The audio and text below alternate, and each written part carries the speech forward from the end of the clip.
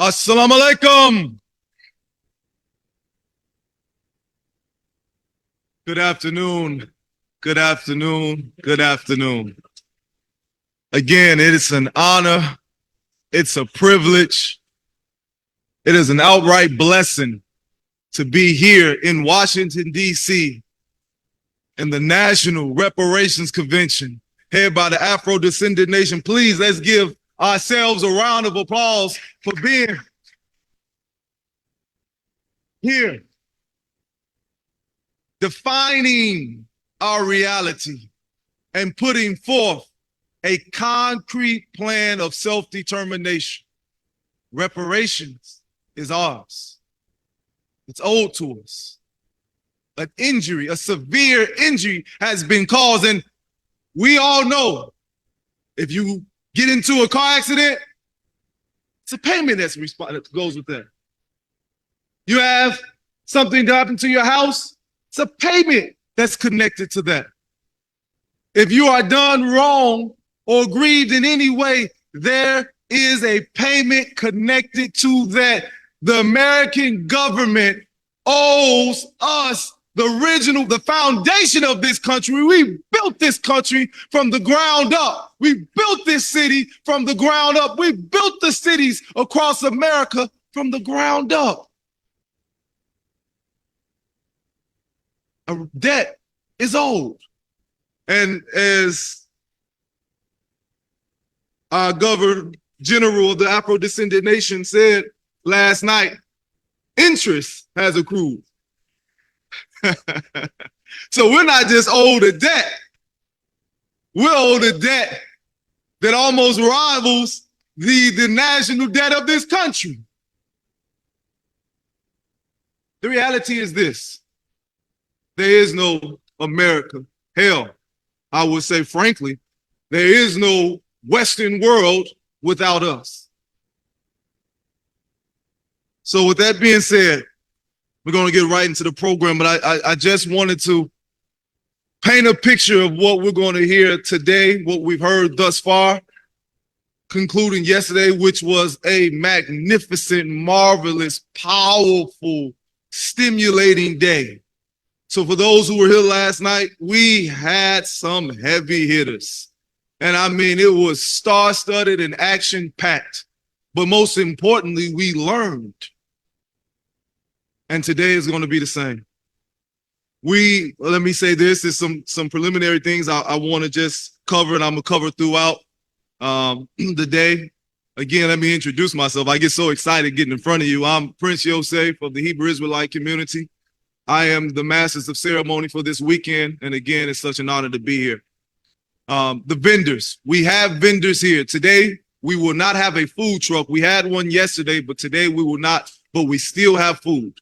We have catering downstairs where it will be served throughout the entirety of the day. So please, as we have breaks, if you have a moment where you have any type of hunger, please go down and support. We have delicious food that can be purchased. We have vendors here, and we also have vendors in the atrium right at this egress. So please support your own. It makes a difference. Bathrooms. Right again, right outside this egress to your left, the women's washroom would be on this level. And if you go down the staircase, the men's restroom will be found down there. The main entrance and exit is these two doors ahead of us. We have panels today. We will be hearing from some powerful brothers and sisters. Two keynote address will be given. The first one by attorney Malik Zulu Shabazz, who will speak about the way forward for reparations in America. And we would also have one who I love dearly, who is a spiritual father to myself, the Honorable Silas Muhammad. Please, let's give a round of applause for Attorney Malik Shabazz and the Honorable Silas Muhammad, who will be giving the 2 keynote address today. In addition to that, we will have also a national town hall meeting that will be held this evening that will also be led by the moderator, Malik Zulu Shabazz. We have 2 panels leading up to that, but this first one is a very, very special panel, not just because it is the first, but it's going to lay out the reality of how we got into this point and the work, the immense work that has been done to get us here. And so we will be hearing from the moderator, Ishmael Abdul Salam, but before we bring him on to speak on the international human rights and the reparatory justice panel, we're going to hear from Dr. Akila Mukarram, the president of the Afro-Descendant Nation. Please, brothers and sisters, as we bring her to the podium, can you put your hands together for the president of the Afro-Descendant Nation, Miss Mukarram.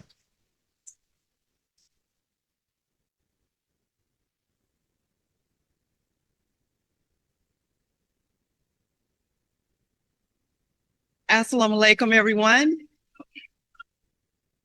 Can you all hear me well?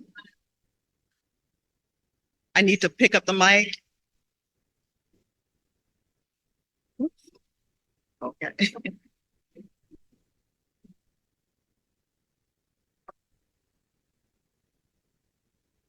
It is indeed a great honor to be here before you today.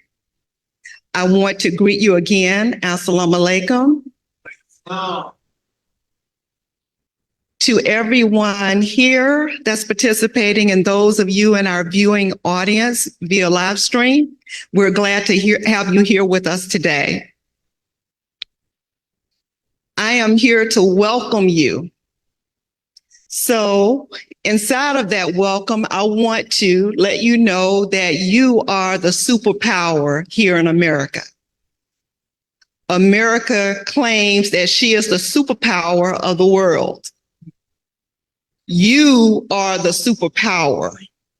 If we made a mad exodus today and left, where would America be? We are holding her up. We are an Afro-descendant people. Let's deal with that definition of Afro-descendant that I put forth at our UN forum, permanent forum on people of African descent. We want the United Nations to accept our definition. The definition, if you have one of the programs, is on page, I think it's 5. It states the term Afro-descendant refers to descendants of peoples who were forcibly dispossessed of their homeland, Africa. Do you hear forced in there? Were transported to the Americas and slavery diaspora for the purpose of enslavement. Intentionality is in that. Were subjected to slavery. And we know that from history. I can't get out of my mind after seeing a pregnant woman, our foreparents, hanging from a tree, and the white man cuts the baby out of her womb and crushes its skull in the ground. And his white children are standing around eating popcorn.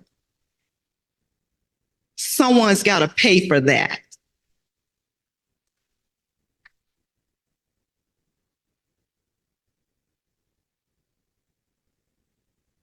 Continuing with the definition, were subjected to forced mixed breeding and rape. We are a new people today. Our foreparents were raped. They were murdered. They were mutilated. Their dignity stripped. A whole nation of people have experienced through force the loss of mother tongue, culture, and religion. You took our mother tongue. Who takes the language of a people away? I am an educator. I am working with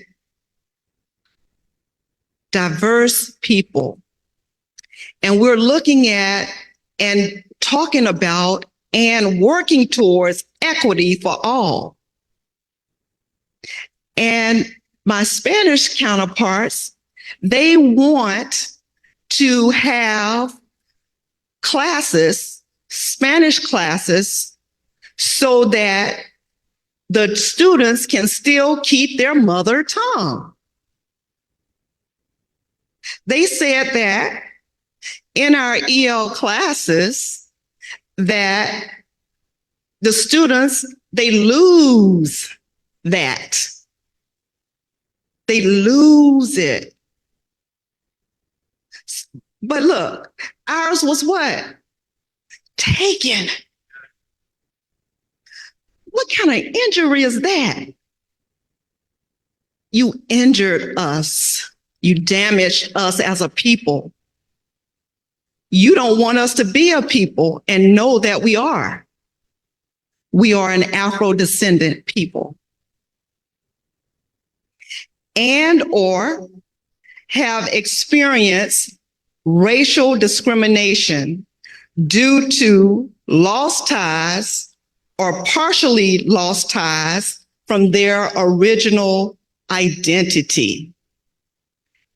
Every one of us here in this room and in our viewing audience knows that we have struggled with our identity as a people. We have gone through so many names. It is ridiculous.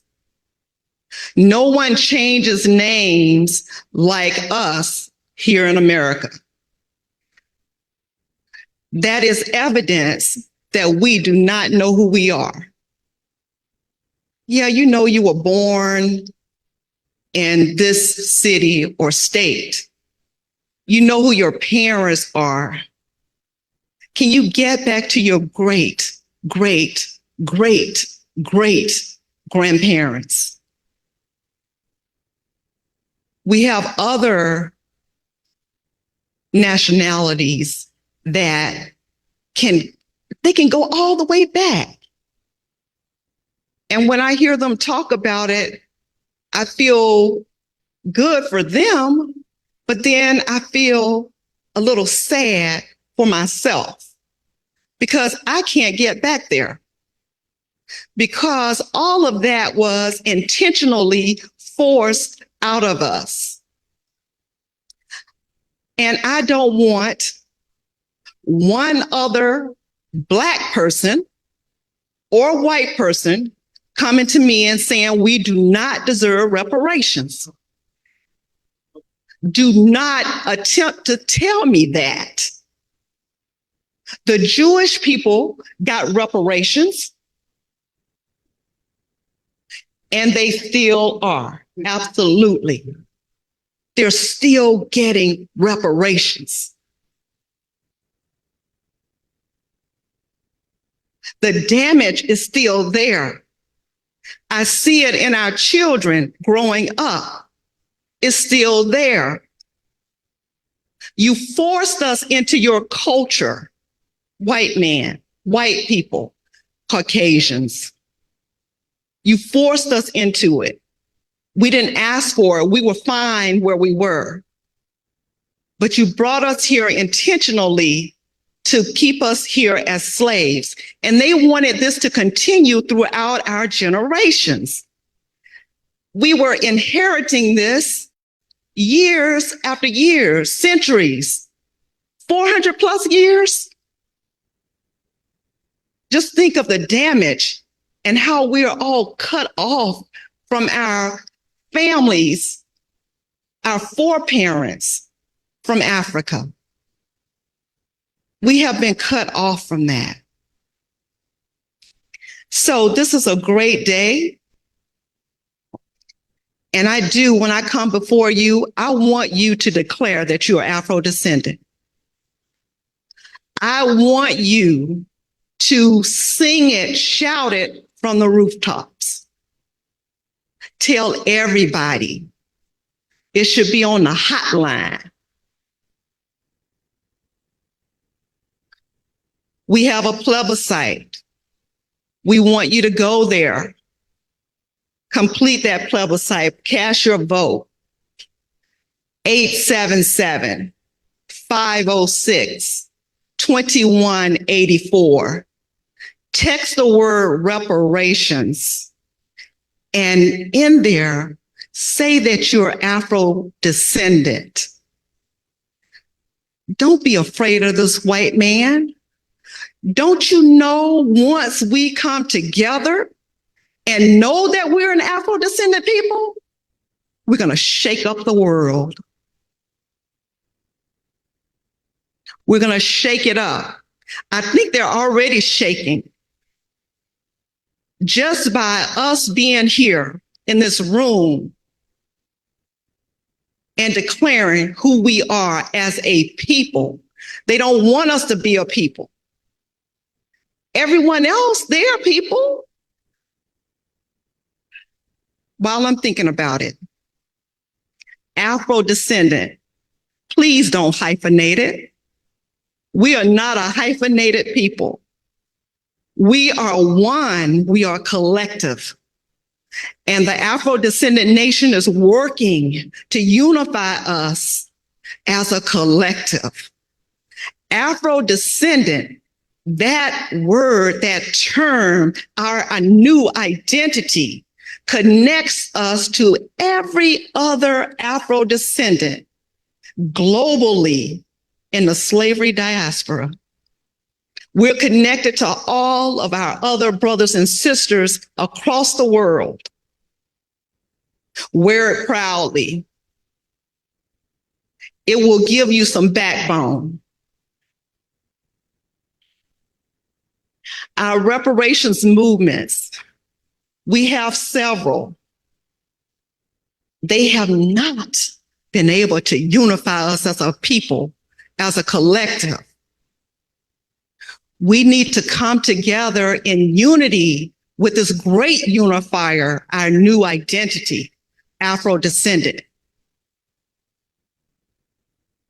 It will cross and remove all of those barriers. Because when you're focused on what's best for us as a collective, you will make some good decisions. And I'm tired of people talking and not doing the work or implementing anything. I'm tired of that. I've heard a lot of talking, and you have too. And I know you're tired of it. So that's why we're here at this convention. We want some plans put in place, some strategies. We're working on a comprehensive strategic reparations plan that we want all of our reparations organizations to be a part of. We want our people's voices to be heard. That's what we're about, the Afro-descendant nation. We want to hear your voices because we won't be a nation without you. We're here for the people.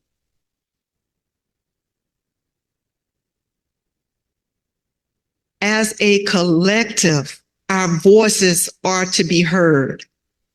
So in my profession as an educator, we use what we call a PDSA cycle. Plan, do, study, act. It's a cycle. It repeats. It's a continuous cycle. So once you learn from some of it, then you go back, you do it again. You continue to plan. You continue to do. So you're going to implement your plan of action. How many of you in here today are ready to implement something for us as an Afro-descendant people? Raise your hands. Thank you. It's time for that. It's time for us to do that now.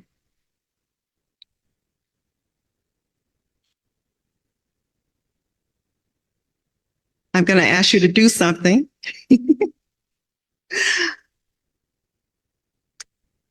If you're ready, say it with me. We are an Afro-descendant people. A little louder. We are an Afro-descendant people. A little louder. We are an Afro-descendant people. Now, who's going to mess with that? No one. I'm not fearful. I don't want you to be fearful. I'm out in front declaring that we are an Afro-descendant people.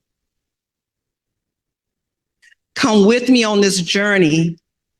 We need you to join with us to get this message out to our people.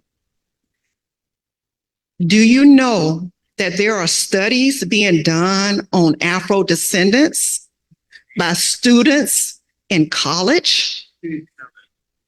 And some of them don't look like you. Do you hear me? There are studies being done on us as Afro-descendant people by students in college. And some of them do not look like us. So I asked our representative of the United States, North America, Justin Hansford, have you had any come up with any strategies, or have you had any meetings or anything to inform people here in America that we're Afro-descendants? And the answer was clearly no. So why are they studying us and calling us Afro-descendants, but the majority of us here in America don't even know? So if we weren't there and saw what was taking place in the United Nations in this forum, we wouldn't have known what was going on. And a lot is, remember, it was on people of African descent. So you heard people talking about African descent. And I'm saying Afro-descendant. We're an Afro-descendant people. We don't want it to be twisted, because with that definition, it clearly defines who we are. African descent can include others. And then they're going to go, well, how are we going to be able to give these? We don't know who needs the reparations. Don't get it twisted. It's Afro-descendant with this definition. And I don't think they want to accept this definition, but we're going to ram it down their throats.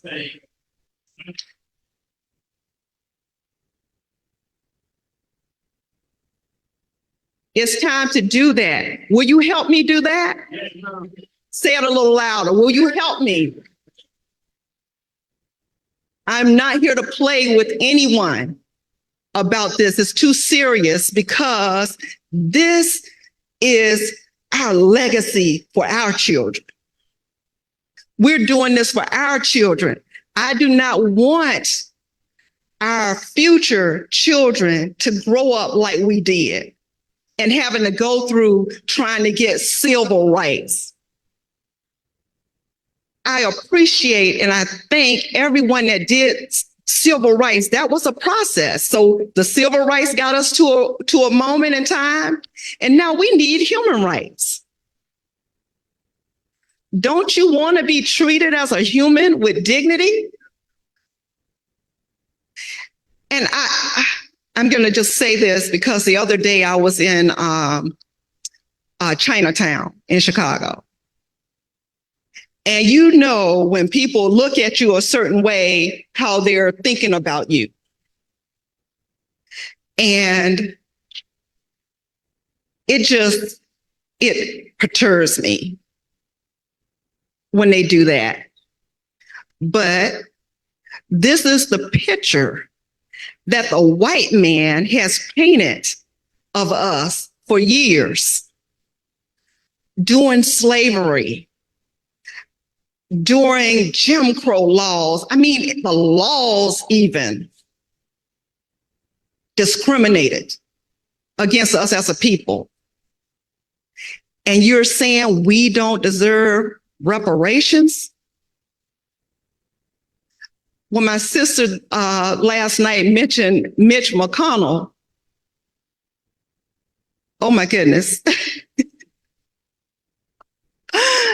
I have some words for him, but they won't be nice.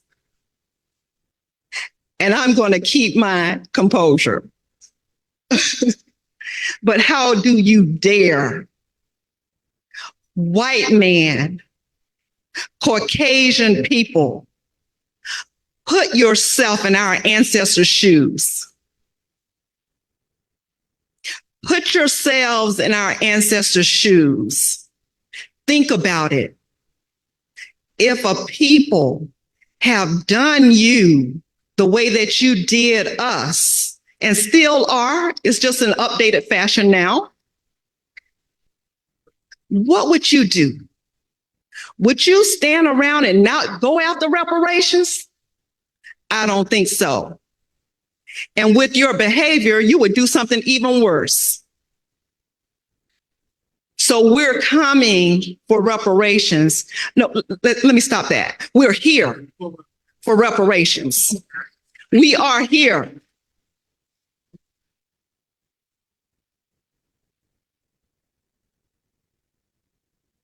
So let's become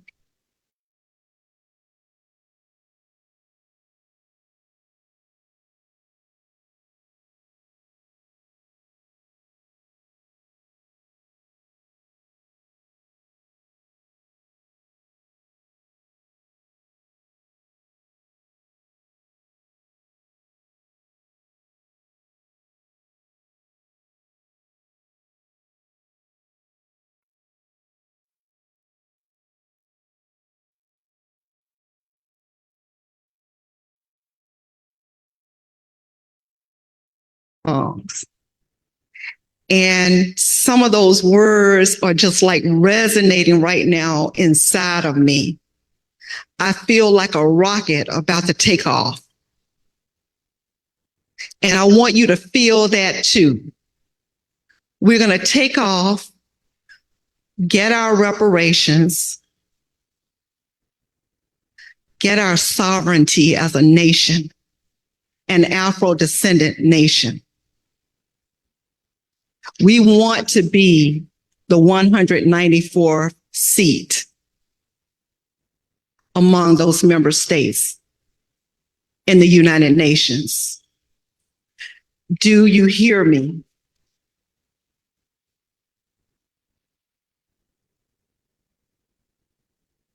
So let's start to work together, put some information together so that we can take it to Congress here, because we got to do the ask first, right? We've got to ask. and be politically correct.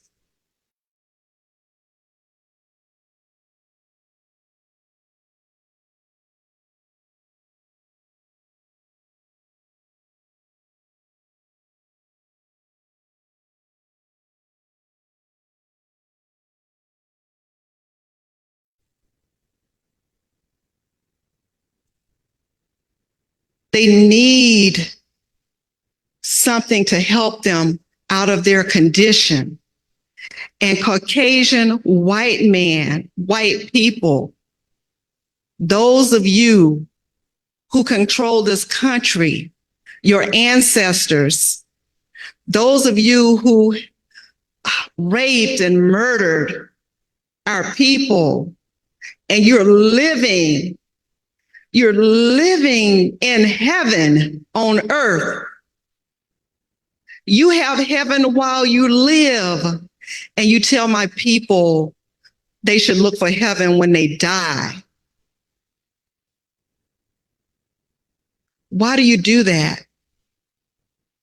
Because you don't want us to have it here. They don't know if they're going to get it anyway when they die. Why not go for the known, the here and now, and not in the afterlife? I'm a member of the Lost Foundation of Islam. I don't believe in the afterlife. Not the way that the white man teaches it. I believe in it through my children. We're passed down through egg and sperm, babies. They grow up. They become us in the future. They become better than us in the future. They're progressive. And I want that for our children. So Afro-descendant, again, unifies us, and we don't have to get into an argument about what we believe, because we're working as a collective for all Afro-descendants. We want all of us to be free, worldwide, globally, all of us. And if you're just thinking about yourself here in America, you have to think about your other people. You're connected to them. We're all connected. And we were there, and I'm telling you, people look like us. They just sound different. They talk different. We've lost our ability to speak whatever our original language was. We don't have our mother tongue anymore. And I don't like that, because I really would like to be able to converse with my brothers and sisters. But I want to thank the UN for having those translators. They are amazing. So we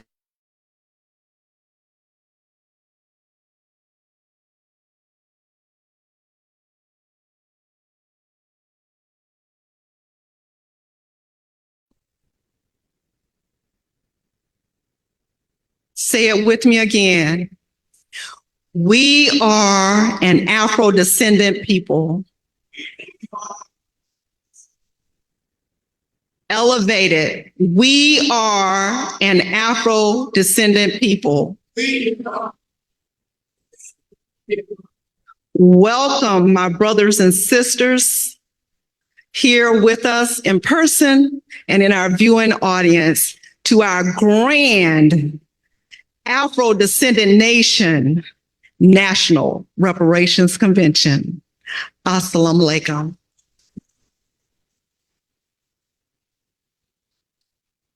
So much, Madam President.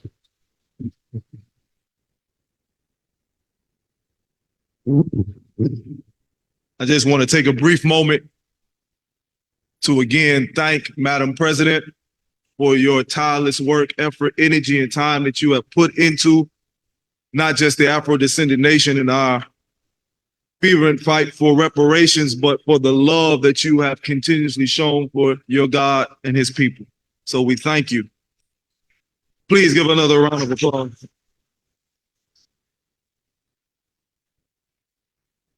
I will be remiss if I do not again thank this beautiful sanctuary that is hosting us today, Lincoln Temple United Christ Church. Again, this is a sacred, hallowed ground, as you can tell, the ancestors and the energy of generations who have fought for our people. I would be remiss if I don't thank those brothers who are protecting us in every single way possible. Therefore, the brothers who last night didn't just protect our physical bodies, but protected our pockets by making sure and ensuring that we did not get tickets nor our cars towed. Even found an iPad that a brother had left. So please, let's give a round of applause for the FOI. As we continue into the program, I'm going to bring up a strong brother, a fiery brother, another brother who has been consistent in the fight for reparations, who is traveling all over the world on behalf of our people in the Afro-descended nation and the cause for reparations. Brother Ishmael Abdul Salam, please come to the stage as he takes us further in the special reports for international human rights and reparatory justice. Please give him a round of applause.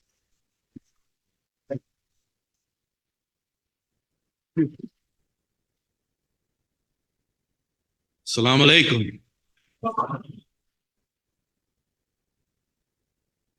In our Hebrew, that means peace be unto you.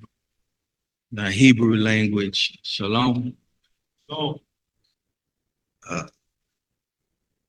In the spirit of the Black Panther movement, Black Power, Black Power, Black Power, Afro-descendant power, Afro-descendant power.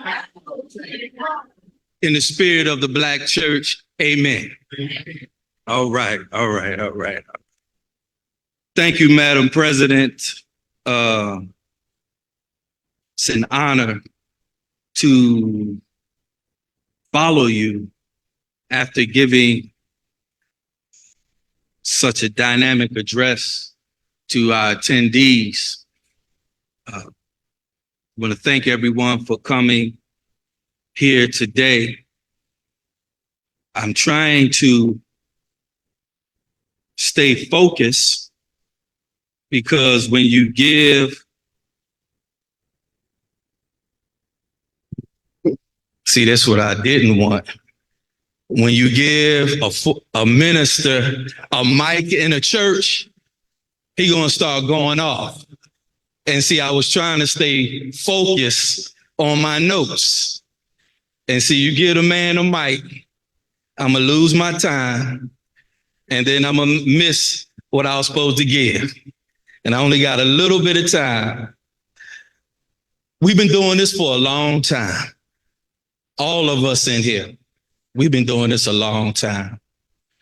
And when you wonder what it takes, what does a person need to have to continue this journey for a long time, to not just travel miles, not just go deep into your pockets, but to give years and years of your life.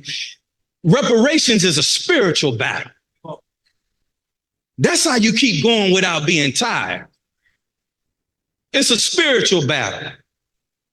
And since we're in the Black church, I got to go into a scripture. Come on now.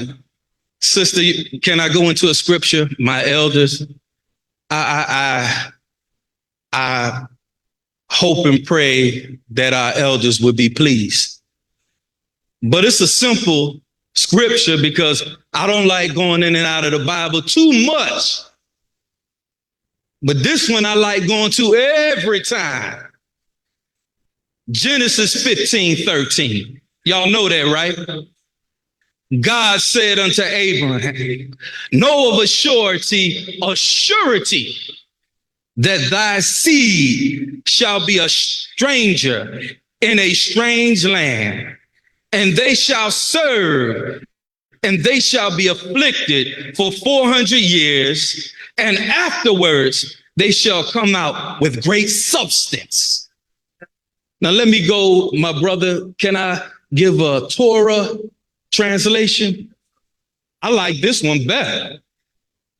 In the Torah, in my Torah, is more specific as it says that Abraham's seed will be enslaved, and after serving will come out with great wealth.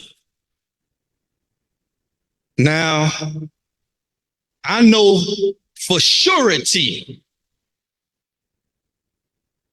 that my ancestors have been in this strange land. And a strange land means coming over a strange ocean. A strange land means getting on a strange ship. A strange land means being whipped and changed by strange people. I'm the descendant, the 9th generation descendant of a woman named Lucy, who in the newspaper, her slave master put in there, Lucy escaped. An African woman escaped Pennsylvania and went to Canada with other free blacks. So here it is. I'm just letting you know from the beginning, it was an international struggle. From being picked up from Africa, crossing the Atlantic to the Americas is an international crime. To escape America and go to Canada and cross the borders is an international event. Slavery, the transatlantic slave trade, the Holocaust is an international crime. Their reason being that the Honorable Silas Muhammad thought and did take the events to the United Nations. And I'm only here today because of his work. I'm only here today because of what he did. All of us are here. I don't know, I had a PowerPoint to go along, but sister, whoever's in the back, if you could put that up, I'm just going to go along with it. I'm finished with this, with the scripture. So I'm going to keep moving forward. We went to Geneva, Switzerland. I'm, as my brother said, Ishmael Abdul Salam. I'm the current CEO of AFRE. AFRE is All for Reparations and Emancipation. You can find us at allforreparations.org. On the website. I was appointed as the chief executive officer to lead the organization in August of 23. We have had non-governmental organization status with the United Nations since 1997. It was the Honorable Silas Muhammad who saw fit that we needed to form an organization that would help us navigate successfully the international mechanisms of the United Nations. There he assigned Ida Hakeem, who used her organization, CURE, Caucasians United for Reparations and Emancipation. It was in her spirit and the spirit of white abolitionists who helped the Honorable Silas Muhammad to navigate the white-led, European-led mechanisms in Geneva. She was very successful in helping us to navigate those waters. So after doing work since early 90s and then being official in 1997, we've been over 30 years providing written interventions, oral interventions, and networking inside the United Nations. It is the United Nations that the Honorable Silas Muhammad has, I believe, fulfilled his best work. That is why it was important for AFRE to establish, or what we call re-engage, the United Nations this coming year as part of being a part of the Permanent Forum on People of African Descent. Thank you. And it was Madam President Akila Mukaram who came with AFRI and did an excellent job of representing all Afro descendants and providing a definition to the world to accept on our behalf. And also with us was Dr. Tahita Brana Sabri, as I know her, who was with us as well. We would not have been successful without her work in guiding us through the challenges that we had. One of the first things that we did, we established a forum, a UN side event on April 13th. The UN did ask NGOs to provide a side event for people who, this was before the event because the permanent forum was the 16th through the 19th of April. So we conducted an event before that on the 13th, and it was a virtual event. How many of you attended that event? If you, good, not enough. But several people from around the world did see that event. And what that event did was we re-emphasized before going to Geneva our particular identity and recognition as Afro-descendant people. It was important because the term Afro-descendant was born out of what happened in Santiago in Honduras and in South America. Thus, the term Afro-descendant was born out of the collective unity of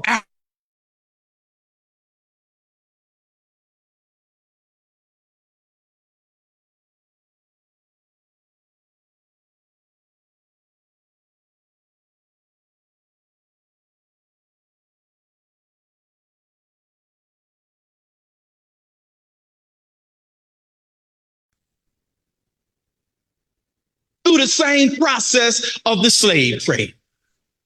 And also on the international front, prior to this event, we solidified that the work of the Honorable Salis Muhammad, who did speak as an Afro-descendant leader in Durban, South Africa, as part of the Durban Declaration of 2001, asked for a forum.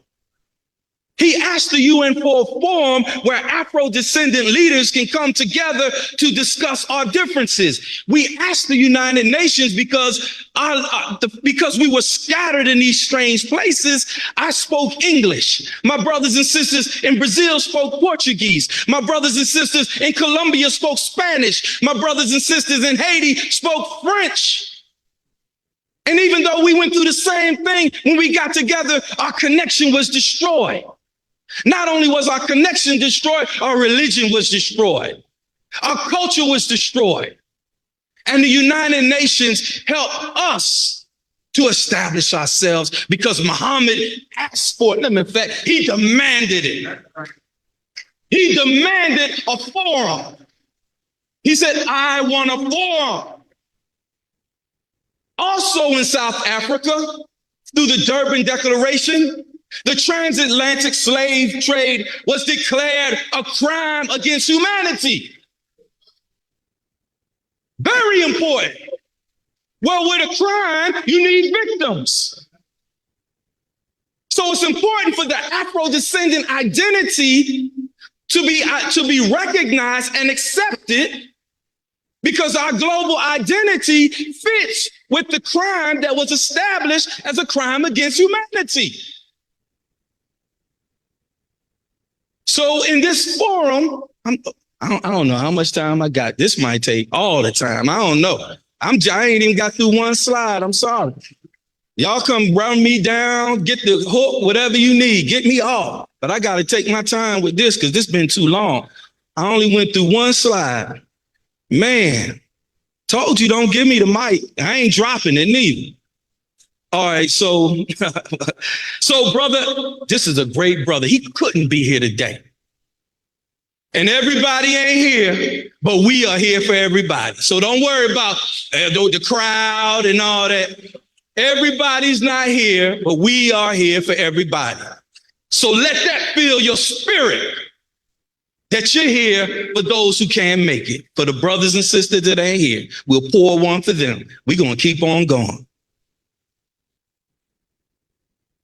Participants of the Permanent Forum on People of African Descent included member states from Africa, member states from the Caribbean, and over 1,500 registered individuals.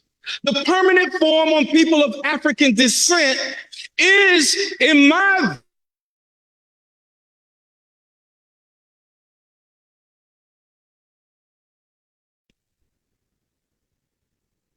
and they established it.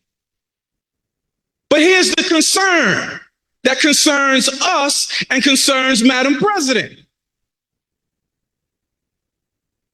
is that the forum, the term that Afro-descendant, which was born out of Santiago and Honduras, specifically spoke to those victims of the transatlantic slave trade. And to our benefit, other people across the globe know the power of Black people in North America. They know about the civil rights struggle.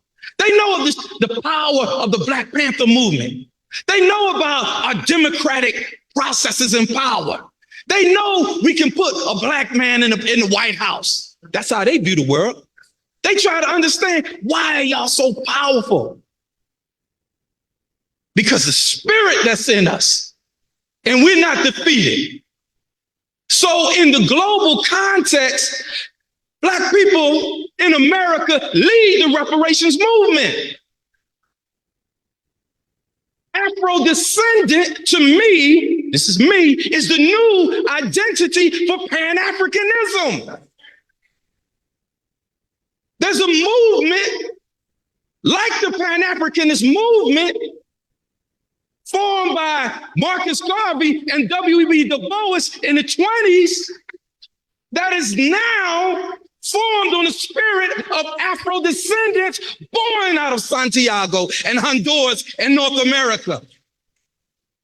And it's the spirit of our brothers and sisters in Brazil who speak Portuguese, who are spirited and who are loud and who are focused. It's the spirit of Brother Eric Phillips, who is the vice chairman of the CARICOM reparations movement, who identifies as Afro-descendant. It's the spirit of our new president, June Soomer, who is also an Afro-descendant. It's the spirit of all the African leaders who now want to identify as Afro-descendant. Why? Because the movement is so strong. When they hear that reparations now, that I done went up, boy, that's okay. It's strong. Let me move forward. Here's another part. I need to go forward with this. Sister, go to the next slide, the African Union. So we have CARICOM, and CARICOM has formed its unity around their 10-point reparations program. You're aware of that, right? If you don't, look it up. CARICOM 10-point reparations program. That is, the Caribbean nations have come together, not Caribbean people, the Caribbean nations together and formed a reparations program. In November 2023, the African Union, when Ghana had its reparations meeting, the African Union is now preparing in 20 to 25 to also have a formal reparations program. The 54 countries of Africa, the 6 regions. There are 5 regions on the continent. The African Union recognizes the people of the diaspora as the 6th region. That includes Afro-descendants. They also wish that the 6th region form a governmental structure to represent Afro-descendants in the African Union. So Africa's unified around reparations. The Caribbean is unified around reparations. Individually, Colombia, individually, Brazil, individually, Canada, individually, North America. But we got to come together. So as Madam President said, we got to come together formally. Not just, I got unity with you, brother. I'm down with you. You know, we're unified. Yeah, that's talk. CARICOM is unified by an agreement. African Union is organized by formal agreement. We need formal agreement that puts the tribalisms aside, the religion aside, all the schisms aside, and focuses on the issues. Because we only got so much time. One of the key things that we fought for was that they give us another 10 years, because the first 10 years was from 2015 to 2024. So what we are hoping, and we have good reason to believe, that we will get another 10 years for the permanent forum. So in September, when the General Assembly meets, the Secretary of the UN, he will announce again that there will be another permanent forum for another 10 years. So all the African nations want another 10 years. Caribbean wants another 10 years. We want another 10 years. And the big thing, the United States government asked for another 10 years. Is it because our sister Kamala Harris, whose father's Jamaican, and she's over the State Department, and she's Afro-descended? Maybe so. So what I'm saying is, if we get another 10 years, we might not get a third. So time dictates the agenda. So within this next 10 years, with the forum or not, we got to make do and go hard. Because the first group that we had, the working group on minorities, they shut that down when Trump came into office. I'm just telling you what like it is. So it can be shut down again. But when the opportunity comes, just like Barry Sanders or whoever the running back, when the hole open up, you got to run, brother. When the hole open up, we got to run. I'm sorry to make sports euphemisms, but I got to do it. I'm sorry. We got to go hard. We got to go hard. I'm sorry. All right, let's go. All right, sister, go to the next one. So in that picture back there, you saw brothers and sisters. Go to that picture again. In that picture right there, go back to that last picture. I want to say something about your great president. In that meeting, that is a 6-region meeting with brothers and sisters from London, from Europe, from Canada, from Africa. It was 35 different people talking about the 6th region governing. And when we came in, and Madam President came in, the brothers stopped the meeting and said, I want to stop, and I want to have the Afro-descendant nation stand up, and I want to recognize the great work of the Honorable Salas Muhammad, because he also read the 1503 procedure and said Salas Muhammad been doing this for a long time, and he been asking for a forum. So that's truth is the truth. The truth is the truth. Truth is the truth. This struggle is full of unnamed heroes. But we're going to talk about it today. Next, I want to go forward because I ain't even, how much time? I ain't going to concern myself with time. I'm moving forward. Modern impacts of plantation slavery. Loss of mother tongue. We talked about that. When you lose your mother tongue, that sets the playing field for ethnocide, killing your culture. It denies us collective unity among other Afro descendants. It's a destructive component of loss of identity, culture, religion, and education. That was the first thing they did, was to take away our language. Take away the language, you take away the religion. You take away the language, you take away the culture. You take away the ability to speak, the mother, to teach the child. You take away the identity of the person. That's what the Honorable Salas Muhammad's first position was in the United Nations. Let's go to the next one. But today, we want, go to the next slide. Okay, we got that one. We want to talk about the modern impacts of plantation slavery. And what I want to focus on, because of my particular area of focus, is the law, is the impact the financial impacts of what is being done to us financially to destroy our wealth and to take away our land and our communities, because that is a modern impact that's happening right now and has been happening. So as you already know, but here are the numbers, because one thing that we learned also in Geneva, in order to be successful in the reparations struggle, we must have data. We must have data. It's not just who can shout the loudest and who could tear down the most. You got to have the data. And as of September 23, Black households in America owned only 23.5% of the wealth of white households, even though straight up we built this country. I call it like it is. Modern impacts of slavery.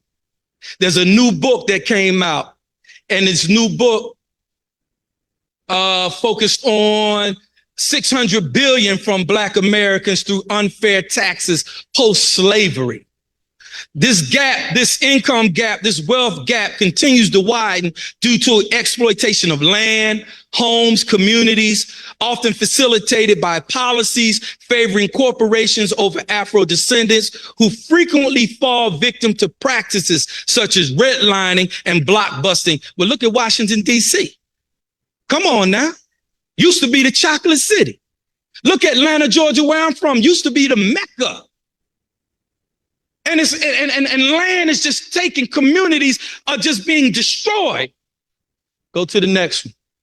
And here's one of the big ones. They do it through eminent domain. The federal government, anytime they do a highway, a major highway expansion, it always goes through Black communities. Auburn Avenue, Atlanta people? What's on Auburn Avenue? Highway 20. Destroyed the Black economic infrastructure of Black Atlanta post slavery. Destroyed. I don't know where you're from, but I'm sure you can tell me in your town, in your place, where a highway came through, runs right over the Black community, and moves all the business and traffic somewhere else. Then the next thing they do, they systematically allow our communities to just be blighted. And what does blight do? Allows the values to go down. And then it causes corporations to have tax breaks. Then all of a sudden, after the chemical elements come to our community and our community is destroyed, then the corporations come through and they've got high rises and all type of multi-retail housing, belt lines, and all type of things coming through your community when our people cannot even get in. This is systematic. And these are modern impacts of plantation slavery. It's a spelling word, madam. I saw a spelling typo on there. I got a teacher right here, so I got to be careful. It's a typo. Now, this last one, go to the next one, sister. I'm gonna wrap it up. This one came out. I don't know. I saw this one been going around TikTok, that one on the right. Look at this. The median household income in the United States by ethnic group. Who's at the bottom?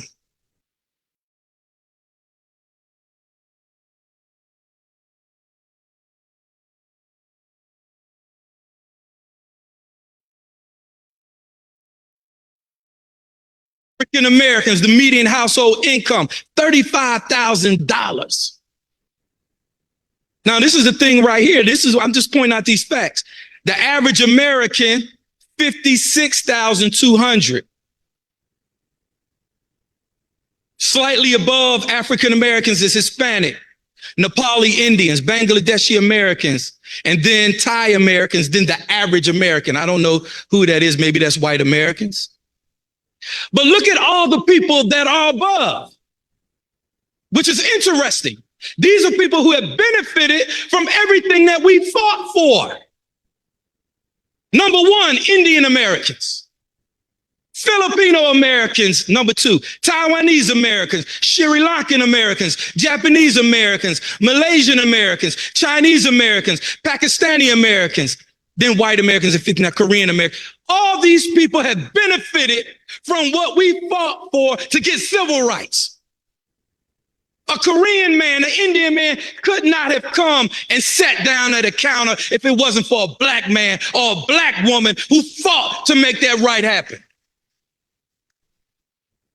A Korean man, an Indian man, a Sri Lankan man or woman could not have went into a bank unless a black man or woman had fought for the rights to do so.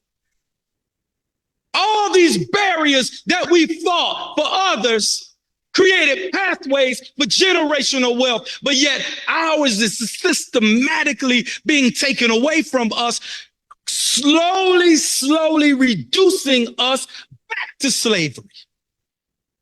Because they're telling your children it's not a wise investment to get a home. Who's saying that? Live rent-free, take your money, put it in dues. Who, what? Land is the foundation of wealth anywhere in the world. That's why, as a part of reparations, we want restitution. Restitution is what we want, what you took back from us. The crime started in Africa. You stole us from a land.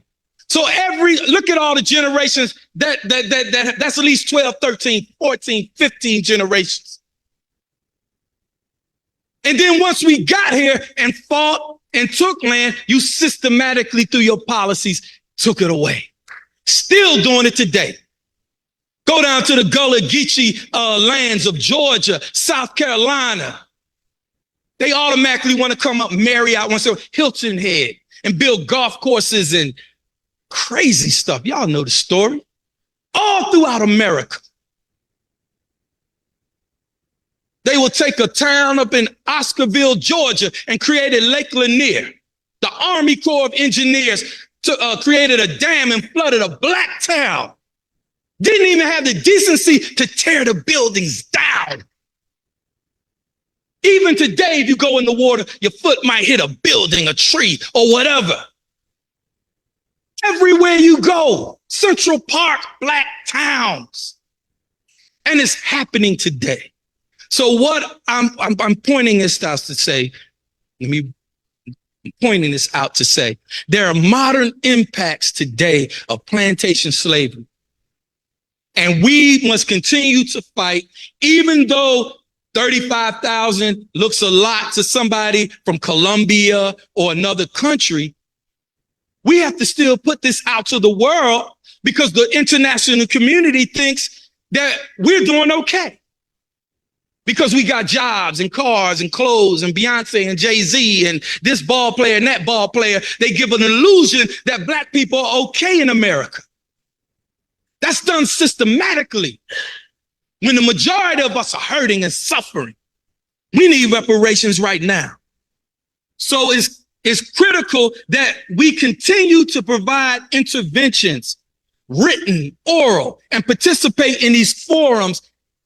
We're not going to let a year go by. We ain't going to let a forum go by where we're not there. You know why? Because when we went to that forum, the Brazilians were strong. They were 35 deep in the UN.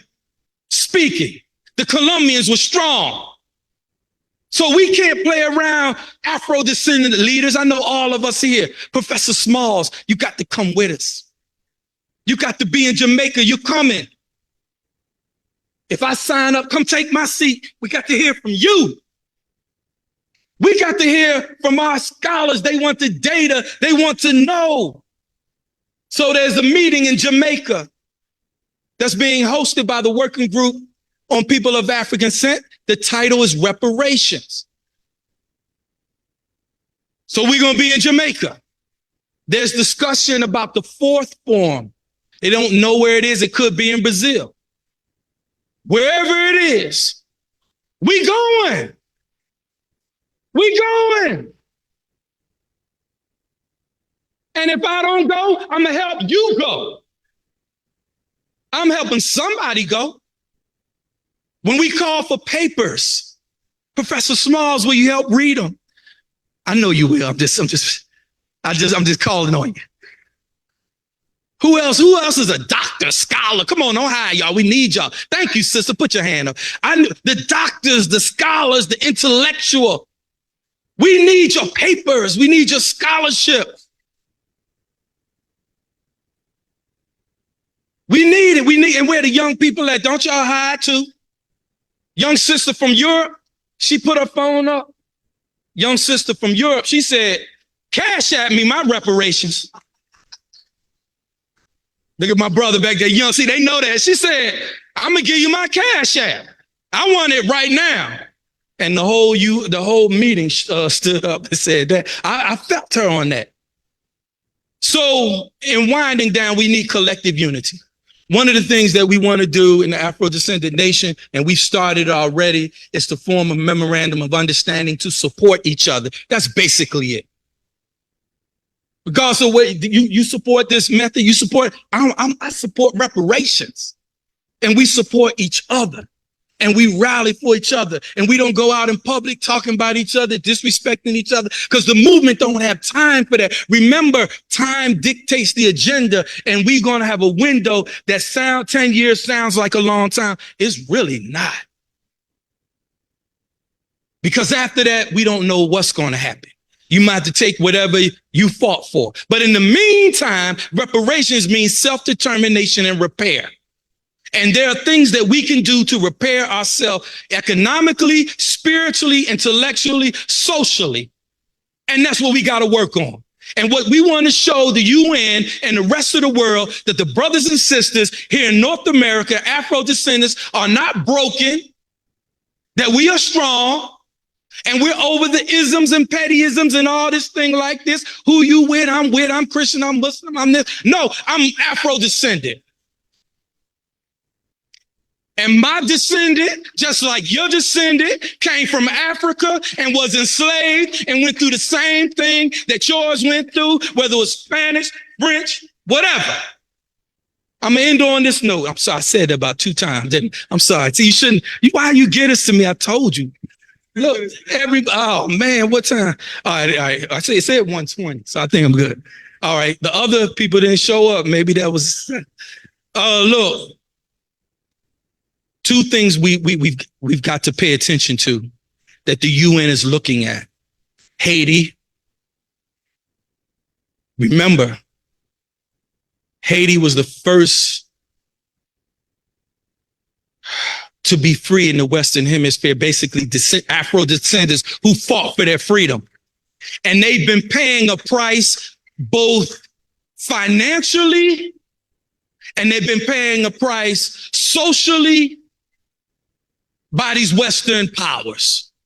So as an example, don't think that our liberation, they don't want that we're going to get away with it and they're going to just do it happy-go-lucky skipping down the street. It's not going to happen. But what is happening in Haiti, because CARICOM is unified, the African Union is unified, Haiti's ready to come up out of wherever she is at this moment, the Haitian people. There are people outside of the island who want to help. How Haiti remodels itself and self-determines could be a model for reparations for Afro-descendant people. I'm just putting it in that way. So we need to look at it. I'm suggesting that the Afro-descendant nation form a monitoring team that we can monitor situations in Haiti and report back to our people. There's another case, that's one case. There's another case of an island off the coast of East Africa. It has a military base, Carmen, Diego Garcia. The International Court wrote an opinion because in recent time, that island was taken over and the people were forced off the island and it was recolonized in model time. And the International Court set a precedence of writing an opinion on this case. So the Permanent Forum and the Human Rights Commission is looking at that to see if there's precedence for involvement from the International Court on how to address nations in regards to reparations. One final point, and I'm not giving him no big points on this, but it's something that the King of the Netherlands, y'all heard this thing?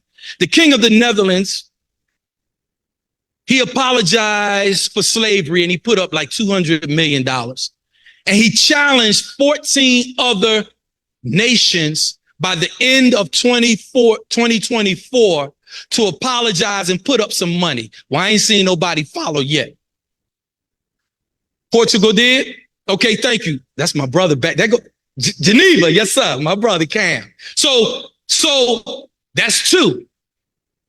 But what it is, this is a critical time. It's time for me to get off. Yes. Safiwe, thank you so much. So it's a critical time for us in the reparations movement. We got a video from our brother, Safiwe. I want to put that, sister, if you will play that. I want to say thank you very much and let brother Safiwe give his address. He couldn't be here, but he has something to say to this forum.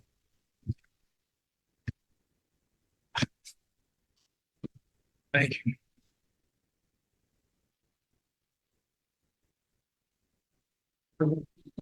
Give it up.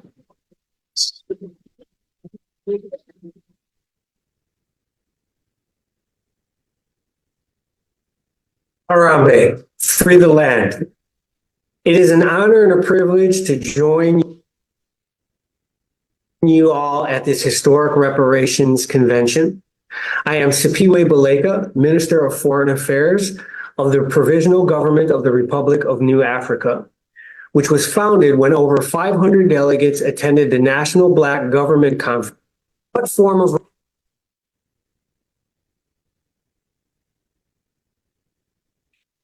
Harambe, free the land.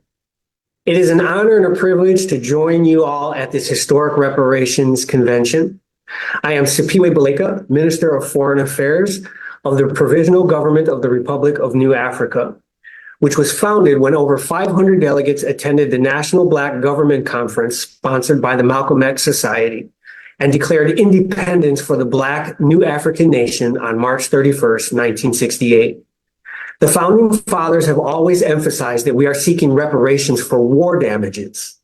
The war against our ancestors was initiated by a declaration of war issued by Pope Nicholas V on June 18, 1452, which authorized the invasion of our homelands on the African continent. Our ancestors were captured, trafficked as prisoners of war, and subjected to chattel enslavement that resulted in ethnocide, the destruction of our ancestral identities, and the loss of our sovereignty. These are the first two damages of war that must be repaired through reparations.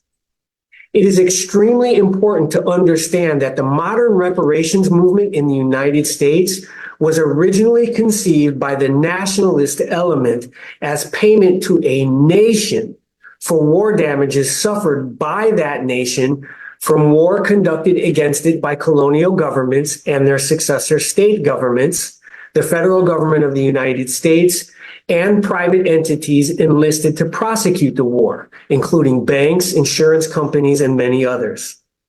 It is also important to understand that a Newsweek poll in 1969 showed that 27% of Black people under the age of 30 wanted independence and a separate government of its own, and were willing, like the Africans on the continent, to engage in armed struggle to get it.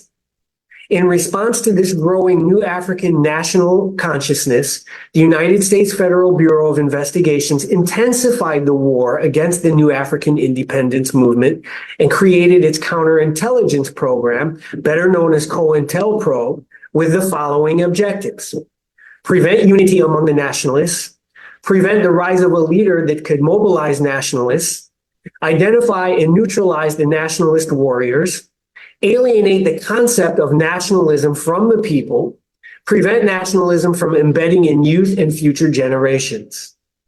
Because of the assassinations of Malcolm X, Martin Luther King Jr., Fred Hampton, Mark Clark, and many others, as well as the imprisonment of the leaders of the new African independence movement, nationalist consciousness was replaced first with the infusion of drugs, creating a drug culture, followed by gangster rap. Meanwhile, in order to mainstream the support for a reparations movement, many nationalists decided that it was important to de-emphasize the nationalist element and reduce the amount of overt and covert oppression faced by its proponents. And thus you have the current status today where nationalist consciousness barely exists in Black America and is almost completely absent from the reparations movement and discussions among the various reparations task forces and commissions today. The danger is that if the nationalist portion of the reparations demand continues to be neglected, reparations will not lead to new African sovereignty.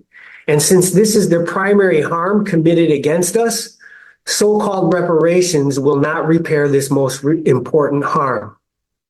Sovereignty can easily be restored if the international community supports our righteous struggle for land and independence, just like it is now supporting the Palestinians, who are demanding sovereignty over their land and recognition as a member of the United Nations.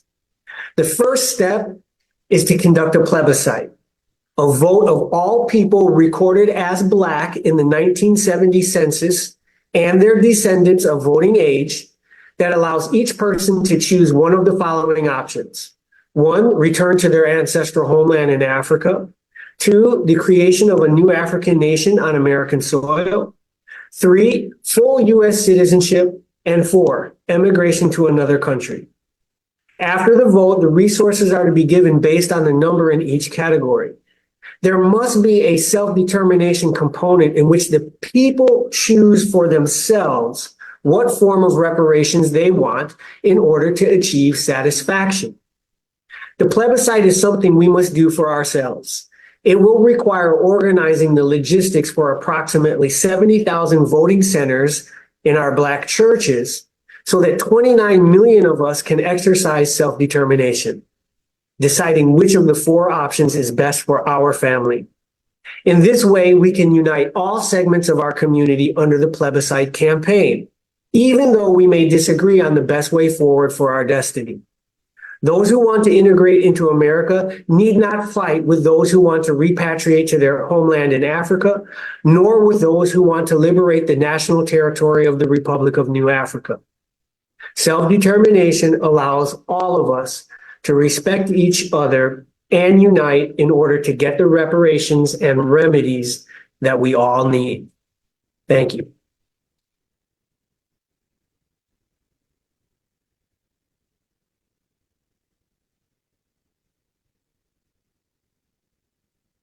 Briefly, I want to ask is Stephen Golden the president of the UNIA from Jamaica, Stephen Golden? Did he make it in? Okay. We have a few minutes before we transition to our next panel, but I want to share these words. Did we want to still do some questions? Don't have time? Okay. So we're going to lead into the next panel, but I want to say this. When Madam President was speaking, she talked about the mentality. When we talk about reparations and we talk about the strategic planning and implementation that will produce that desired result, we must speak about the mentality that's connected to producing that reality. I've been blessed to travel, and I was in Nigeria once in a small town called Oshobo, a couple hours outside of Lagos in Yoruba land, and I was sitting with a Babalawan, and he shared with me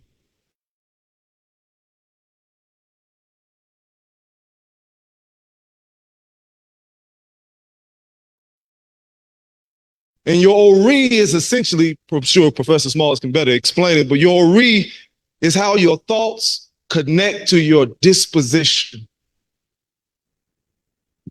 Our actions are a direct result of our thoughts.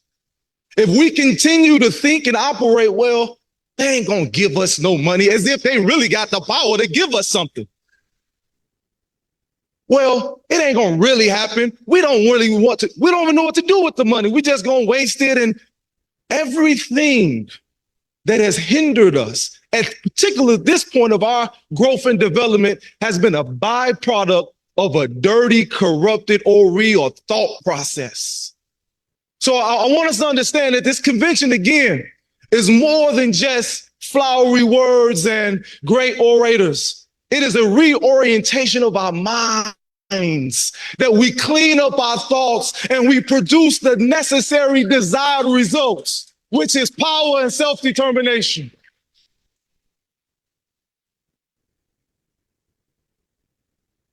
For those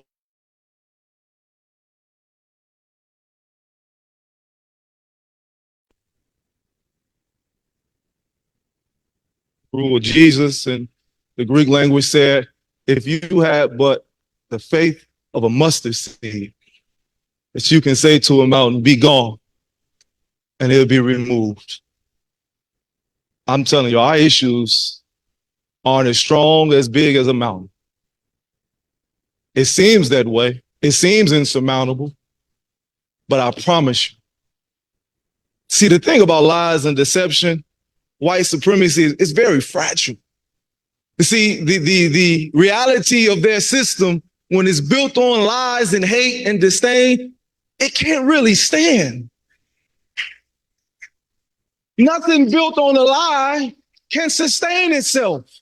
So once you understand and accept that we have not just been duped, we've been lied to, and we've bought into the utility of the lie, and we remove that from our thinking, it ceased to exist.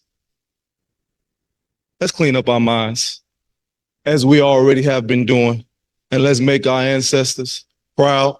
Let's continue to exalt the living God as we produce this next result. So with that being said, we got to move on to the program. It seems like we're on time. This next panel, as I bring up the moderator, Rashad Singleton, is based on the national and local reparations. And so as I bring up my brother, our brother and friend, Rashad Singleton, please take us further in the program. Please give him a round of applause.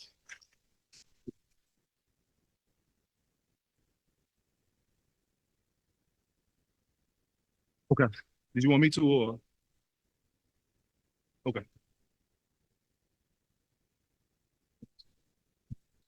Sure. Yeah. Okay, is it gonna reach me? We're gonna make this work. Does this come up? Yes. Okay. Let's pull it up. Yeah, pull it up. I apologize. No, it's all right. You're gonna have that tall, You know. brother. Listen, when you this big, you break things a lot. So before I touch anything, I'm like, is it supposed to come up? You know. Thank you, brother. Thank you, family, for having me. First, giving honor to the Most High and Yeshua, who is the head of my life. I bring you greetings all the way from Florida. Yes, there's some country folks in Florida that want their reparations. I would ask all the panelists for the next segment to go ahead and come to the stage. We'll do the introductions once we're on the stage. Everyone on the next panelist, please take your seats. As we get ready to prepare and talk about organizations and the effects that we're having with reparations, we want to make sure that, as the brother said earlier, we are united on this issue. We have to be completely and totally united on the issue of reparations. I don't care what generation you're in. I don't care what you got going on in your job. I believe it was Dr.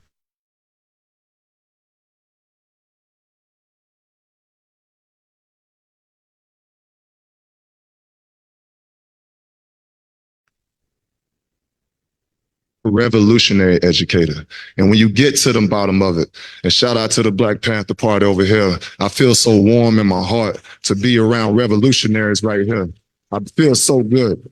Shout out to the Black Panther Party, to our NOI brothers, to my fellow Israelites. I'm grateful once again to be amongst you today. I believe our panelists are still setting up. As we continue to do that, again, I want you to truly understand reparations is the number one issue that we should all be talking about. We always talk about different things and different solutions and different fights out there. There's nothing more important than reparations. We've been in boycotting all morning. We was at Capital One Bank, I believe 9 o'clock yesterday morning. We was raising something that I won't say in the church, but we was causing a lot of ruckus. And it was a good thing because we can no longer be giving money to these institutions that had their hands in our slavery. We have to pull our money out of these businesses. We saw our brothers and sisters in Birmingham and what they were capable of doing just by stop riding the buses, just by not riding the buses. They were able to shut a city down. What would you do, brother, if you stop banking with that bank? What would you do if you stop buying that company's clothes? What would you do if you stop eating that business food? Half the food they selling you is poison anyway. Why you keep buying it?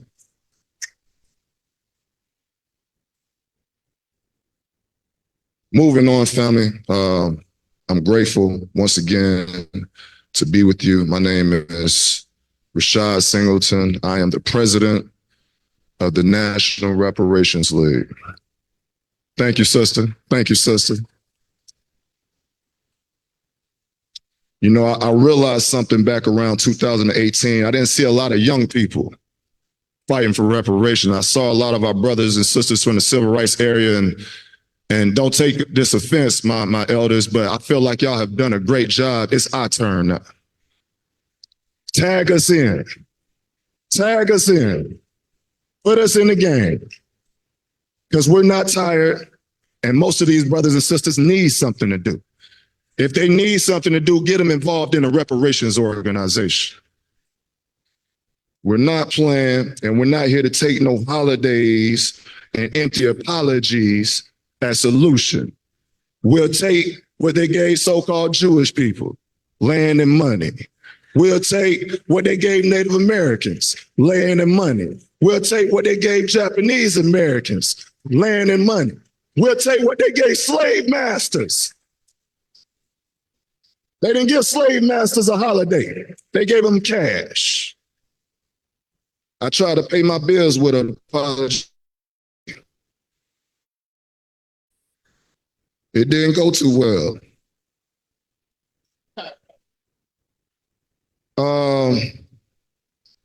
As we go down the panel, Brother Cam Howard, could you please give us a brief introduction of yourself and tell us a little bit about the organization you represent? Thank you, brother. Thank everybody who came out today to the conference. And let's give it up for the conference planners, Afro-Descendant Nation, who had the vision to establish these gatherings to unify the movement under some basic foundational truths that we are one people. And as being one people, we have shared challenges and we should have shared solutions to those challenges. And that's what this is about, creating those shared solutions. So my name is Cam Howard. I'm a longtime reparations activist in America, also recognized globally. My organization is Reparations United. That's one organization. I'm also a commissioner of the National African American Reparations Commission. I'm co-convener of the Global Circle for Reparations and Healing. In the Global Circle, we delivered a presentment to the Roman Catholic Church at the Vatican in 2018, July 18th of 2022. Thank you. And the church has been responding, not the way we wanted them to, but they have been responding. Former national co-chair of NCOBRA, three-time elected national co-chair of NCOBRA.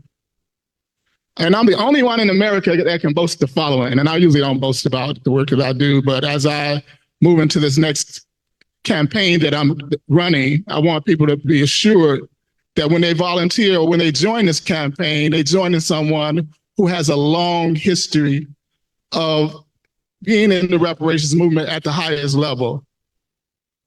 So I was the lead writer on revising the federal reparations bill, H.R. 40, changing it from a study bill to a remedy bill in 2015 under NARC's leadership. I was the lead writer of that legislation. The state of California adopted H.R. 40 as its base verse legislation. So I was the lead of the Illinois legislation that established the Illinois Reparations Convention. And I worked with State Assembly Charles Barron in New York in crafting the New York State Reparations Commission. And also worked with Robert Ruth Simmons in Illinois, who established her draft of the restorative housing reparations initiative, the only initiative in this country that's actually delivering compensation. So all the 3 states that have been established, missions in 3 states that's been established, and the federal bill, I had my hand in it, deeply in it. And so when I talk about this next campaign, I want you to know that this is not just something that just came off the top of my mind, but it's been fed by 20 years of work, study, activism, understanding, not just in America, but understanding the reparations movement globally. And so I'll just stop there. Thank you. CAM is a tough act to follow. So my name is Pamela Denise Long. I go by Denise. Reparation is all that matters. And when we talk about reparation, it takes many forms. And yes, cash is chief among those forms. I came to this work at a time where when I talked about reparation, people were like, oh, okay, well, that ain't gonna happen, but you know, right? So I was the person in my family who was sending around Danny Glover's emails regarding CARICOM and all the things. And people were like, okay, Pam, that's great. Right. And so I have been thrilled is an insufficient word to describe the momentum, my feeling of joy and fulfillment when I see your faces in this crowd, my feeling of joy and fulfillment when I'm sitting next to this brother who has done so very much for the work. My feeling of joy and commitment to see national reparation be a thing in mainstream news. My feeling of joy, commitment, and drive and motivation when I see reparation commissions, local, state, happening one after the other, after the other. So thank you to everybody who has made that possible before me and those who are just getting activated into the work. We are all necessary. So what do? I write. I've written quite a few articles for Newsweek that focus really on the Black American legacy and what is due to us. Now, when I say Newsweek, I know a lot of people are like, isn't Newsweek sort of a right-wing sort of thing? I've been very fortunate to be able to write pieces about what the Democrat Party and the Republican Party owes to the people who built this country, fought in every war, including the war that saved this place when the redcoats were coming. I've written something called the 3-Point Plan to Unite America, recognizing that many of us plan to stay in the joint that we built, right? Knowing that we're going to need to educate and hold our fellow countrymen accountable to the full implementation and enforcement of our legacy protections. And those protections are already on the books. I am the national coordinator for the Coalition of Concerned Freedmen, which is really a way to push advocacy for legislation, executive orders, reinvigorating the judicial acts that have allowed us to be relatively free in the country that we built. My dissertation work, the brother called for papers. I love to write. I love to research. So send it my way. I'm happy to do it. My dissertation work was really about when we talk about equity in these times, how does equity for all affect the people upon whom most justice claims are based? But what does it look like for the people who were the seeds of that equity tree to actually get equity? So I'll stop there.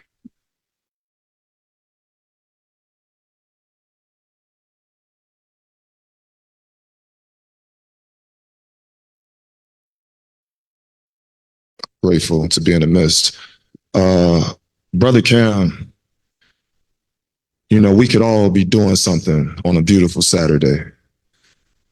But you make it your mission and you take time out of your own life to fight for this issue consistently. Why do you choose to fight this fight? And how important is it that we all unite behind this issue? Because it is my position that if we all united behind reparations, we will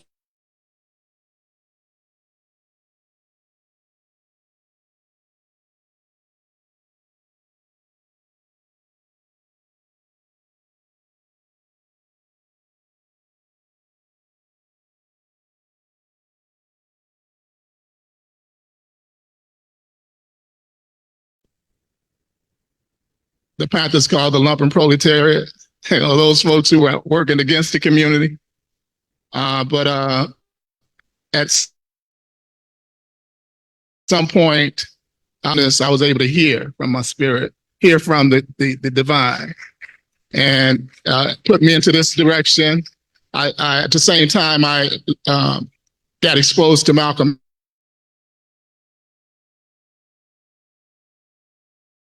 from Malcolm X, which told me that everybody has a potential to transform wherever they're at. And so I just tried to emulate that great ancestor, and here I am. So, but why should we all unite around redress? There's statistics, and you know, we don't even have to be scientific to know that the conditions that face us will continue perpetually into perpetuity unless specific directed redress or resources are targeted to intervene. Now, we did a lot of stuff on our own, and we can come out of this on our own also, but it's going to take a tremendous new consciousness. We had several consciousness periods in America. We had the race first consciousness movement led by Honorable Martin Zai Garvey. We had the new Negro consciousness movement. We had the Black consciousness movement. We had the Afrocentric consciousness movement. And now we have a reparations consciousness movement. Will that be enough to undo all of the damage that has been done to us over the centuries? I don't know if that's the consciousness that is going to do it, but we need it has to be a tremendous consciousness of unity and self-determination and self-sufficiency, all those things that fed the race first consciousness that was led by Marcus Garvey, if we are going to do it on our own. Until that happens, we fight for those who have injured us to get resources from them, right? So my job as an activist is to organize struggle, to demand resources from those criminals who have acted in a way that have harmed us. And this harm, again, will continue into perpetuity unless there is massive resources, either internally or externally. And I'm fighting for those external resources from these criminals until massive resources are targeted toward our injury. I was born into an injured community, as were my parents. I just became a great-grandfather 3 days ago. As my great-grandson is born into an injured community as a result of crimes committed against their parents, as well as their grandparents and great-grandparents, et cetera, et cetera. I don't want this to keep going on. I don't want it to keep continuing. At some point, we have to be fully healed. And so that's why I do the work. Can you repeat that?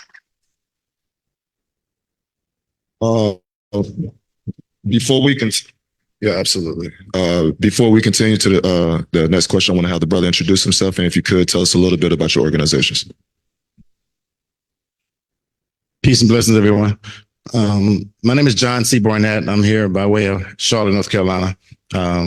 Real briefly, my organization is called THUG, T-H-U-G. It's an acronym for True Healing Under God. And even though some of y'all may smile and say thug,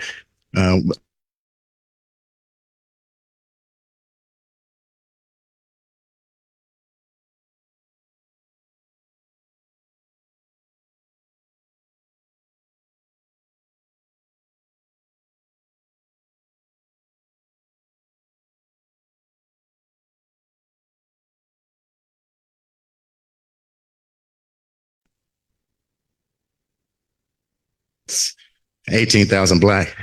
Louisiana ain't looking too good. They number one in the country with the most black men in jail. That's why we had to go fight and drive buses from Charlotte to Jena, Louisiana.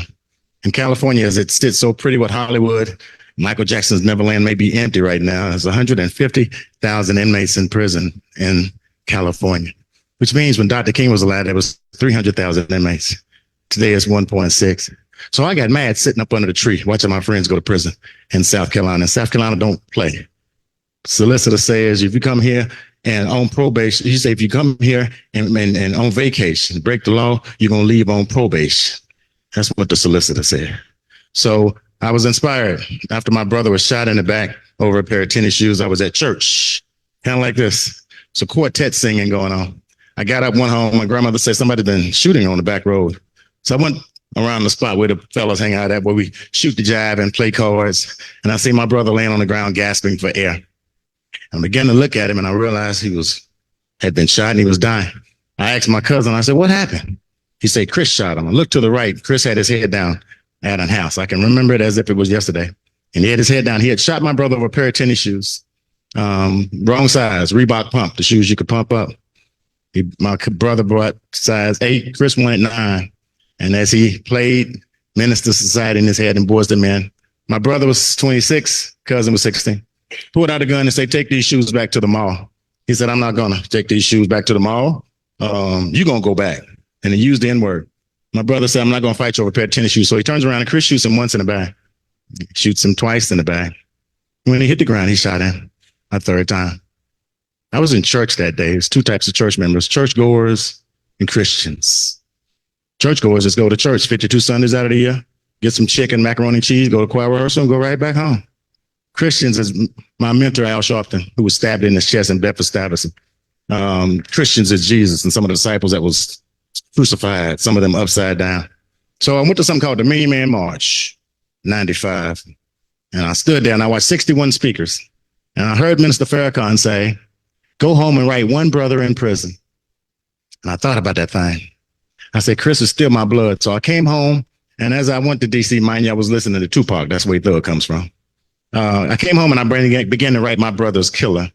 And that's how I started my organization, Thug. I started out as prison outreach. And then in 2002, I wrote Reverend Sharpton in jail during his nonviolent protests where he lost all that weight. And to my surprise, he wrote me back. I worked with Reverend Sharpton for 6 years. I'm thankful for him. So now we've been full-time since 2008. We get about 50 calls a week. And our people are struggling out here. So today I'm glad to be here and I'm glad to see your chocolate faces. You want to put it in? Absolutely. Give them, absolutely. Thank you, brother. Family, you know, when we fighting for justice and liberation, time goes by fast. So we're going to keep our answers at about 1.5 to 2 minutes. The question, sister and brother, was why do you personally choose to fight in this fight? And how important is it that we all unite, even all the brothers and sisters outside this church, behind this issue? Because I brought up that it's my position that if we unite behind this, like we've united behind other things, we'll get it. Thank you. There are some things that you want to do, some things that you're voluntold to do, and there are some things that you have to do. I'm a 7th generation American and counting. You know how they go, like you have the birth certificates and the whole thing, and then you get to 18 such and such. And then you talk to somebody who's 80 in the family and they're like, oh, child, I got such, okay. And so that's 8th generation, so 7th and counting. My child is 8th generation American. I think about the things that my grandmother, born in 1920, Mississippi, endured. My mother had my sister in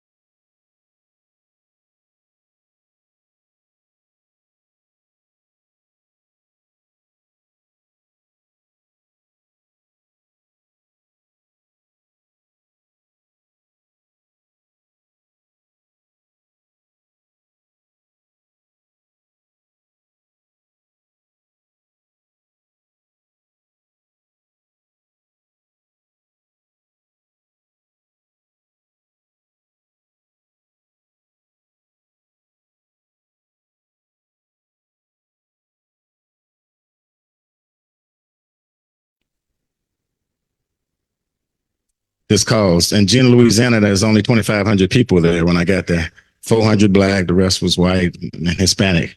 But I remember the judge saying, I don't care what Sharpton and Baisden say. We locking these boys up for 20 years for a school fight. So as we drove to Jena, the closer I got to Jena, I started seeing cows and cotton, and I knew I wasn't in Charlotte, North Carolina. But I remember going to a gas station and seeing a grandmother figure in there. And I told her, do you know it's 30,000 people in your city today? And Jesse Jackson's here, and Ice Cube just showed up with his wife, and she bowed her head and ran back in the kitchen. And that's when I understood the fear. And so I think key to unity is for supporting the struggle. One thing that Malcolm X did is he had to deprogram us. He had to say it's okay to speak bold. It's okay to be beautiful and Black. We're the only race that can produce 5 different colors. And I think the key to unity is that we get together ourselves. I'm in Charlotte, North Carolina, as I close in my last 30 seconds. They suspended 3,500 Black boys in Charlotte.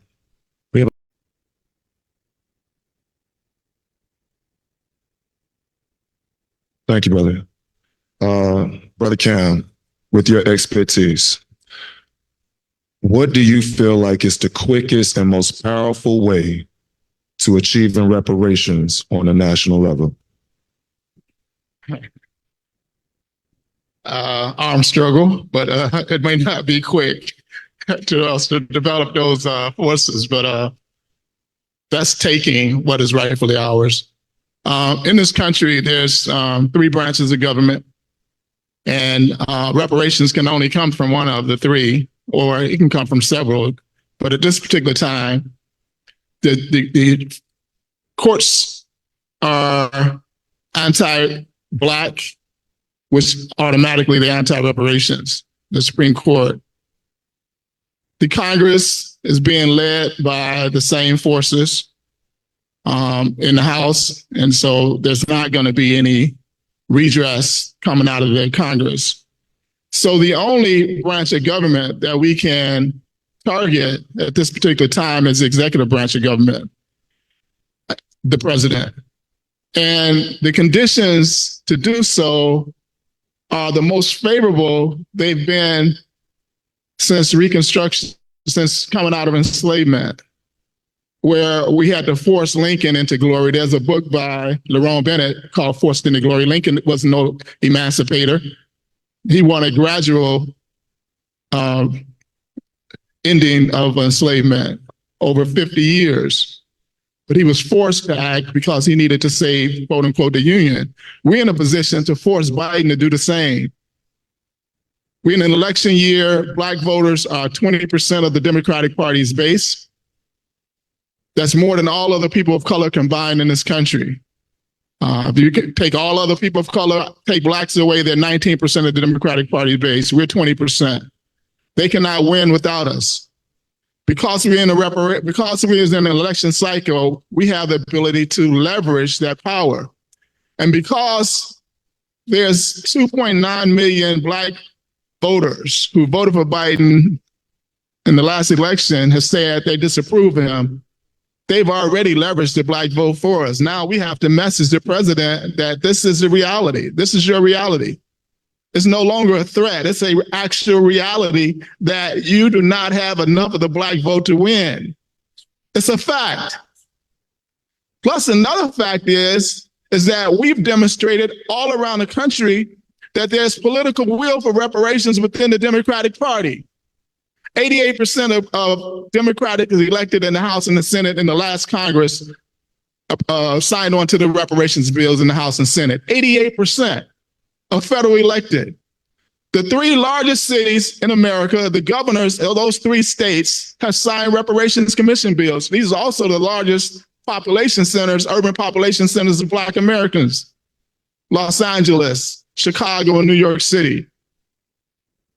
Hundreds, as my sister says, cities, democratically elected state and local leaders are pushing reparations in their cities. The only person in the Democratic Party not in alignment with the political will that's been established is the president. And we have to message the president and we have to message Black voters to make this demand. And we can do this by Juneteenth of this year. And we created a campaign to attempt to do that. So that's the quickest way, but that gives us commission. Commission has 2 years to do its work, and then we have to fight for resources for the proposals that come out. But that's can all be done within the next administration. Thank you. So I know some people will disagree with me about that, and that's fine. Let's talk about it. What I'm about to say. I think that the best thing is for the nation to enslave us and allow states to exert their right to harm us.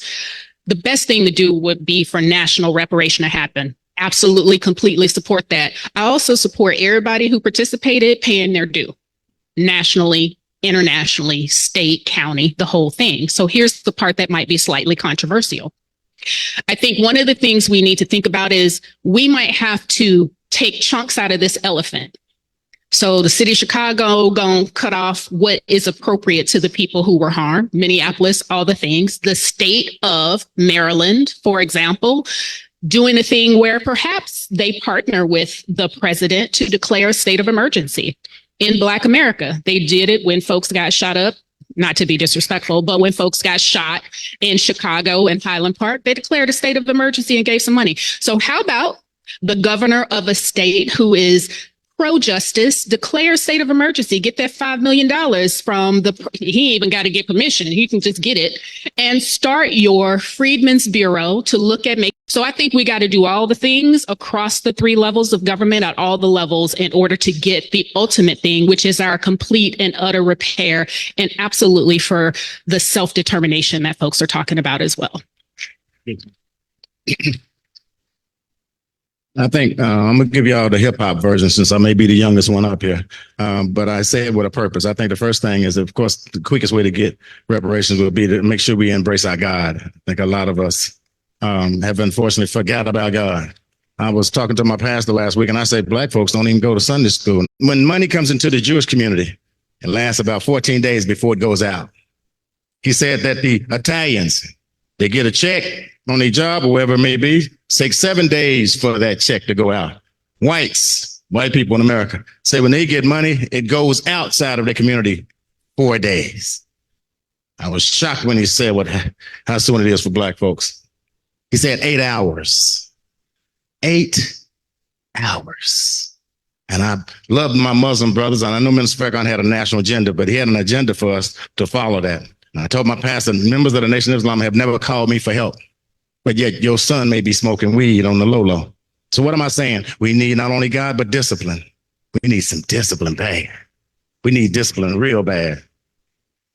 And then the last 2 is real quick is that we need one voice. One voice. What's one voice? We need to be echoing the same thing. Reverend Sharpton once told me that Dr. King would be marching in Mississippi and then his wife, Coretta, would be in Alabama, but they would be speaking about the same thing. So to the Amy Zion, to the Baptists, to the AKAs, to the Q Dogs, all of us got to come together on one accord. And once America, as Public Enemy would say, fear of a black planet, once they see us unified, they're going to say, you know what? They ain't playing. They done came together. We're going to have to cut a check. Thank you so much, brother. Family, keeping our answers at about a minute. Right now, we want to make sure we hear from our audience and give you an opportunity to ask some questions. Brothers and sisters, we just saw this government roll out billions of dollars for Ukraine, billions of dollars for Israel, billions of dollars for COVID. But they always say they ain't got no money for reparations. Even Japanese Americans got reparations. They ain't have to pick no cotton or nothing. I ain't seen no pictures getting their lashes on their back or nothing. Brother, so I just keeping a minute short. What's your thoughts on this government's ability to roll out all this money for everybody else except us? They do what's in their best interest. It's in America's best foreign policy interest to fund the war in Ukraine. You know, they are part of NATO, and it's an international military alliance. And so that's in their best interest. When they see that paying reparations is in their best interest, they'll do so. And so we have to message and one of our messages as we engage this campaign, one of our messages to the president is how America in its entirety benefits from reparations, paying Black reparations. There was a Citigroup study that showed if the country had paid reparations 15 years ago, $5 trillion would have been added to the economy. The GDP would increase 3% annually, the gross domestic product of this country. So, and there's political benefit. There's this huge talk about democracy is in peril, that autocracy is, if Trump is elected, we have a whole new form of government. Well, that's a benefit for paying reparations. So we have to, as my brother said, we have to be on one accord. We have to be one accord on how America benefits of paying Black reparations. It's not a financial benefit only. There's other benefits. And the more they hear that, they can be persuaded. And the Citigroup is like the third largest bank in America, third largest bank in probably the top 5 in the world. Their economists created this report. It's not something that, a small community college professor of economics did.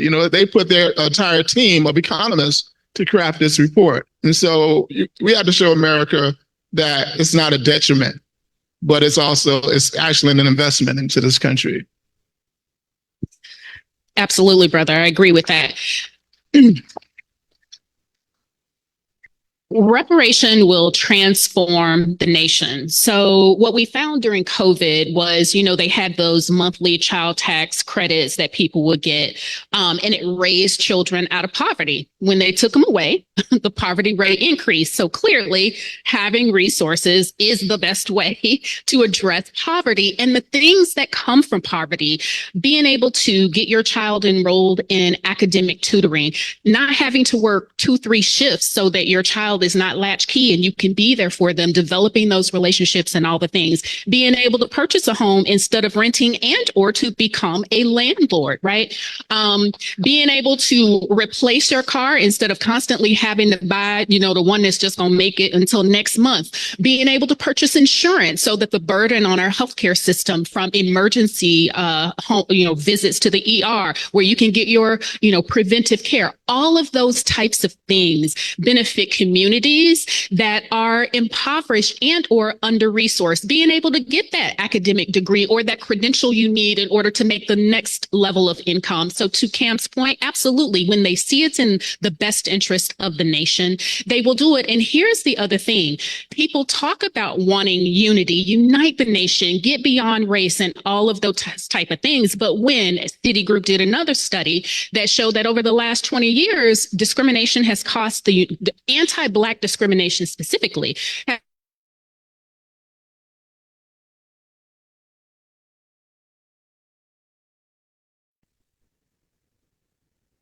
right?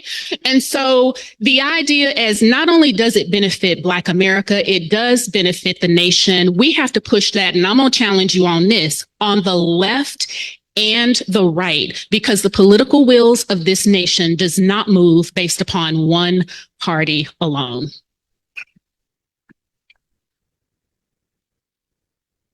I believe the checks will be cut a lot quicker on us, in particular, being persistent. But I think most of the checks that we see being cut in America is based on fear.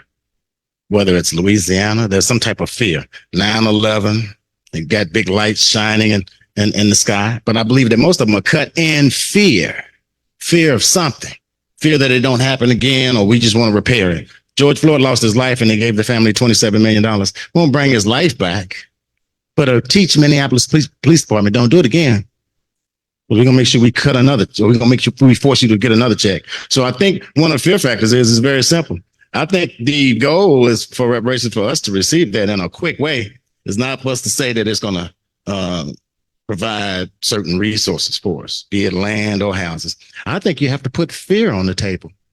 I think giving reparations to young Black boys in America, as I left Charlotte and there's 3,500 Black boys suspended, is that we got to let America know, if you can help us with these boys, educationally wise, that they will not sell drugs at the age of 13, the way 50 Cent and Jay-Z may have done, that we're going to help you, because they are not going to be the one that run up on your porch and rob your grandma.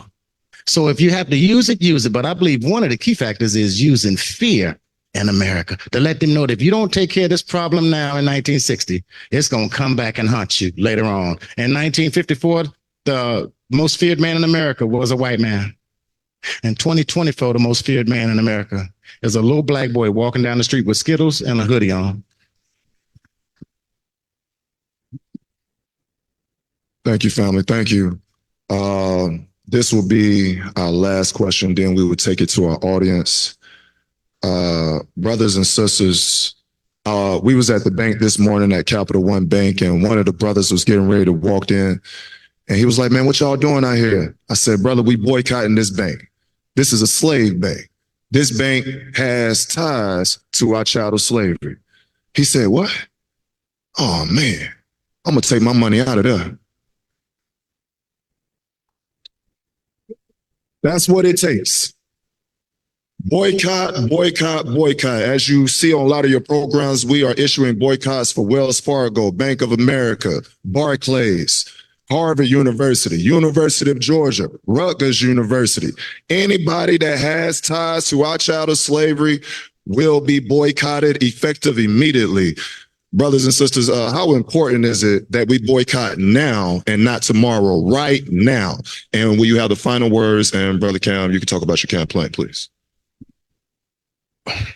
Well, it's just insane to give your money to someone who's harmed you and they haven't tried to repair that harm. I mean, that's just, it's not using common sense.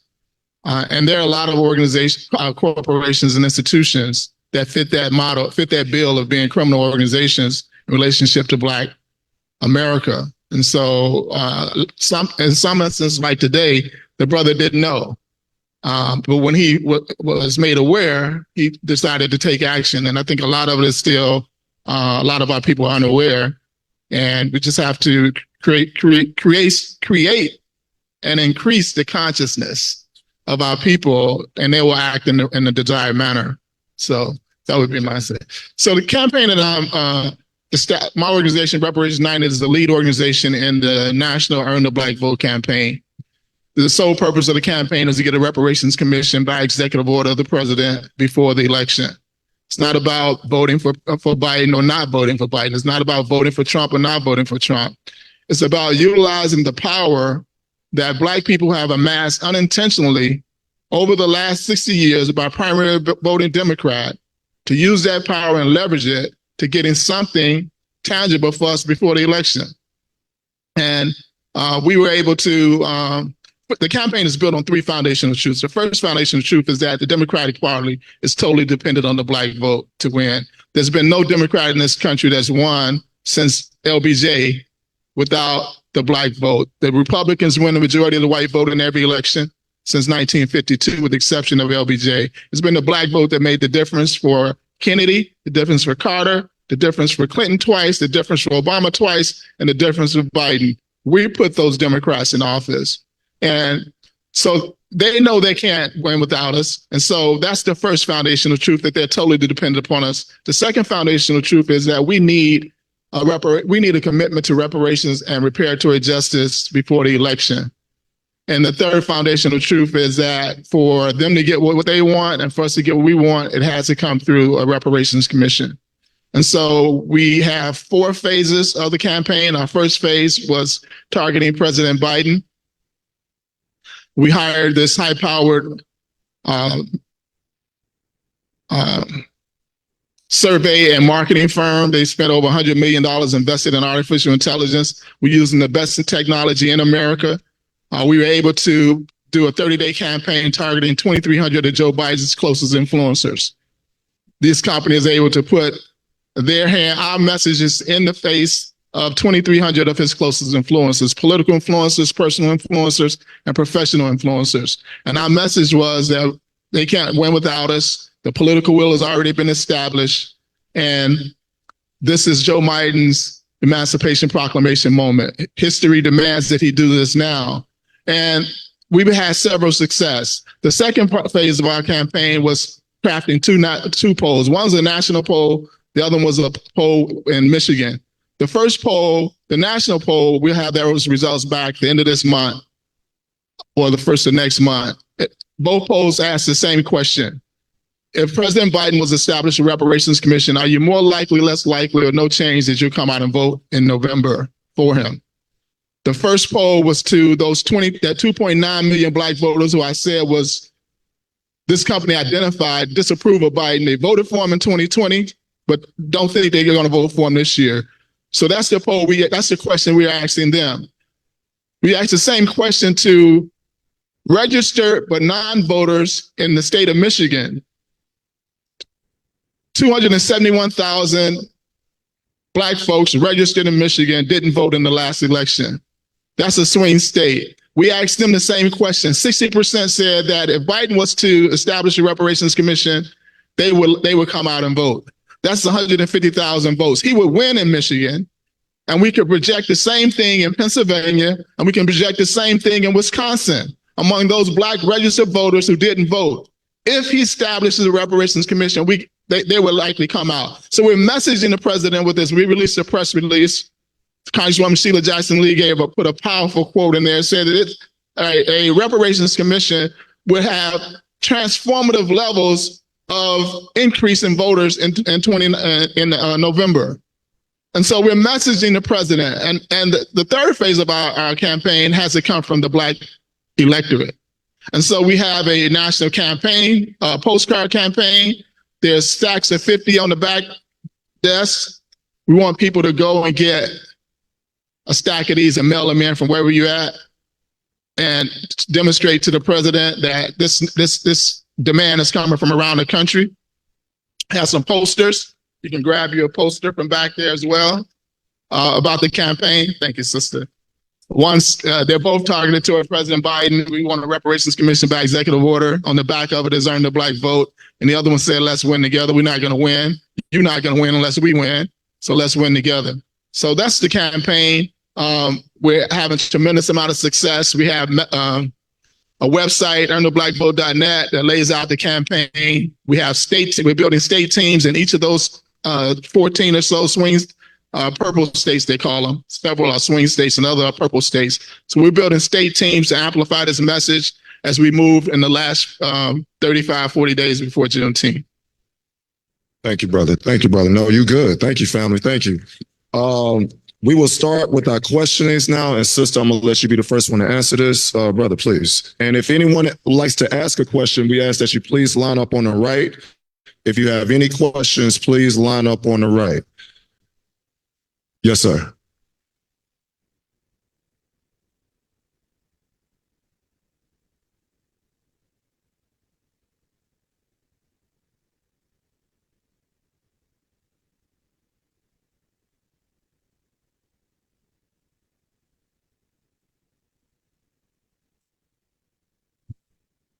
I'll come down there now, old school, old talk show host. I'll come down there now. Don't make me come out this pulpit. I got you, brother. What's your question, brother? Oh, no, it's not me. Okay.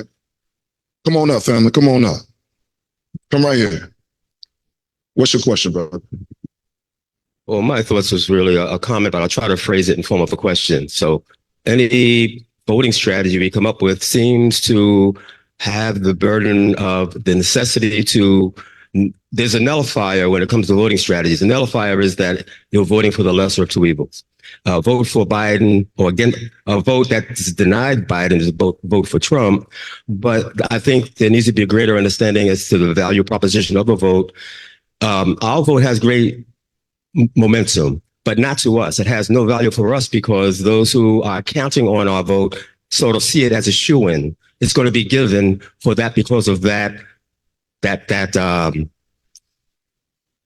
mantra that a vote for one is a vote for the other. But to bring value to our vote, I think there's a necessity to be able to face denial and pain. All right, so if you don't get the candidate hoping to get into the office in there, but you withhold your vote, it may mean the other candidate gets in there, but even though you may not see what you want to see immediately, and you may have to languish for a time, over time, everyone will understand that this vote is not for free.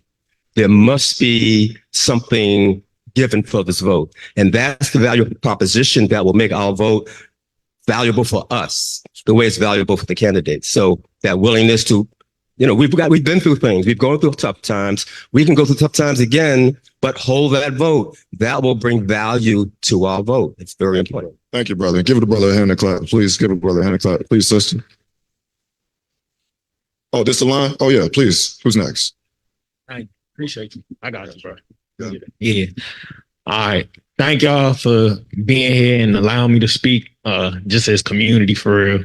My question is more directed at the panelists. My question is, as we're centralizing the spirit and the medium of the funds and the financial freedom, what intercommunal ethics are replacing those ethics that we've lost over time? Like, this could be referenced within y'all's organizations or interdependently between y'all's organizations to basically just establish or keep consistent our purpose as those means change, because the means of that financial freedom, as y'all mentioned, could come from so many different places for so many different reasons.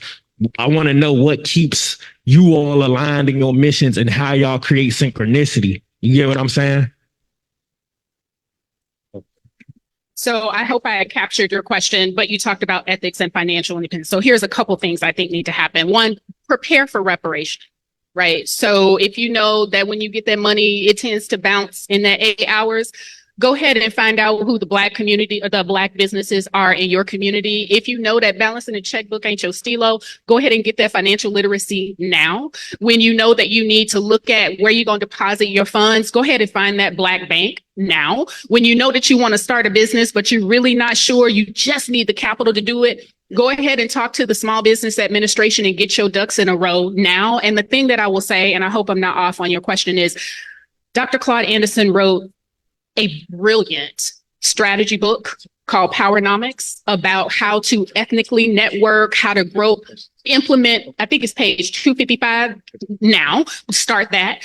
The other thing I will say really quickly, 30 seconds, I promise, is recall that we're trying to get away from the left and the right extremes. So when we have viable candidates who are alternate to those two extremes, that changes the whole dynamic from a 50-50. If you have 3, it's 33, 34, 33, 33, right? If you have 4, it splits at 25. So let's make sure that we're not just stuck in the lesser of two bad evils, that we are cultivating those 3rd, 4th, 5th, 6th party alternatives so that you can flip a lot when you only need 20% of the vote versus when you need 50. Thank The you. brother's point earlier. Absolutely. We're going to go to the, yeah, we're going to keep it one question, but we're here all day long, family, so you can ask many questions you want to. Brother? Peace, family, peace. So I just have a question / comment, obviously for the panel.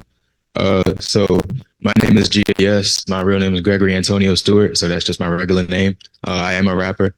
I have a question / comment, right? So I would say that I make what people would call poetic rap or conscious rap or whatever that is to people. My question and comment is, I would say that I am one of the people who are taking what we created as Black Americans, hip hop, and using it to the benefit of the Black community, right? But when we talk in these type of spaces, more often than not, we tend to regard the overall conception of hip hop as negative, right? And I understand why that comes from, because of the byproduct of its inception, right? And essentially what is being glamorized on the masses of hip hop, right? So my question is, do you guys feel the need to want to adjust how the young people are handling hip hop, or do you want to like cancel it out in that kind of regard of saying like, it was built upon, like we said, faulty foundation to a certain extent. So should it therefore be broken down, or not withstand the test of time? I think that would probably be what I'm getting at. So, Okay. I'll try and answer that. I think that music has always been a part of our culture, from slavery to civil rights movement. Dr. King would get Mahalia Jackson to open up for him when he spoke. So I think music, in particular hip hop, is a very important piece. NAACP, I'm a member of NAACP. They're losing members. I told them, y'all need to get a hip hop rapper to be the spokesman because the young people are connected to hip hop. You can't have a mega church without the ages of 25 to 40. Jamal Bryant, whatever mega church you see, there's 25 to 40 now. So yes, it plays a very important part, but I'm an old school hip hop. So I remember Grandmaster Flash and CL Smooth and Pete Rock where they said something. I remember driving down the road and I stopped eating pork. When I went to Me Man March, then I started listening to Brand Nubian. So they would educate me through rap, but the rap today, because the ones on top seen what rap was going to do and they seen the influence of it. And so they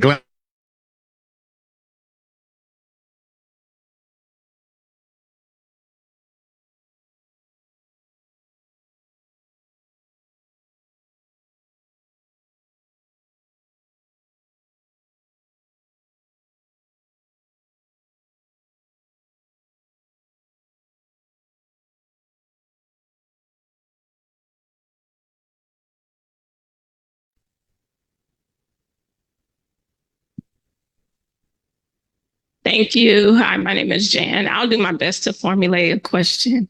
So we talk about using the strategy of voting, mobilizing folks to vote for Joe Biden, hoping that maybe he might give us some reparations. But what I see is media telling us that our eyes are lying to us, right?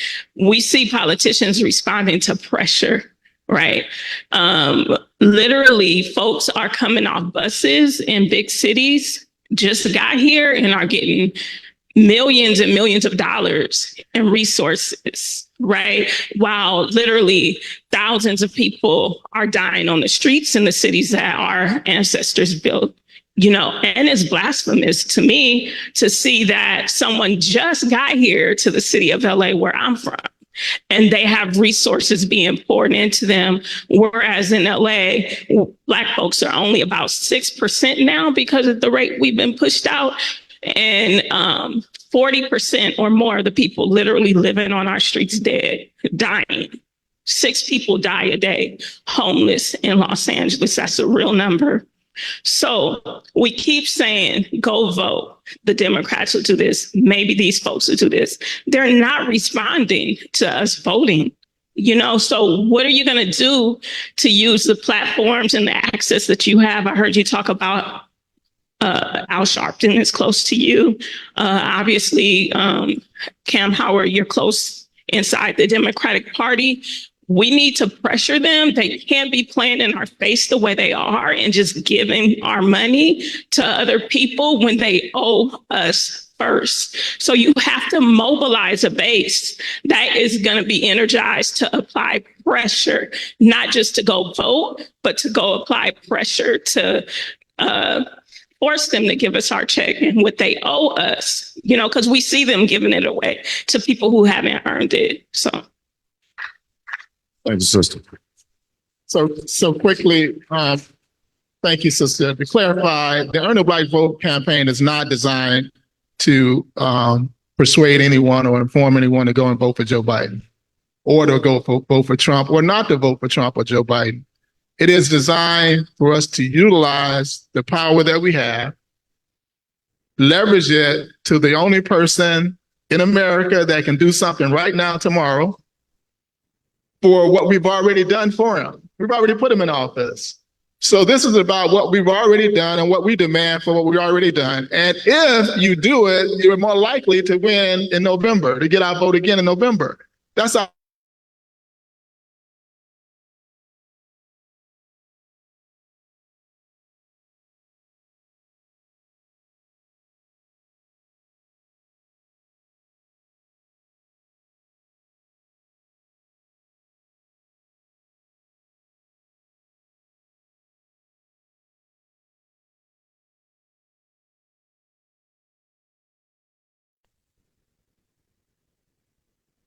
what we organize and say until those 2.9 million are convinced that he has our back the way he said they have it, he said he would, until they're convinced, he's not going to win.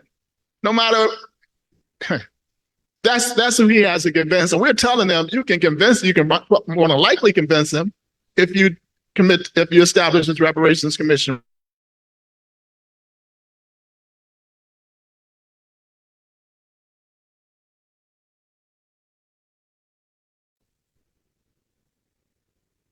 Questions. So we want to have quick questions, quick comments right now. Quick questions, quick comments right now. Come on.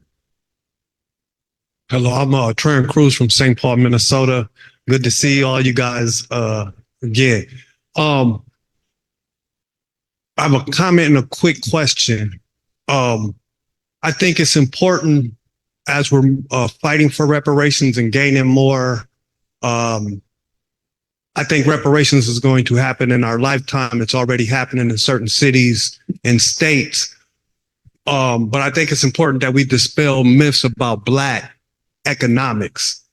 Black people save more money than any group in America. We just don't have access to capital. So we can't say Black people are just going to go spend their monies on Cadillacs and things like that. There was a study in California with universal basic income.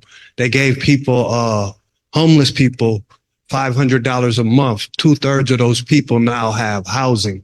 And so those are just examples. Also, Black people are the most charitable people in America per capita. We give the most charity in America. So there's a lot of myths about Black people and money. And I think if we repeat those myths, we're perpetuating stereotypes that white supremacists have created about us to stop us from getting money. But Black people, came out of slavery and started saving in loan banks, hospitals, everything. So we know how to build, we know how to save, and we know how to create.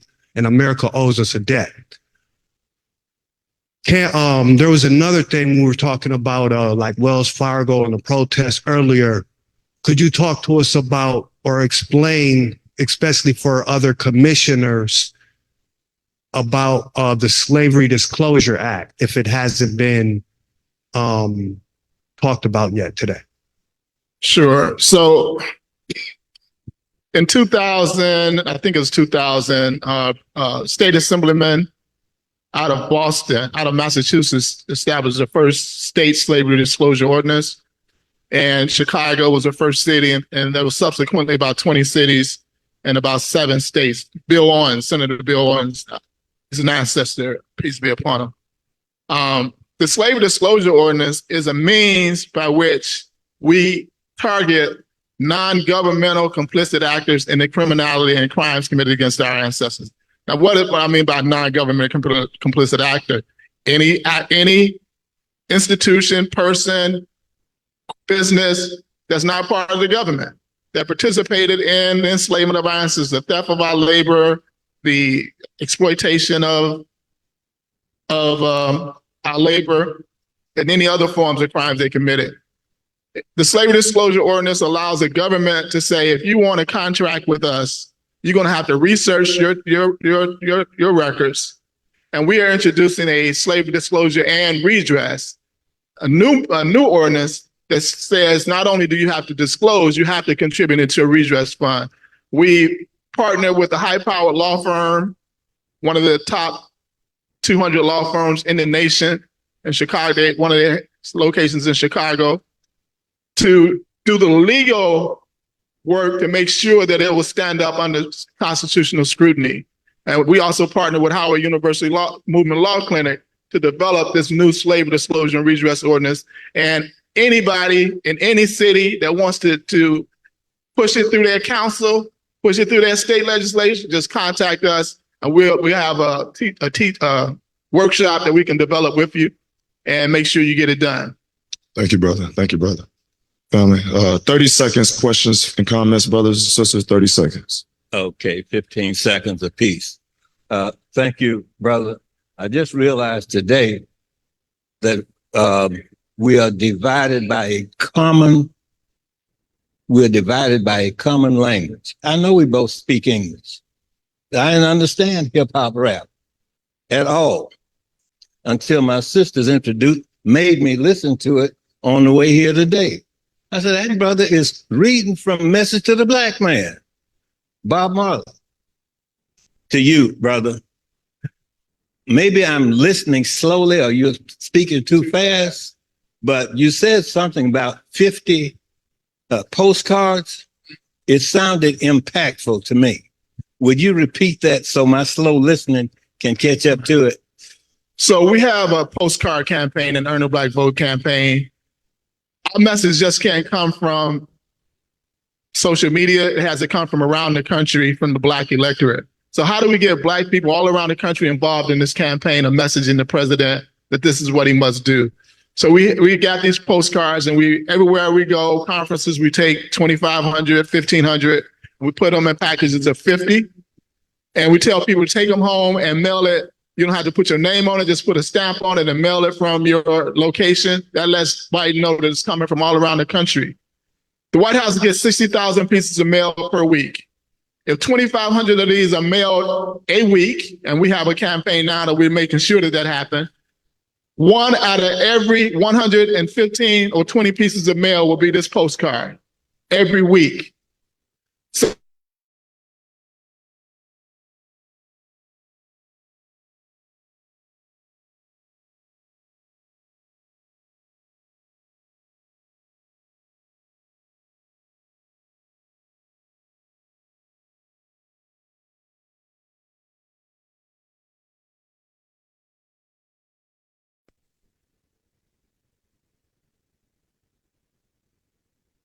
because mostly on the TV and the media, the only exposure we get is really when we get murdered.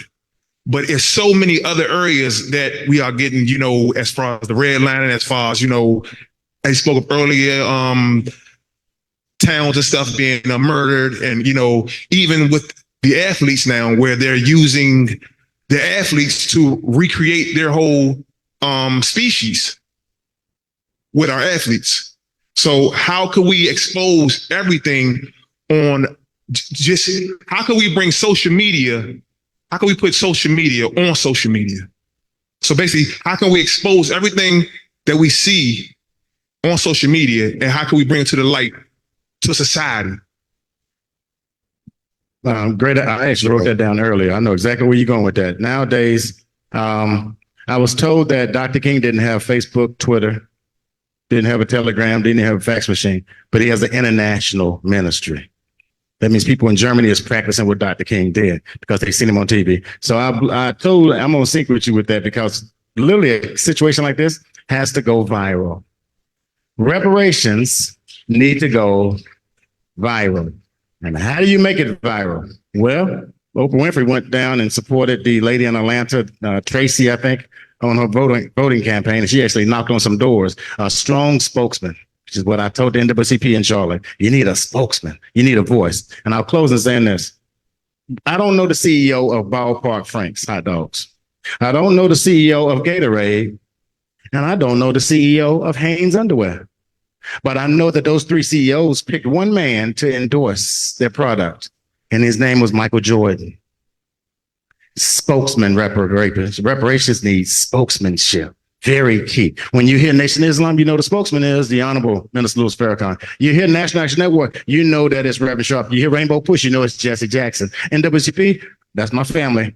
I don't know who is it. Merle Evers? Is it Kwasi Mfumi? They've changed spokesmanship. That's why we need to get a real spokesman, someone strong. So I believe that what you're saying in reference to a viral effect, Sharpton and others, everyone needs to get on court and get one spokesman. It might have to be Kanye West.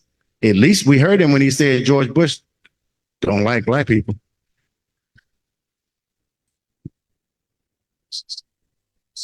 Thank you. Good afternoon. Thank you all on the panel for sharing your information.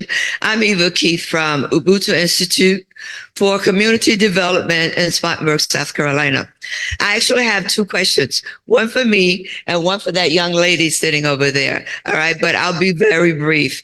Earlier, the gentleman over there, Ishmael, he put up a graph that showed that on the bottom, we're on the bottom of every list. I'm sure everyone's aware of that. and the salary down there for us was $35,000. And I believe he said the money leaves, when we get the money, it leaves our neighborhood in 8 hours or less. Now, the conversation has been that a lot of us, what we say is, when it comes to reparations, just give me the check. Considering that we're on the bottom of the graph, every graph when it comes to economics and all of the issues that exist in our neighborhoods, I'll say, for lack of a better word now, the ghetto neighborhoods, the lack of housing, affordable housing, which is a term I don't like, but the need for health care or not being able to get to health care. What do you say to those people who say, just give me the check? They're right. My only thing is not the just, right? It's the check and. Should Black Americans be paying taxes? Should we have a lower rate of taxes? Should we only get grants instead of loans for, I don't know, anything that we want to purchase? So if it's just the check, I think that they have a limited perspective on what reparation is, but they're absolutely right to demand the actual check too. It's the two part that I think people need to be able to speak about. And I think the speaking about the check and they need to probably look at all the things that they could do with the check, but should you be paying for it, right? Should you be paying for your college or should they be doing that separate from the check that you're going to get? So that's my thought. Anybody else? I totally agree with that. Compensation is a component of reparations on international law, international standards. And I just want to add to what my brother Trahern stated about the stereotypes that we're going to blow all our money. I'm a businessman by profession, and I'm a student also of everything. I try to be. And I read this book a long time ago called Black Business in America, The History of Black Business in America. And it talked about the golden age of Black business from 1900 to 1930, where we created so many business institutions during that particular time that we don't even have today. But we have a history of cooperative economics that we can go back and tap into. It's in our, Dr. Small talked about our memory, our genetic memory, or Dr. Or Tony Browder talked about what's in our genetic memory. That's very near to us. That's only 3 generations ago when we built hundreds of banks, penny banks, nickel banks, Negro League, Negro baseball league, stadiums, all type of businesses that we built collectively, putting our pennies together. If we were to get cash compensation, I am 100% certain that there's going to be millions of Black folks pulling our money together for some great purpose. Thank you. The one other thing that I will say there too is I think we have to remember how these the things that they want to dismantle in Project 2025 actually got started. The Department of Justice got started as an official department because there were so many complaints from Negroes in America about white people doing stuff to them that they had to have a centralized, efficient way to do it. I need the DOJ to get back on its original mission, okay? The Department of Education was also started during the Reconstruction era. So I need to see not just the data that Black kids are pushed out, that we are we don't feel connected to the education because it doesn't actually represent us. I need the DOE, the Department of Education, to do what it's supposed to do. I need you to drive outcomes. I need you to teach chemistry to Black kids the way that we think about stuff, right? I need you to figure that out. So I don't need you to give me only the data on the problems. I need you to actually address the solution. So we need to reclaim the full implementation and enforcement and the infrastructure for that was started for our benefit in the first place. So that check plus get back on your job and do what you're supposed to be doing for our people. Thank you. And I'll just piggyback briefly on Brother Cam's, the pennies. I know during the early 19th century, there was a Black woman who started a bank with us. Well, not me, us, but our ancestors, us, depositing pennies, which enabled the people in the neighborhood. But my second question is, there is not protection for children/women in streets. What can be done now to protect women and children? I call the Black Panthers. I would say that, and I say that in a sincere way. I think we need to protect ourselves. Malcolm X said in California, I think in 1961, that the Black woman is the most admired woman on earth, but yet the most disrespected. So I think that protection needs to come not from others, but it's up to the Black man in particular to stand up and fight for our children, our babies, and our women. All right, but I think she's speaking of those who are living in the streets. Those who are living in the streets. Homelessness? Living in the streets meaning homelessness? Yes. Okay, how do we protect them? Yes. I think that I would say California has a horrible problem with homelessness. And I think one of the issues is that now it's being talked about more than it was maybe 10, 15 years ago. I think it's important that we figure out the root problem to the homelessness. I think it's sad that people in this country is homeless when we have so much money here. So I think the accountability has to come from not only our community again, but also put pressure on the police department and other city officials to put some remedies in place. They always creating programs. I think that would be a program to protect those men and women and children. The other thing I would add there, I see you looking at me because you know I wanted to say something, is the sister mentioned how folks just hopping across the border and they getting trainings on how to apply for all this stuff. Like, where the training at for the Negroes in America? Like, set that up. I know we want to be super independent and we don't want to be seen as welfare queens and stuff. Come on. Teach your people how to apply for the stuff that you've more than earned in this country. So hold your workshops on how to get welfare, how to get on Medicaid until you don't need it no more. Please do that and take advantage of what is available to you to prevent, if you can at all, right? Or to correct, to get somebody off the street. Thank you. Good afternoon. Malefius Sky with Ubuntu Institute, Spartanburg, South Carolina also. So I'll be very brief. So some of us may argue that slavery gave birth to capitalism, right? And we speak of self-determination, and a lot of the talk around reparations involved a check. But the only person I heard mention anything about land was brother here, Rashad. So my question comes down to this, right? We talk about self-determination. So does a check lead to self-determination? And does the check and becoming a Black capitalist fix the problem related to racism and white supremacy in this country or anywhere else? Or does it lead to self-determination? And is our goal to basically just invest more in capitalism in itself? That's part of that. Is our goal to just become capitalists or invest in capitalism more ourselves by getting a check? I'm not particularly focused on reparations fixing white supremacy in America, because if I have the money to sue your pants off and destroy you for you being racist to me and my child, I'm absolutely going to do that. And I hope that the folks that y'all send y'all kids to law school, I can pay them and their firm to do that. So that ain't a focus for me. I want my money and I want the resources to be able to live that I need the way I want to live, and to enforce pain and fear on people who do harm to me and my people. And I think that it's all the things. If you want to be a capitalist and you want to grow your business with your reparatory funds, absolutely do that. I don't know if you have other thoughts that you want to share about that, but for me, the white supremacy thing, I think if I beat you over the head enough after I get my money, you're going to go ahead and fix it because you don't like getting hurt. I think that's the driver. Okay, thank you, family. We're going to do this rapid fire. We want to at least give y'all a 10-minute break, at least a 10-minute break. So we're going to try to do this real fast. Last 3 questions. Thank you. My name is Barksdale, came from Baltimore, delivered a message to the panel. I'd like to thank everybody that came out today.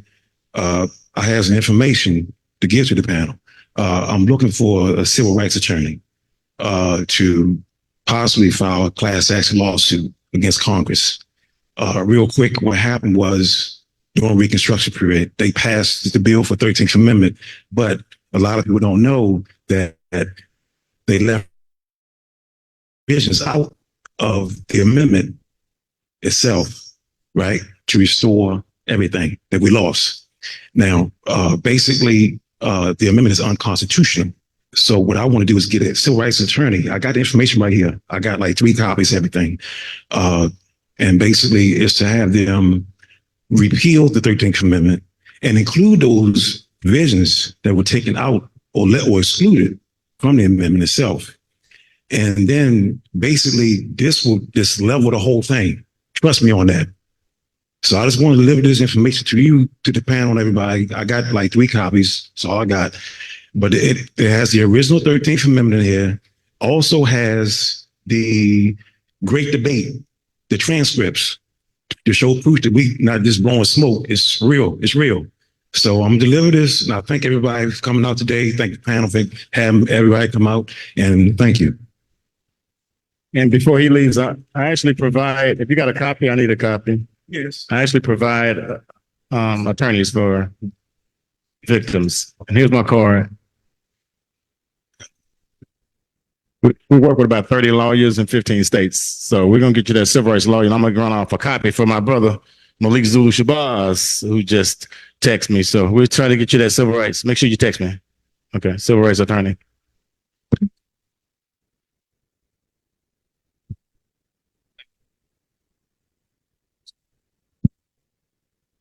Last two questions, fam. Yes, hello, peace. My name is Cosmic Sankofa. I'm speaking on behalf of my father, Orowaihe Medu Ra and Comet. And he wanted to know your response to his position. And he says the only way that he can support any Democrat or Republican is if they go on record for calling a permanent ceasefire against the Palestinian people now. The only way to support Joe Biden is if he issues an official apology on behalf of the United States of America to people of African descent, along with the immediate signing of an executive order that brings the language of H.R. 40 and S40, the Commission to Study the Develop Reparation Proposals for African Americans Act, into existence. And then also issues an official apology on behalf of the United States for support on the ongoing genocide inside Palestine, as well as the enforcement and aforementioned law to protect the Congo and lift U.S. sanctions on Zimbabwe and not interfere with the development of any African country which chooses to break from its neo-colonial relationships. What are your thoughts on that?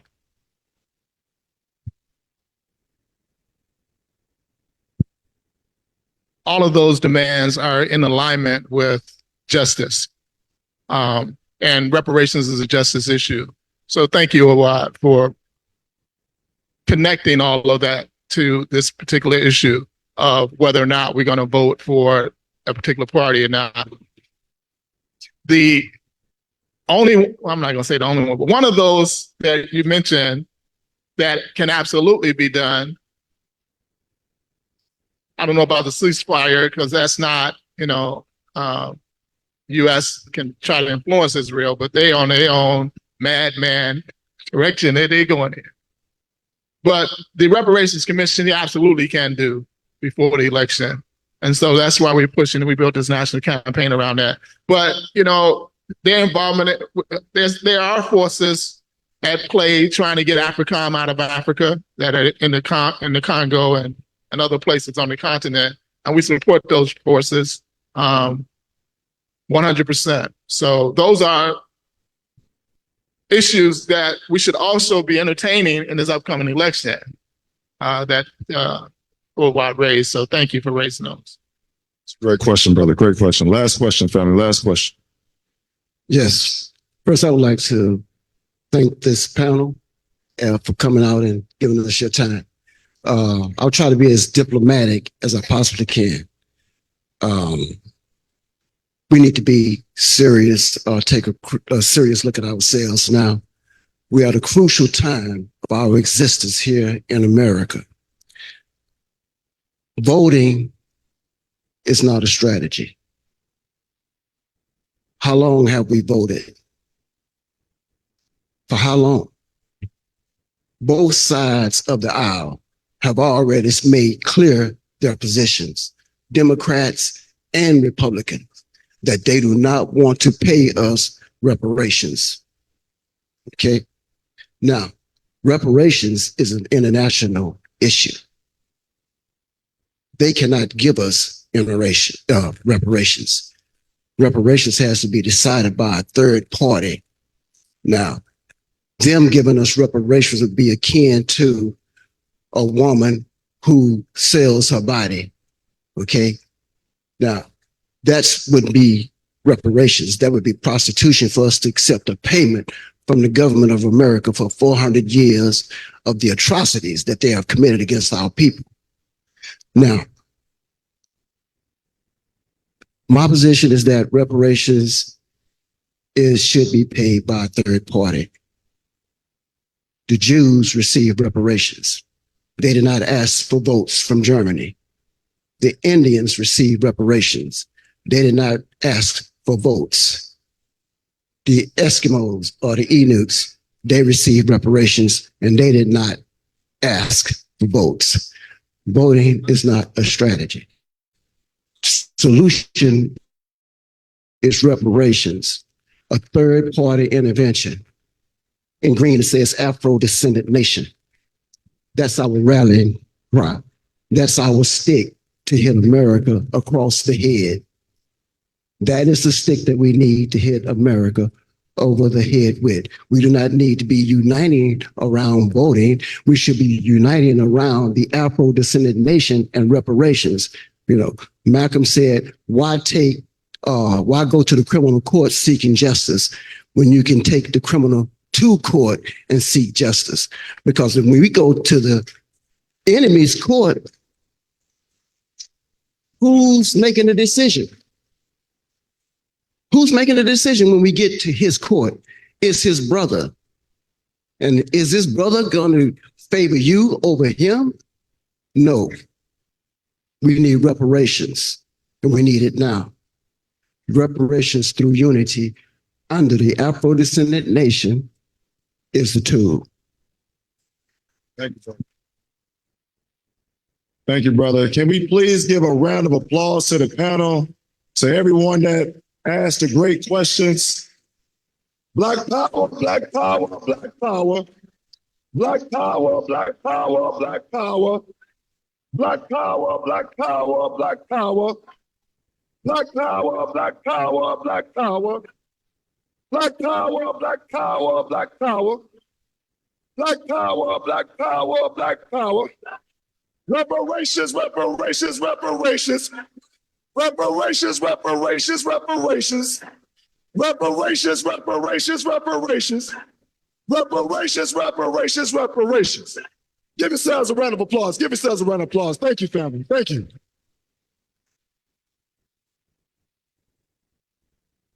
Want to say something? Oh. Again, thank you to our great moderators, Ishmael, Abdul Salam, and Rashid Singleton. Again, give them a round of applause. Our two panels who did extraordinary, and yourself for showing up. We are awaiting our two keynote speakers, Attorney Malik Zulu Shabazz and the Honorable Silas Muhammad. And in our anticipation to their arrival, we're going to take a quick break. 20 minutes. We're going to be back here at 3:20. A little bit behind time, but we'll make it up on the back end. Please, I implore everyone, if you can, I'm almost recommending, don't leave, because we're anticipating even more people come on the second half, and you will have to submit to the search, entering back in for the safety of all of us. But we have vendors downstairs selling food. We have vendors upstairs selling different merchandise and different clothing. So please support our vendors. The restrooms is going to be, again, right out this egress. Women's on this floor, men's on the lower level. And we'll see you back here at 3:20.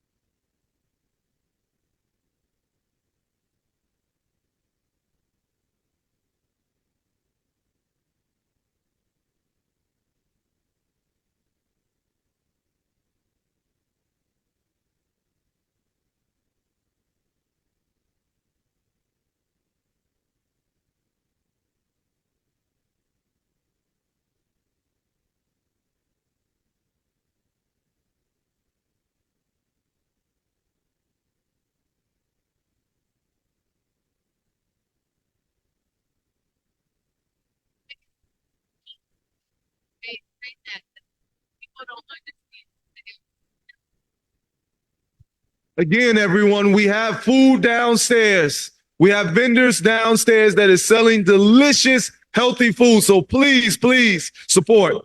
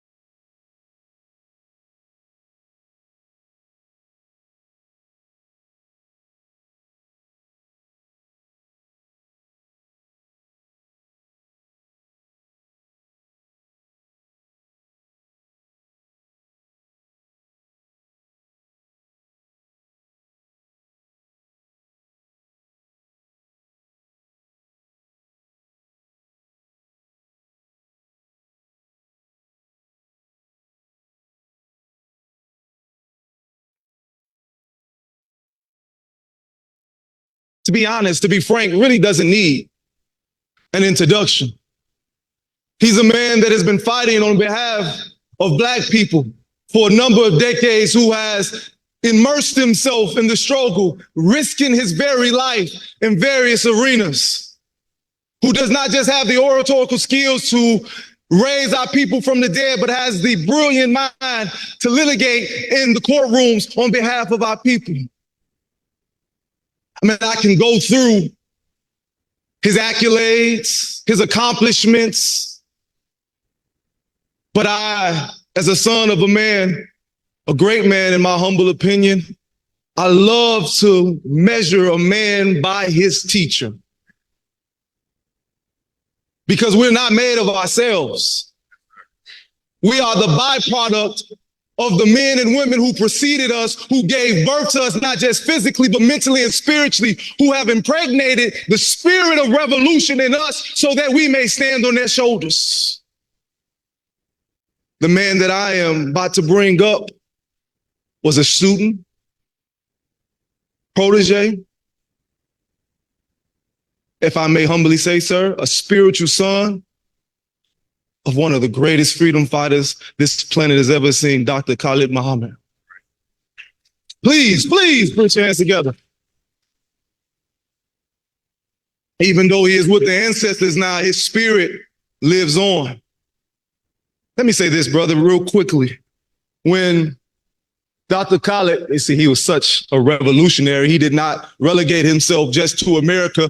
When the nation had failed, he decided to go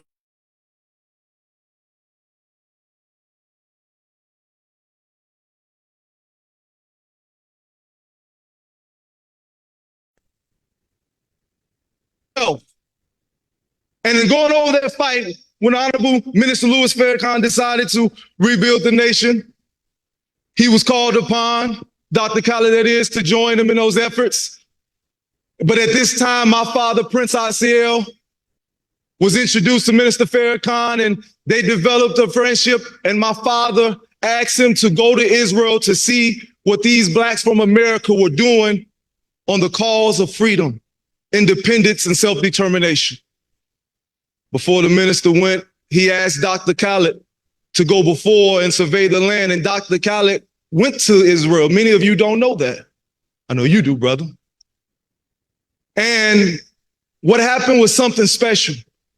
He forged a relationship, not just with our community, our spiritual leader, Ben Ami, our ambassador, my father, Prince ICL, but he was able to see again the culmination of Black people coming together to concretize their freedom and self-determination. And so when he shared with the minister that he should come over and investigate, those two men and a group of others went into the depths of Israel and came across what most of us don't know is a group of Black men and women who've been living in that land since time immemorial.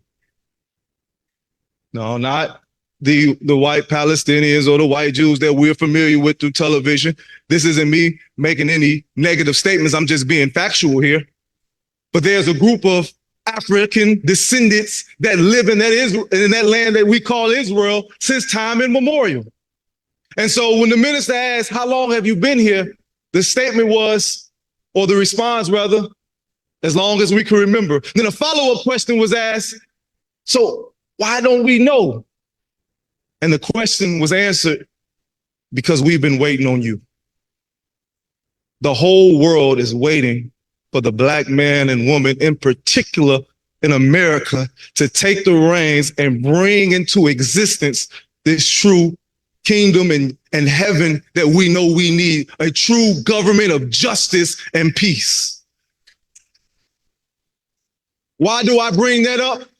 Because if just as our fathers, spiritual and likewise, had forged the relationship, we are doing so today. So I stand with my brother. I stand with all of us who are on the fight of not just reparations, but self-determination and a nation of our own, a government of our own, a people of our own. That's right. And no one will come in our way. So with that being said, I am remiss Like, again, I can't even go on to parch my lips to talk about the greatness of this man. But one thing that I can say, that he's a lover of Black people, that he is a sincere and genuine freedom fighter, and he's one of the best that we've produced. I introduce to you our brother, our friend, attorney Malik Zulu Shabazz. Please put your hands together. Thank you, brother.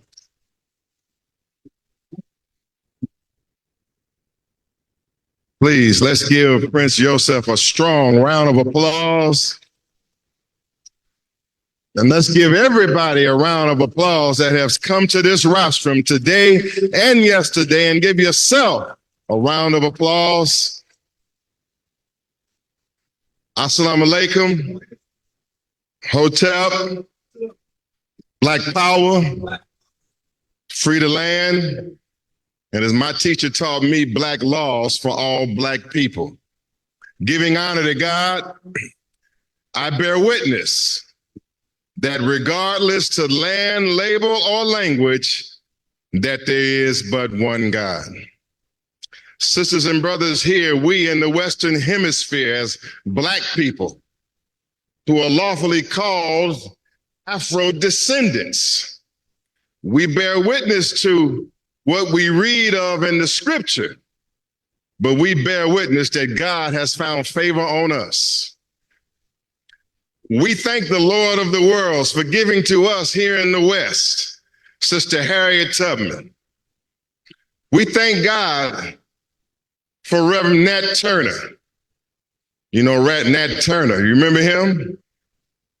He went from plantation to plantation, cutting white folks and killing white folks. My teacher taught me, said he was cutting white throats and killing white folks. We come to honor him today, Reverend Nat Turner. We come to honor today Bishop Henry McNeil Turner, who called us out of America. We honor the fighting spirit of Baba Frederick Douglass. We come to honor today that great Black man who came here in 1916 from St. Ann's Bay, Jamaica, and who told us one God, one aim, and one destiny. The Honorable Marcus Mosiah Garvey. We thank God for giving to us that little Black man from Sandersville, Georgia, who, when once woken up in the early 1930s, went on to transform and shape and shock the world. He gave to us Muhammad Ali, gave to us Malcolm X, gave to us the Black conscious movement of the 1960s, gave to us a Black liberation theology. I speak of the Most Honorable Elijah Muhammad.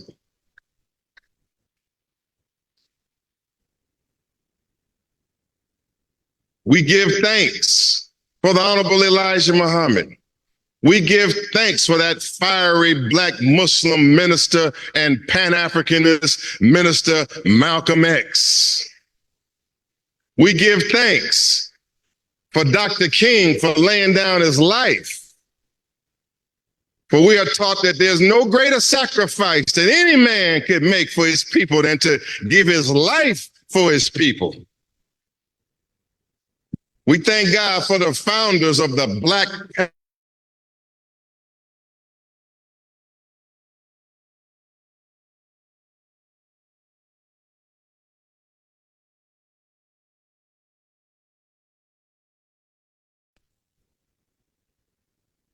I speak of Huey P. Newton and all of the other great founders of the Black Panther Party of the 1960s.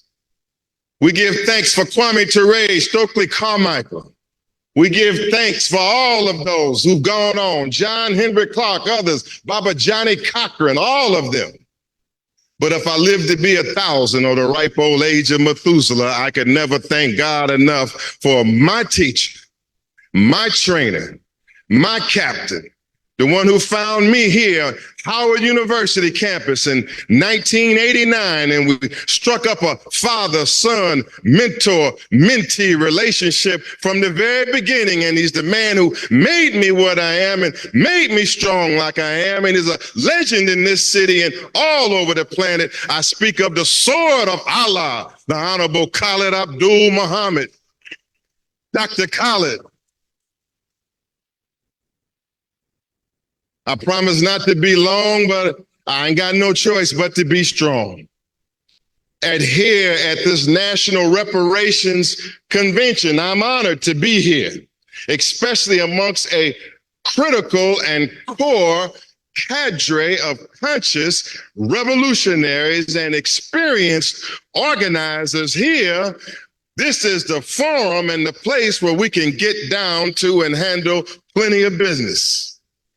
To Brother Prince Yosef, who is the son of a man who I have a lot of respect for, Prince Asiel ben Israel, because it was Prince Asiel ben Israel who, as a young college student, 18 years old on the campus of Howard University, I studied under his father in the Divine Universal Brotherhood. In those days when the Muslims and the Hebrews were tight and organizing and eating at soul vegetarian restaurants. Talk to me.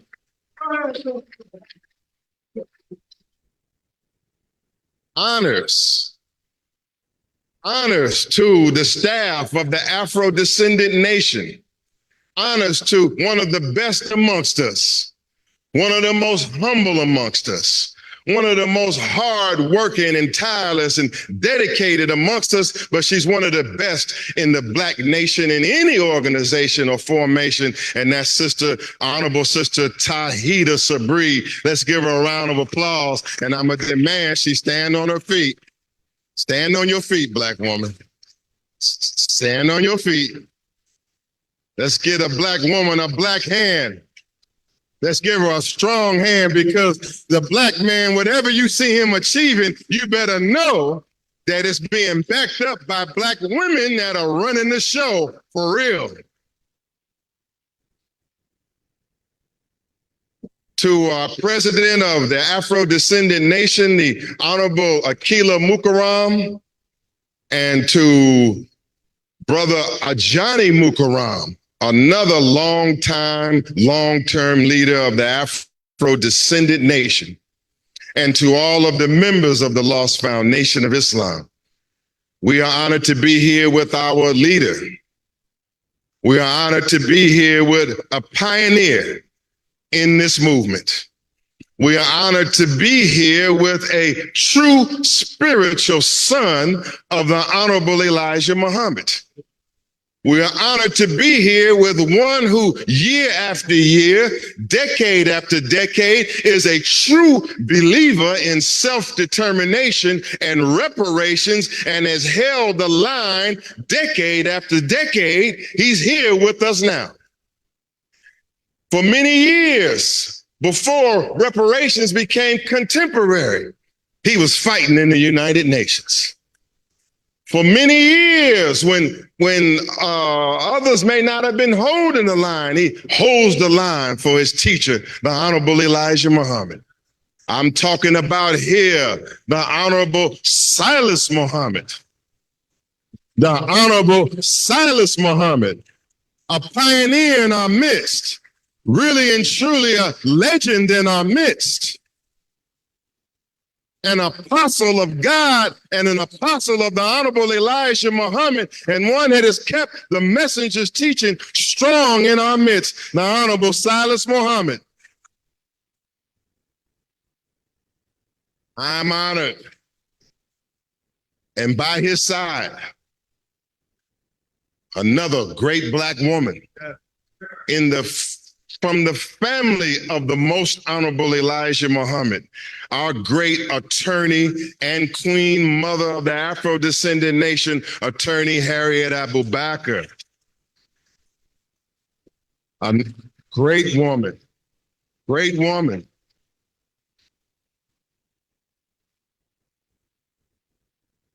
So many I can thank, but I gotta try to quickly get into it. Then I want to quickly open up, and I want us to talk with each other. To Brother Chief Minister Najee Muhammad of the Lost Foundation of Islam, Minister Najee, my comrade in this struggle in this city, honors to you, brother. Love you, sir. Honors to you.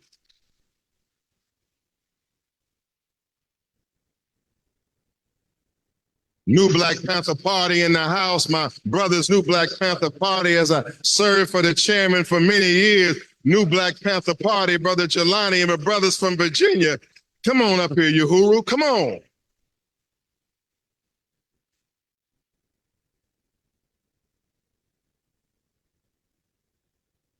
And this young man here, his brother's been with me a long time, and anything that I ask him to do here, he's done it. They tell me on the sanctions line on the bank today, and on that bank, he was on fire out today. I'm talking about Minister Uhuru. Uhuru. Some of you know him as Brother Harold Hunter. Honored to be rolling with him. Stay up here. Stay up here. Let's stand up. All right, let's get right into it. Let's get right into it. I think I changed up my format a little bit due to how the spirit and how it gives me. So what I'm going to do is raise a few issues, and then I want to go right to the audience. I want my time and my session to be spent mostly in terms of talking back with you, because I see many experienced revolutionaries here. I have other young brothers here from the National Reparations League, and they came in from Florida. Brother Rashad Singleton, man who I love. Others. Brother about 6'8". I got Big Hassan here. He's about 6'7". We got Hawk Newsom coming from Black Lives Matter in New York. He's about 6'10", 300 pounds.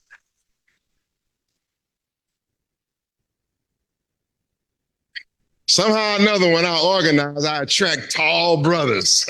I wonder why. This is a great meeting.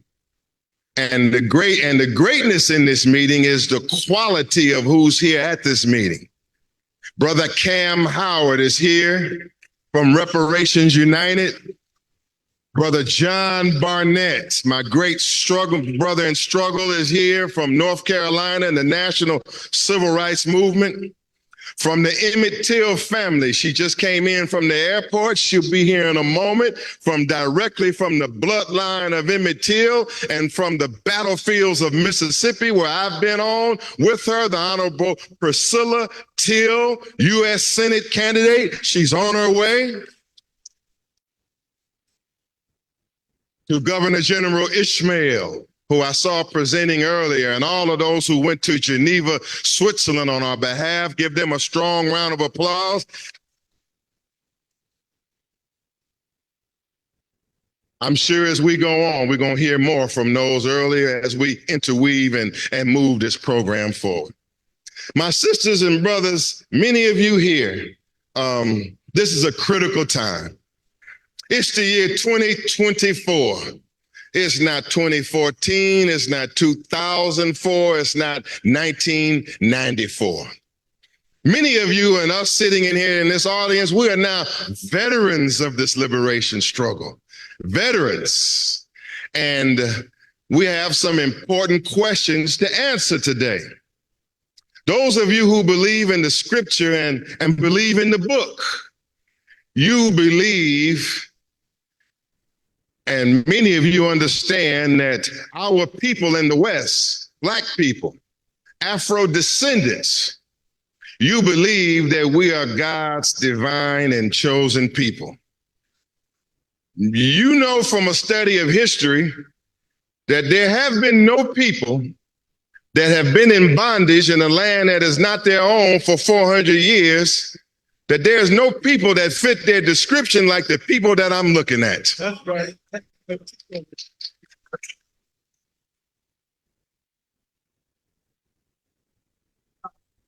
As we dealing with these international events and international crisis as we see between what they call the state of Israel and the Palestinians, we must distinguish between the state of Israel and the real children of Israel. Because the state of Israel is ran by the imposters who have stolen our birthright.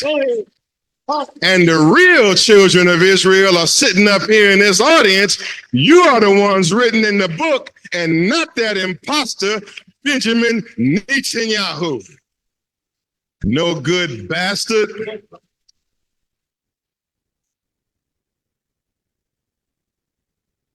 I figure I got one chance today to talk to some revolutionaries and to talk to some conscious folks. We are the choice of God, but what time is it for the choice of God?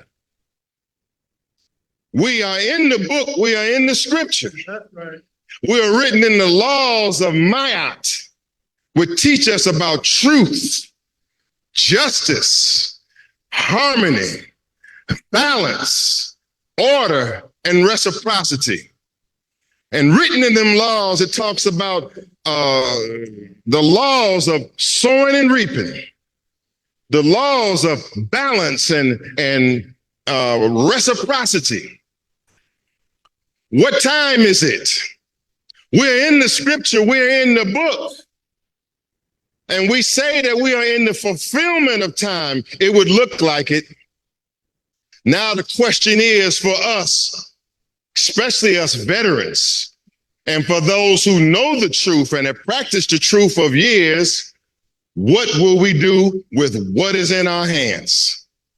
I got to ask you some questions today. Is reparations a pipe dream? Is reparations, well, we're going to talk about it. I'm going to open up, but I like your spirit. Is reparations a pipe dream? Is reparations some far-off demand that could never be met and will not be met? Is, in this time, the teachings of the Honorable Marcus Mosiah Garvey outmoded? Is his teaching of self-reliance, a Black economy, Africa for the Africans at home and abroad, is that message and is that program for some time yesterday, or does it have relevance today? Are the teachings of the Honorable Elijah Muhammad outmoded, outdated? Are the objectives of the messenger of God a land and a territory of our own? Rich minerals, resources, and territory for 25 years to be paid for by this government. Is that something for yesterday? Is that something that we tried yesterday and we're moving on from today? We want to know that question. The Black Messiah in the scripture called Jesus or Yahshua in the scripture gives us a hint. He says, I must do the work. And when we talk about Jesus here, we're not talking about a blonde-haired, blue-eyed Caucasian hanging on a wall. We're not talking about a white man that looks like the white man that have shot you in the back as a police officer, that would look like a white colonialist that have robbed your land. We're talking about a Black Jesus, a Black Lord, and a Black Savior. That's right. Black power. We might as well get it in while we can get it in, right? He says, I must, in the scripture, he says, I must do the work of he who sent me while it is still day, for the night cometh when no man can work. We're going to take an assessment today of where we at on the liberation map and the liberation battlefield.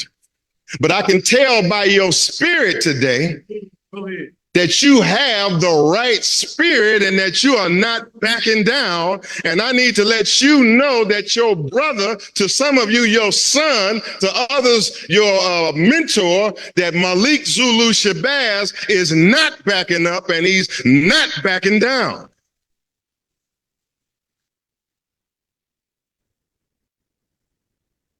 Have we?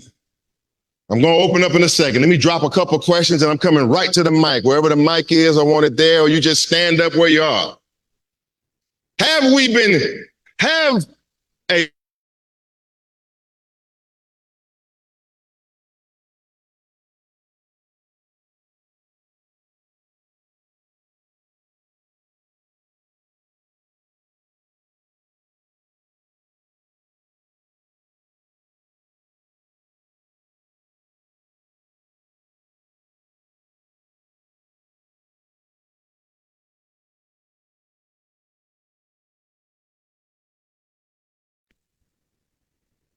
has the talk or the emphasis on one rapper beefing against another rapper, which will dominate the conversation, dominate our minds, dominate our days? Is this part of a conspiracy or a plan to take us away from the promise that has been given to us in the scripture? And if it's true, what in the heck are we going to do about it? Huh? Not only mind control, but behind control. Teeth, brother. Hello? Because you can't even go on the internet and find serious issues and deal with serious problems in our community or serious action or serious people without them putting a black woman putting her behind directly in your face. Hello? Mind control and behind control. Well, we got to talk about some of this. We got to deal with it in real life. They have our peoples. What effect is it having on the movement and how we get out of it? We got the Honorable Pastor Ted Sutton here in the house. I know we're going to hear from him, the great freedom fighter from all over America. My cousin, Honorable Stand Up, the Honorable Ted Sutton. That great teacher and freedom fighter all over America. Mind control and behind control. The war is on to steal and rob us from the promise that God has given us and to take us away from what you have worked for and struggled for all of your lives. Some of you have been in this movement 10, 20, 30 years, all of your lives. And the question will come, have you wasted your time? I would say not. The election coming up, couple more questions. So social media, is that taking us off? And now we've seen even today, we don't like it. It hurts us to see. We hate to see. We hate to see it for our nation. See Brother Puff or P. Diddy beating on that woman in the hallway, just kicking and stomping that woman in that hallway of that hotel. These things are dominating the minds of our people. These important issues, and we got to see how all of this relates to this struggle called reparations. Because reparations, as I will argue to you today, is a central part of the overall liberation struggle. And if the reparation struggle is to succeed, it has to take into account everything that's dealing with our liberation, mentally, morally, and physically. It has to all relate together. Reparations is not separate. As a matter of fact, everybody in here that is for reparations, somehow or another, you are some kind of black nationalist or black Muslim militant. Is that right? There ain't no integrationists up in here. Is that right? Ain't nobody here with talking about they all-American apple pie up in here. Is that right? Ain't nobody up in here, ain't no black man up in here talking about he wants to marry a white woman, is it? And sisters, you may be without a man, but you ain't going with the white man. Is that right? You are a pure black crowd. You are a jet black crowd. You are a purple black crowd. You are the true believers, not just in liberation, but in a nation of our own. These are the hardcore believers in our cause, and this is where we can get some work done with some black people that are hard and strong and know what time it is. Now let's see if the Afro-descendant nation, let's see what we can work together, what we can make out of this situation. All right, so do I have my PowerPoint? Okay, let's start with number one here. We start with number one.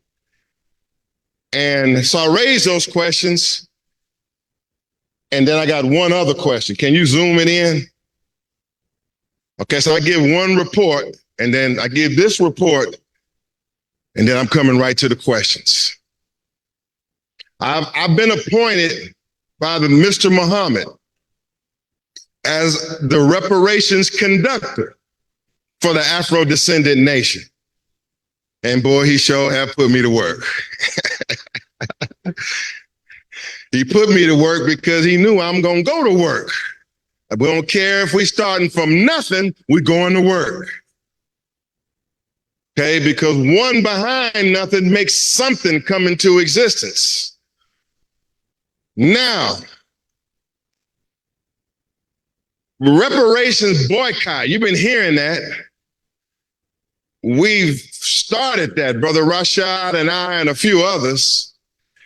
Is the reparations boycott? Well, wait, what is this? Is y'all protesting? Are we protesting? Are we outside of the bank going, hey, treat us right. Treat us right. Just give us another loan. Just give us another loan. Just loan me 10,000. Please don't discriminate against me. Is that why we out?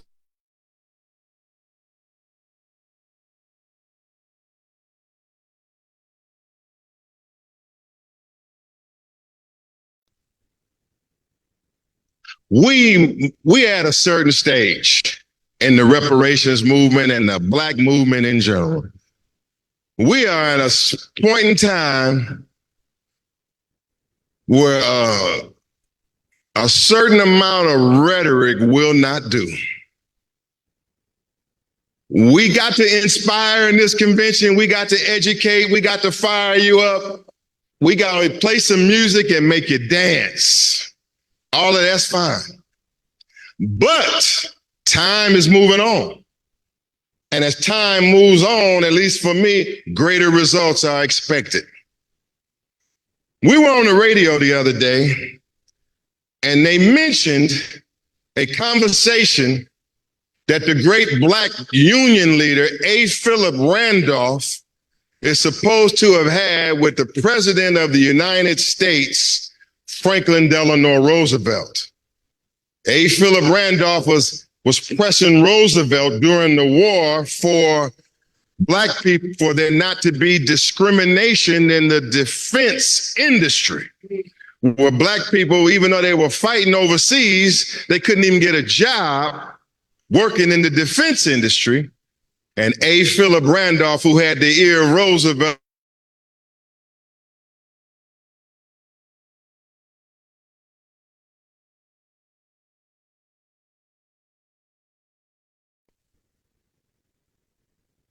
to paraphrase him, President Roosevelt told our brother A. Philip Randolph, I'm willing to do it, but you have to make me do it. But you have to make me do it. And thereby, after that, A. Philip Randolph went out and started organizing and organizing and organizing. And soon Roosevelt relented to that specific demand. Frederick Douglass teaches us that power concedes nothing without a demand. Power concedes nothing without a demand. The teacher of my teacher, the teacher of Khalid Abdul Muhammad, Minister Louis Farrakhan, has taught me that power concedes nothing without a demand, and that demand has no force unless it's backed up by the unity of our people and the power of our people. We're more than 440 years up from slavery. More than 440 years up out of the Black Holocaust, which still exists today, but out of the former Holocaust of chattel slavery. In the reparations movement, we have had many conferences. In the Black liberation movement, we have had many conferences, and all of them have been necessary to get us to a certain stage. But now we have reached a stage in the reparations movement where we must have some action that will get us some traction, that will make and force the powers that be to bow to our demands. Asking the white man for reparations, asking white America for reparations has only had a limited effect as of this moment. And we know that the powers of this world don't move unless they're forced to move. Is that right? The powers of this world do not move unless they are forced to move. So we have, on behalf of the Honorable Silas Muhammad and the Afro-descendant nation, working with our family in the reparations movement, we have, as of this Friday, we have launched the National Sanctions and Boycott Campaign against all banks, all companies, all entities that have their hands in the bloody transatlantic slave trade. We have said that we are going to launch an economic war against them. Straight up. Because we don't have much time. The books say we don't have much time. And we're nearing the end of time. And so we'll talk about this. We're going to talk about Wells Fargo. We're going to talk about the Catholic Church. That old no good Catholic Church. We're going to talk about that. Capital One Bank, Aetna, New York Life, and others. We're going to talk about that.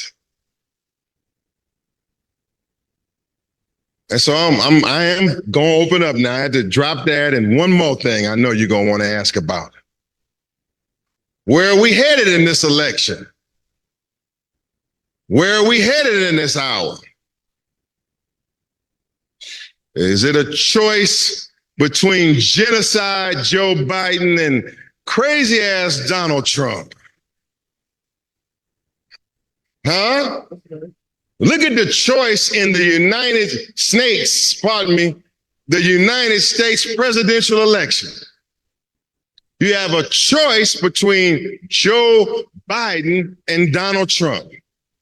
Just had a long argument last night with another lawyer. I said, what a terrible set of choices.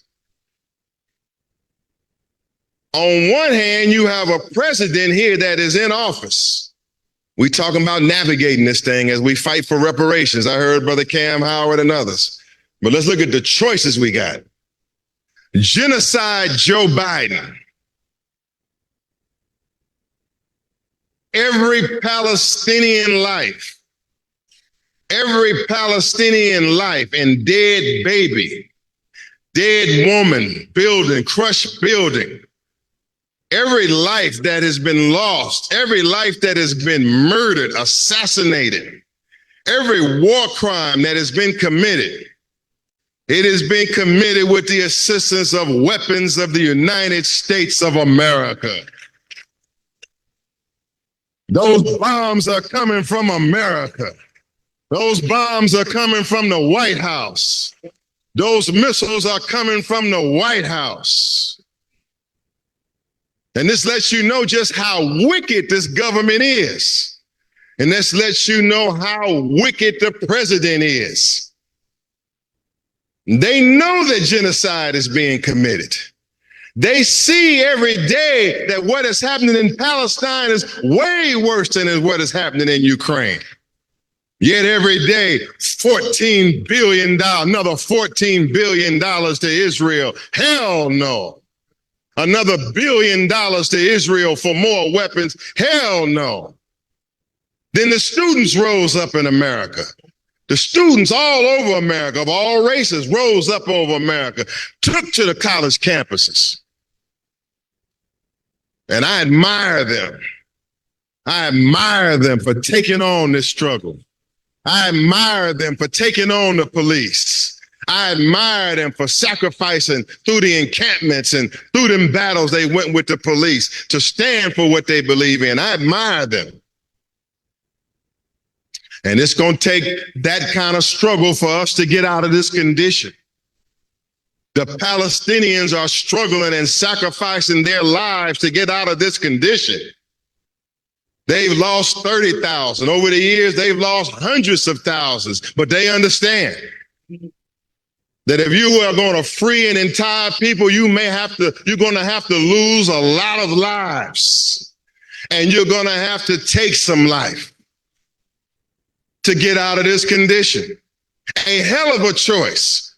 Oh, Joe Biden and Donald Trump. We call him Genocide Joe.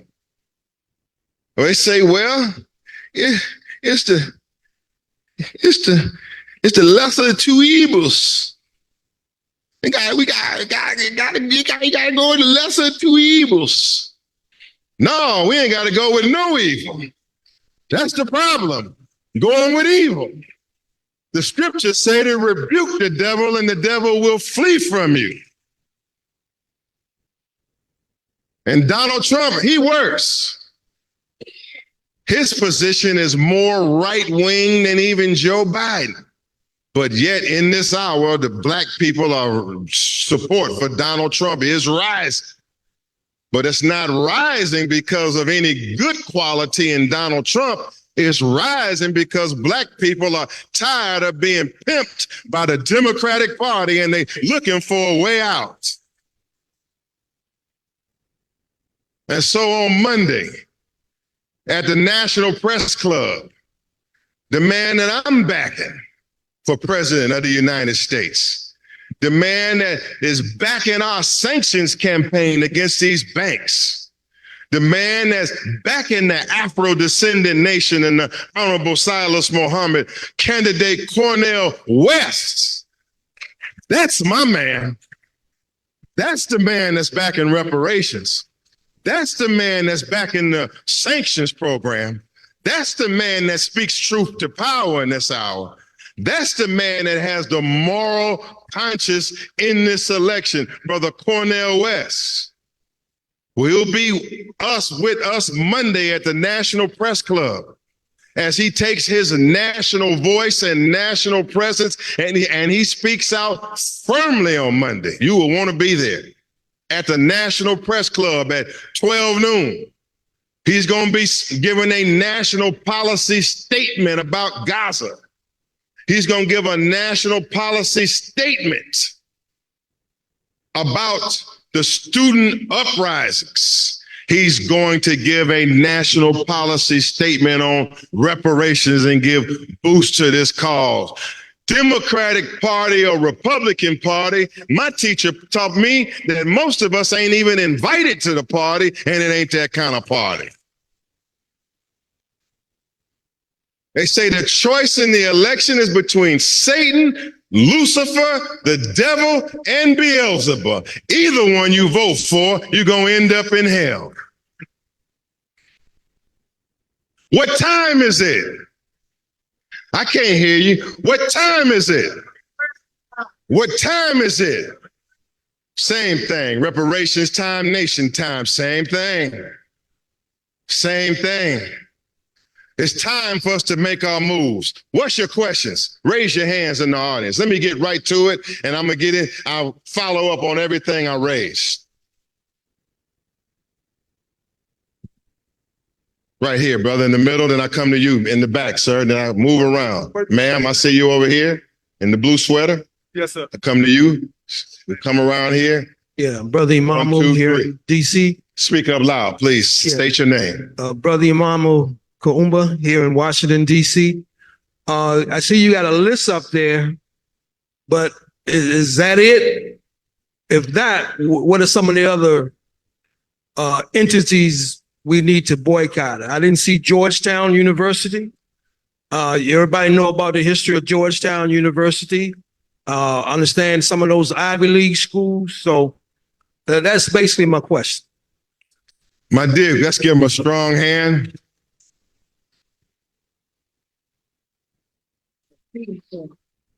My dear brother's question was, is this the entire list or is there more? The answer is, my brother, there's much more. There's much more. But we come to this convention to talk to experts. We come to this convention to talk to the faithful. We come to this convention to talk to you longtime organizers to solicit your support to join the National Sanctions Campaign under the Afro-Descendant Movement's Reparations Campaign. We're in the seminal stages of organizing this. We have a top 30, brother, and we're going to have a top 50. But we don't want to just throw lists and names out there and then nothing happened. We have to be careful when organizing amongst Black people as to not to raise their hopes and then dash their hopes. None of us as organizers or leaders are perfect.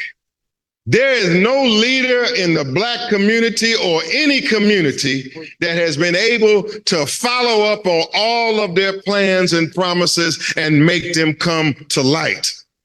However, we must be conscious in this critical time where our people are being distracted and destroyed. And we who have a unique knowledge and responsibility, we have a special duty here to focus in and to succeed. I did not come to help the Honorable Silas Muhammad and to just spout around rhetoric and ideas and talk and never bring about.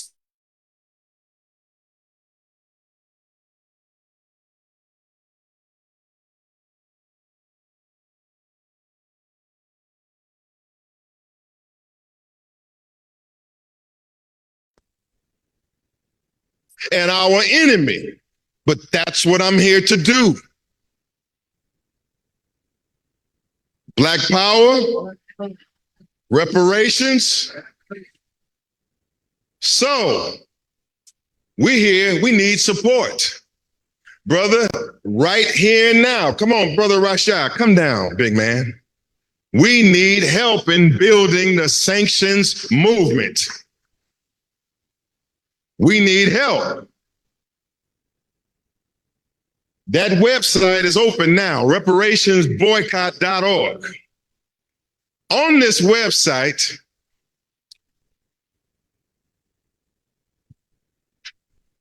just stand here if you can. Look at these, bro. They looking like, what's the tall tribe in Africa? Is that the Fulani? Am I Maasai? I'm sorry, Maasai. These brothers looking like they from the Maasai tribe, huh? Man, I love it. Right. He's a young man. He's of that generation that we are reaching for right now. That age of continuity who has the energy and the passion. I want you to see him while he's at the convention. He and I have been in the laboratory day in and night researching these companies to see who would be in the top 10 and then to move forth with a national sanctions committee that will name the top 30. But all the while we're naming the top ones, we have to be going to work and attacking the top ones. Are you hearing me? That Hank out there? That Hawk? That's Hawk? See, Hawk is right here. Hawk Newsom. That big Hawk, there he is. I was just talking about him, big Hawk Newsom. This brother's awesome. We're going to hear from him in a moment. Give him a hand, man, from New York. This brother is awesome. They got my spirit from Howard University and Unity Nation and from the streets of Washington, D.C. I mean, and they confronting the police, they going to jail and doing some other stuff we ain't talking about up here. These are the kind of folks that want action. Okay, so my dear brother, to be straight, there is more. But we're asking any of you that are serious about sanctions, we want you to really join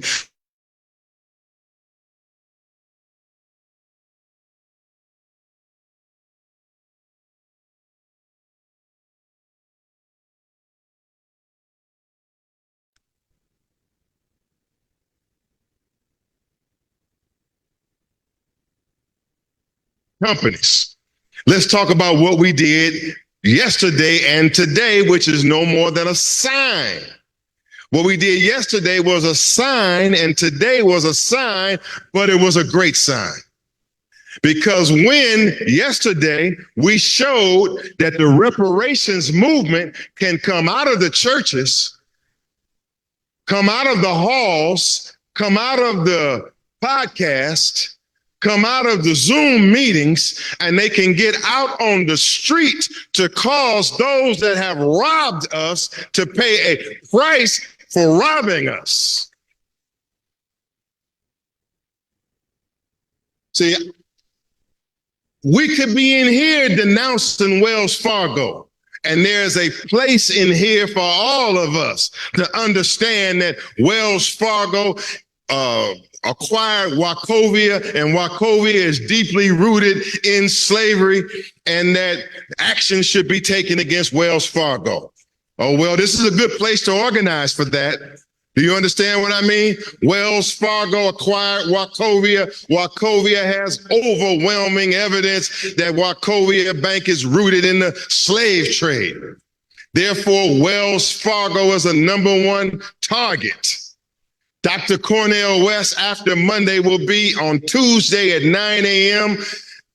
with us at Wells Fargo Bank, 444 North Capitol, right in front of the Senate at Wells Fargo Bank. He's going to announce his support.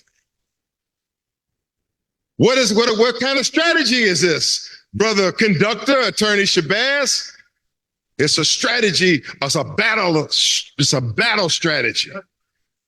It's a battle strategy, meaning to leave no stone unturned and to look at every conceivable option to go after, to tie up, hassle, and harass the enemy until full and complete reparations come up out of our actions.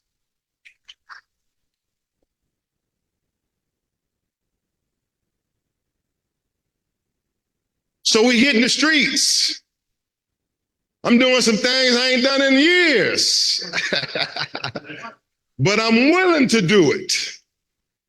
I'm willing to do it if it will put fire in my young brothers and put fire in others and fire in this nation. And fire in these young people out here whose minds are being distracted in the war that's going on for the minds and hearts of our people. So Wells Fargo, my brother, we're starting now, Wells Fargo. I took every dime I had out of Wells Fargo right before this started. I am amazed, I got accounts over here. I'm an industrial banker. Now, don't get it wrong. I'm a black banker. Most of nearly all my stuff is at industrial bank. But I got a few things with the devil. Just how it is. But I was on the line. I was making sure before this started that I'm the heck out of Wells Fargo. How many of you are with Wells Fargo Bank? It's okay if you're with Wells Fargo. Raise your hand now. How many of you who are watching the broadcast and who will watch the broadcast, how many of you are with Wells Fargo knowing that they tied to slavery? How many of you are willing to commit to close your accounts with Wells Fargo? That's what we want to know. You willing to, are you going to do it? Are you going to do it? How many of you are willing to encourage others? How many of that, Professor Small? Our great elder, our Honorable Professor James Small, the Honorable. My mentor's advisor and brother and a longtime supporter of myself and the Honorable Hashim Nzinga. So look, where do we need help? Let me try to speed it up. Where do we need help? We need you to get out of Wells Fargo. But now we need you to help get everybody else out of Wells Fargo. So yes, your style may not be to be right on that bank doorstep like we were yesterday and today. It should be your style, but maybe it's not your style. However, you got that telephone in your hand. You got influence in your hand. You got connections. What we're asking everybody to do right now is put pressure on everybody to get out of Wells Fargo. Every time that you're on that internet, every time that you're doing whatever you're doing with social media, put the pressure on others to get out of Wells Fargo. Capital One Bank. Well, what Capital One Bank do? Capital One Bank in the Washington, D.C. region is on the business board of the Catholic Church. And when we looked up the Catholic Church, we say, well, why the Catholic Church? The Catholic Church is heavily involved in slavery. The Catholic Church is rooted at the origin of the transatlantic slave trade through what they call papal bulls or proclamations, where they split up the whole Western hemisphere, bringing Africans into slavery, popes over Portugal and Spain and others. The Catholic Church has billions and billions and billions of stolen dollars from robbing indigenous people and African people all over the planet Earth, especially in the Western Hemisphere amongst Afro descendants. We have to confront the Catholic Church. Not black people in the Catholic Church, but the Roman Catholic Church. That same Catholic Church that have been abusing black boys for decades and decades.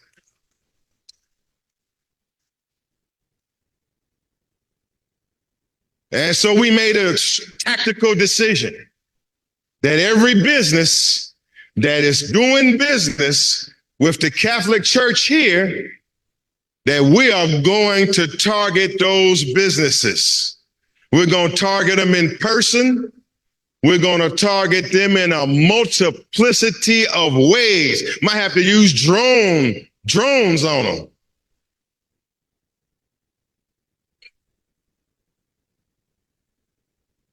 By any means necessary. We have to, just a few more minutes, we have to draw the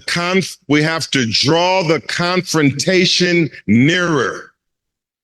We have to bring on the confrontation. We got to bring the enemy out and take it to his doorstep. Now, when we went to Capital One Bank, so they in business, the Catholic Church got so much land and property that they have acquired from what they've stolen from us that you can't even add it up. That's why we love to have you on our research committee, dear brother. Because we are specifically getting into what they own and where they own. But every business that's with their local business network is coming under some heavy attack by us, and we just got started. That's right. We dried up that bank yesterday and today. These soldiers in the lost Afro-descendant nation and Chief Minister Najee and the Black Panthers and others, no, it was no banking going on. I mean, they looking out the window. They looking out the window. We wanted to show that the reparations movement can have force and power on the streets. We got to have force and power on the street. Some can have criticized Black Lives Matter, but one thing you could not say that they did not have force and power on the streets. Some are critical of them, but you were critical of them because they were out doing something and shaking something, and they changed the landscape of the police brutality battle all over America. And they didn't do it on the inside, they did it on the outside. And I was with them in many cities, Ferguson, Missouri, Ferguson so-called riot or rebellion, Baltimore so-called riot or rebellion, all of these so-called riots or rebellion. I'm right out there on the ground with them. We got to get down on the ground. Now, all of these top 10 companies and corporations, they're coming under attack. We're just starting to come under attack. We showed that we can move in the streets. And this was important from the Washington, D.C. area. There's two things going on here. Not only this is about the reparations movement, this is about our brothers and sisters in what they call the DMV area, asserting themselves after taking many losses. This area here is almost all white that you're meeting in right now. This is a formerly all Black area, almost all white. On that corner of 14th and U, that's a former Black area that is now mostly all white. I'm saying here to those here in this area, yes, I've been all over the country. Some of you see me fighting the Goon Squad and Mississippi and all of that. We can talk about that. I've been the national chairman of the Panther Party in this city, that city, Africa. I've had my focus everywhere. But I must tell my brothers and sisters right here in this area that I am returning home, and I'm going to dedicate my legal and political efforts right here at home with the great Black man and woman of the DMV. We have some of the greatest brothers and sisters right here. And you will have my time and have my attention.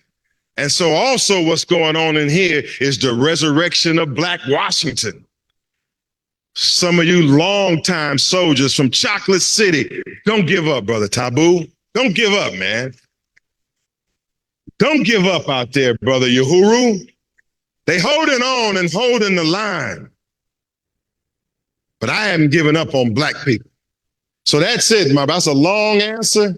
But the bottom line to it is, we want y'all to join the campaign and help everybody in America to boycott the companies that we're recommending you boycott and to sanction. That's what we want you to do. We want you to spread the word. And we want you to follow it at reparationsboycott.org. And we want you to become members of the Afro-descendant nation. Straight up. Whatever organization you're in, stay in that organization. Whatever religious operation you're in, stay into it. But the Afro-descendant nation of which I'm a part of, I'm also the head of president of Black Lawyers for Justice, but I'm in some Afro-descendant nation. This is a political operation. What is Afro-descendant? They went all into it. I'm sure they have. Descendants of Africa who are living in the Western Hemisphere, victims of the transatlantic slave trade and continual discrimination and human rights abuses. That's what a legal definition of an Afro-descendant is. And that's what our diplomats, Brother Ishmael, President Aquila, Sister Tahita, and others, they were just in Geneva, Switzerland at the Permanent Forum for People of African Descent. They were representing us well. The United Nations is waiting on us. The nations of the earth are waiting on us. And here we come. Here we come. Join the Afro-descendant nation. Join the nation. Now, next question in the back. Go ahead. And then I'm coming here. I had on the right. I'm gonna shorten it up. I'll be giving 15-minute answers. That's a powerful campaign, and I think it's going to be very effective. I'm not a registered Muslim, but I have done some research, and I think I remember Elijah Muhammad saying that we should be clean inside and out, right down to the modern times. And so the modern reparations movement, a lot of things that you'll hear a lot of the younger people say is like, we built this. Like we built this. We built America. When you look outside of these, outside in Washington, D.C., these buildings that we see were built by the White House was built by 300 or 400 black slaves.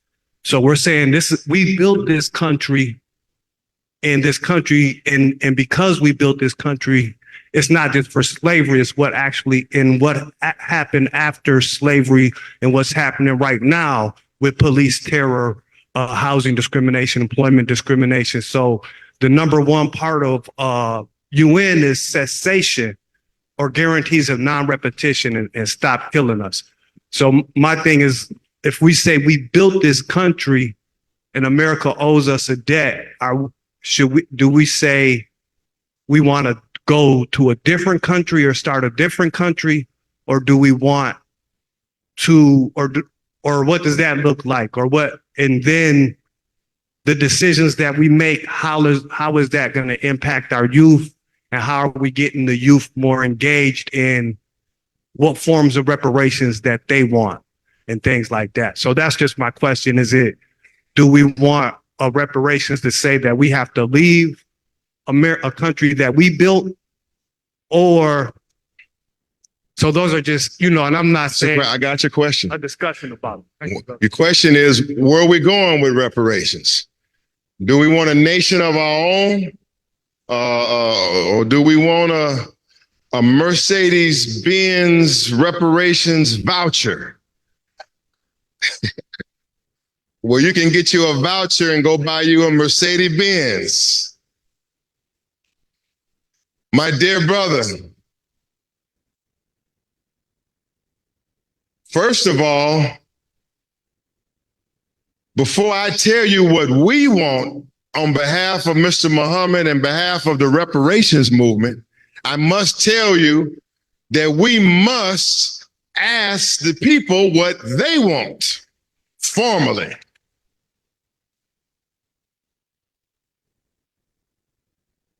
So we have a national plebiscite or election campaign going on right now. I want you to get your phones out and take a number down. Because when you put this number in your phone, it's going to ask you what type of reparations do you want, and you will be participating in our national vote so that I will give you the answers from our national vote about what our people want, and I will give you what Mr. Muhammad wants. Okay?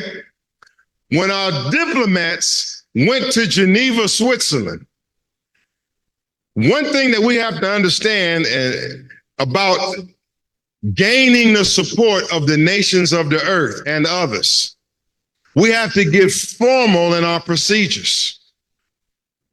It is true that we must be generally fired up, but you have to have advocates, representatives, and attorneys that take our case to the right forums with the right evidence of what we want.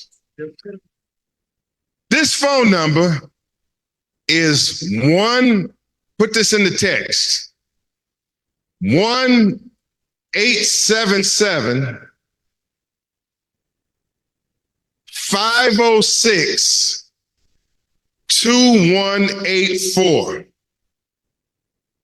I want you to text reparations into that number right now. 1-877-506-2184. And text reparations in there now. And I'll give you a minute to text it because a link is going to pop up, and that link takes you right to the election, right to the vote. And that vote that you're looking at is going to ask you, what type of reparations do you want? Do you want land? Do you want cash payments? Do you want a Mercedes-Benz voucher? No, I don't ask that. But it asks you what type of reparations you want. It asks you, will you give us your permission to represent you as an Afro-descendant? 877-506-2184. That's our national plebiscite campaign. We want you to help us. If you're watching, help us spread this number and to spread text and reparations all over the country. That enables our people to vote and also register with this movement, and therefore it's given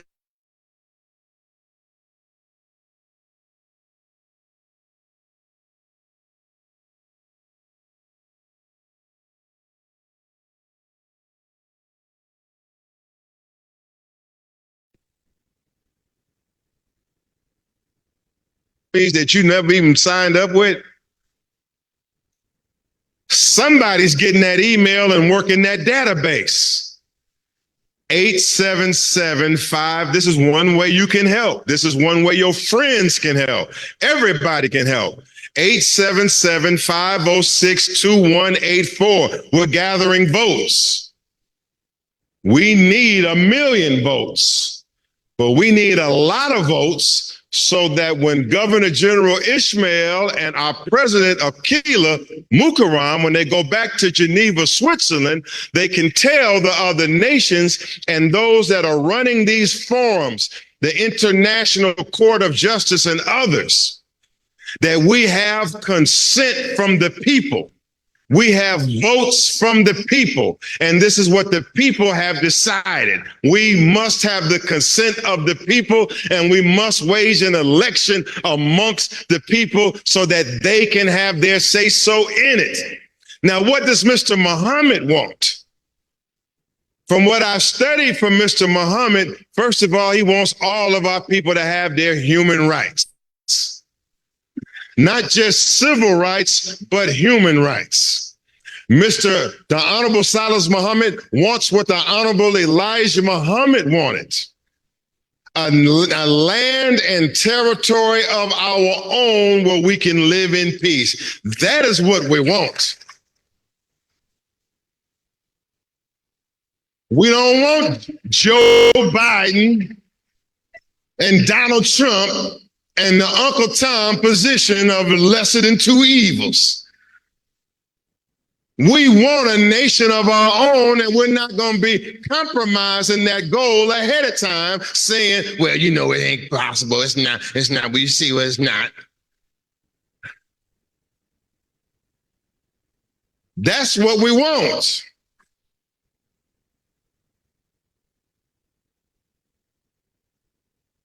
And it is written that God will take the kingdom from whom he pleases and give it to whom he pleases. He wants a separate land and territory of his own for our people as the ultimate form of reparations. as the ultimate form of reparations. He wants land. Mr. Muhammad wants land. There's land out here that is due black people right now. There's land that is due indigenous people right now. And you are the indigenous people of this land. And you came before Columbus. You came on slave ships, but you also were here before the slave ship even got here. Read Dr. Ivan Van Sertima and many others. It's another subject for another time. My brother, we want land, precious metals. We want every black man and woman to be made whole and compensated as far as we can. And we're not soft about it. It's almost an insult to say that the 500-year Holocaust could be solved by some land, could be solved by some payments. The book says that we should be getting an eye for an eye, a tooth for a tooth, a limb for a limb, and a life for a life. The book says, as a man soweth, that shall he also reap. And the book says, you taking our blood, you should be giving your own blood to drink like water. The Honorable Silas Muhammad said last meeting, I want America dead for what she have done to black people. But we had to be tactically wise. That's right, you say. Got to be tactically wise because right now we don't have the type of equipment and in the type of position to get down like we really could get down. So we got to use what we got to get what we want, if you know what I'm saying. And so right now, economics is our top weapon. That black dollar and punishing these companies is one of our top weapons for getting what we want. But we want land, we want precious metals, we want institutions for our people. And of course, if there's some individual payments coming, of course you should have them. Next question. This one here, and there's somebody over here. Here. Come on, you come to you. Okay. Peace, family. Come to you. Right here in the front also. Let's move fast, and then I think my time is going to come in because we got to make way for, got to make way for our chief real fast. So to make this very brief. Go ahead. I was in an Uber one time, right? And the Uber movement? No, I said I was in an Uber one time, right? And the Uber driver decided to have a discourse with me about the upcoming election, right? And it seemed as if he was so very easily for me to say Donald Trump or Biden, right? And I agree with you 1,000%. I am in full support of Dr. Cornel West. So when he said that, it kind of registered, this was a black man, registered to me as a little off because I was like, well, you know, I didn't even know if he was sure Dr. Cornel West was running. Once I made it very clear that I would be voting for Mr. West, he made it very clear to me that statistically that didn't matter because only Trump or Biden would win no matter what I or any of us were to do about that. So to summarize my question, right? Younger people like me who don't see much of a route for religion being a way, more so a spiritual connection to God, right? This being the case, we kind of are limited in argument when it comes to these numbers where they're saying, oh, well, regardless of what you do, the numbers are the numbers and only Biden or Trump will win. Again, if you don't vote for one, you vote for the other. So I was wondering where your argument would be on that on an objective basis of understanding, like, you know, the revolution doesn't care what your opinion is. It doesn't care who you are, what your feelings is about the revolution. You know, right is right. What one person does to another person should be therefore balanced in a certain way, right? That's a good point. The essence of his question, and then that'll be I have two more that I'm gonna step away for the chief here, is we should be voting for. If we don't vote for Biden, we're helping Donald Trump or only those two can win, well, then whatever happens, happens. Because I know that sounds rough, but if Joe Biden gonna learn a lesson, he need to learn it. There's no other interest group in America that sacrifices their interest based on who can win.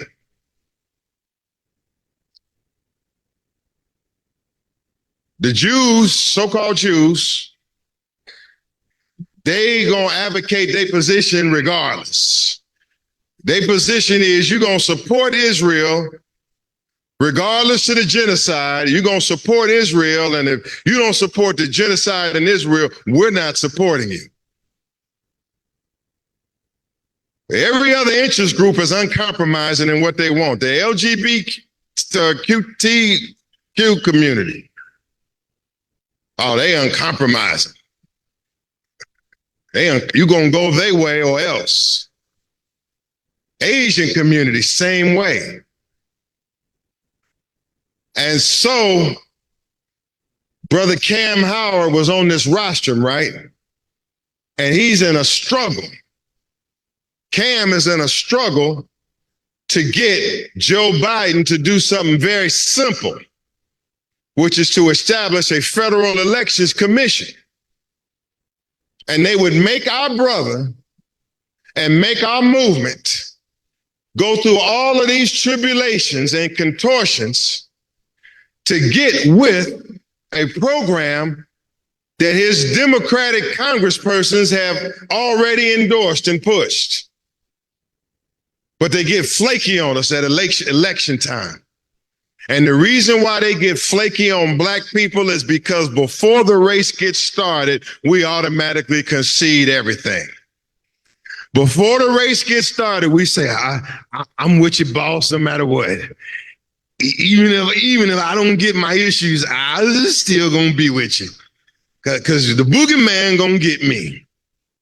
Boogeyman coming, but hey, boogeyman coming. So even if I don't get reparations, even if you don't do the George Floyd bill and give me relief for police brutality, even if I just with you, boss. Yeah, well, Joe Biden go back and say, well, you know, these Negroes are with me, so I go on to something else. Cornel West coming into the picture is a threat. No matter what they say about West, every time they say they're concerned because every single vote is going to count. Every single vote in these swing states, Ohio, Pennsylvania, Nevada, these other critical states, Virginia, every single vote's gonna count. Every single vote that Dr. Cornel West gets, every piece of momentum he's gonna get is going to count. And because it's going to count, now Joe Biden gotta look back. He say, oh, these Negroes got a representative now. Well, what do the Negroes want? Because you got a representative. When you already bought and paid for from the beginning, they ain't got to buy you no more. You already bought and paid for. All of them, Trump included, Biden included, all of them need to be in fear that none of them will get a black vote unless they stand up for issues that black people want, and we want reparations, and we gotta have it, and if you don't give it to us, damn it, we going with somebody else, and the hell with it all. Because it's already going to hell anyway. It's already rotten to the core anyway. To hell with trying to save it. Just let it burn, goddammit. Let it burn. It's already been condemned by God. It ain't no saving it. These people are wicked. They are savage. And they are wicked, so we might as well just go for self. But we ain't come this far to be whores for nobody in this hour. It's race first or else. Race first or else. All right, last one, because I done ran my mouth. I went off up here. Thanks for giving me. Brother Hank, we're going to hear from Mr. Muhammad. Then we're going to hear from Hank Newsom and everybody else is here that needed to be heard. You will be heard. Everybody that need to be reheard, you can be reheard. Because this is a critical time. This is that audience of revolutionaries and diplomats and we got the right folks. We may not have all of the masses, but I'm telling you what, we got the right squad up in here that can take on anything in America. This squad right here.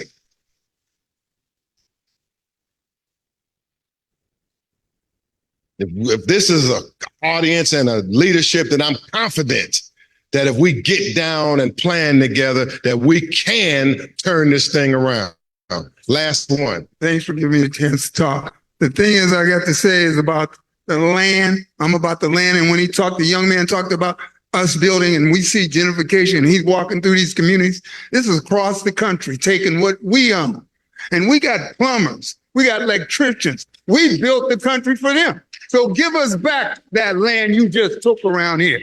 And my thing here, they documented. Understand what we're fighting for. Something that they already documented, 40 acres of mule they gave us. What happened to it? It's $6 trillion is what it adds up to now. These are things they documented. So when we fight, we fighting for the things you said you was going to give back to us. But yet you sit there, all of us sit here and watch them give trillions of dollars to people that ain't even here, wasn't even here. And it's time to fight. It's time to stop being afraid. And my question to you is it time that we start our own damn party? We need our own black party, so we talk about our issues. Well, we sit up and say, what you gonna do? Because this is what's going on with us, and this is what you've done. Thank you. All right.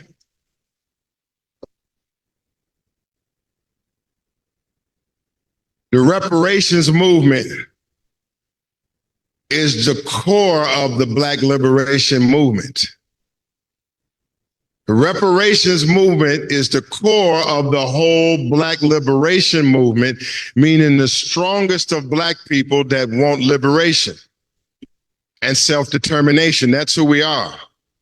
Reparations is a major thrust, should be the major thrust of our movement, but that's not all of it. But if the reparations organizers unite, they can represent us politically. They could represent us everywhere where Black people want to go. We could be represented by the forces that we have here, because they are our strongest, most committed and dedicated forces. See, Brother Rashad and I and Hank and the others and all in the Afro-descendant nation, we're on the point for reparations. But, Hawk, I'm sorry.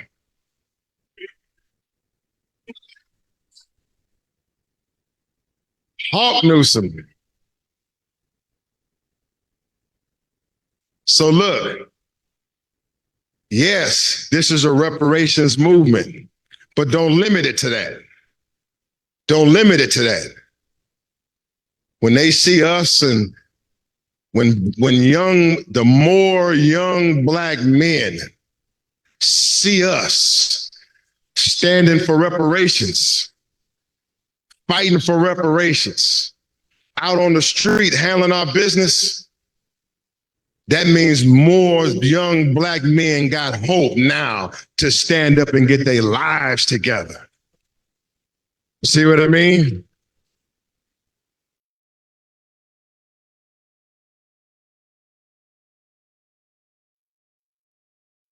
They're going to stand not just for reparations, they're going to stand because they need a big brother. They're going to stand because they need a father. They're going to stand because somebody has taken their father, their uncle out, and they need somewhere to go, and they need strong Black men. And so we are those strong Black men. He is that strong Black man. We're not just limited to reparations. If we get this movement right, we represent salvation for our race. If we can unite and get this movement right, we can handle it all. Who else you gonna trust but the Afro-descendant nation? We're a nation, man. So whatever we want, reparations is on the point, but this is a liberation movement. When you hear Dr. West on Monday, Dr. West, look straight up, Dr. Cornel West is about to join the Afro-descendant nation. How about that?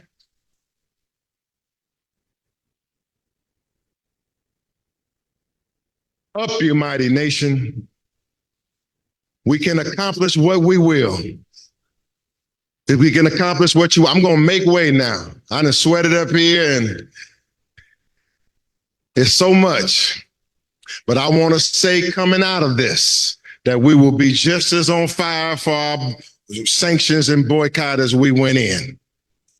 I want to say coming out of this to Washington, D.C. and my family here, that I think that we're going to be meeting right here every week. We're going to think we're going to be here every week.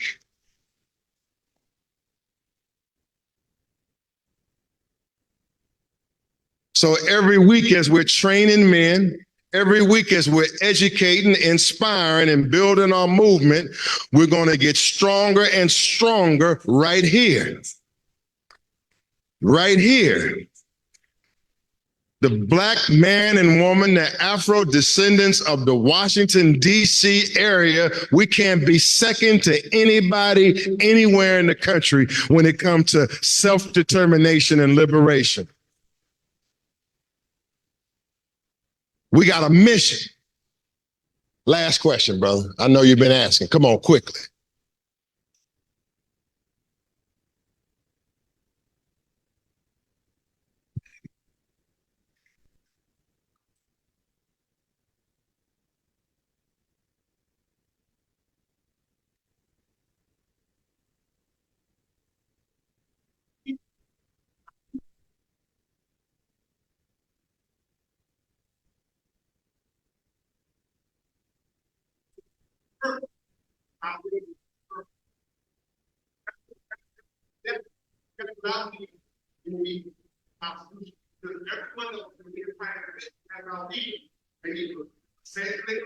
But how can we use the verb against the verb where you take people from destroying the person and you want to accept what we are facing?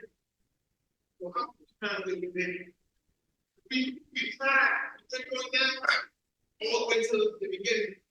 So how can we use the verb to play against the verb?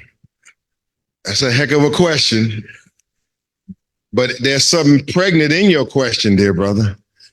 There's something pregnant against you. There's something pregnant in your question. Okay, first of all, let's deal with the first part of your question and then we got to close. It is true that the United States government and the FBI from J. Edgar Hoover and since J. Edgar Hoover has intentionally targeted for assassination Black leaders, and America has eaten Black leaders and destroyed Black leaders on a regular and consistent basis. Malcolm X, Dr. Martin Luther King, Fred Hampton, many of others, call the roll. Marcus Garvey, call the roll. Call the roll. Okay, but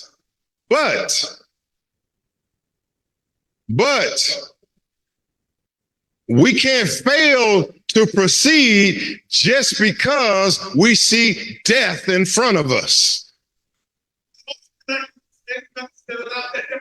I got you.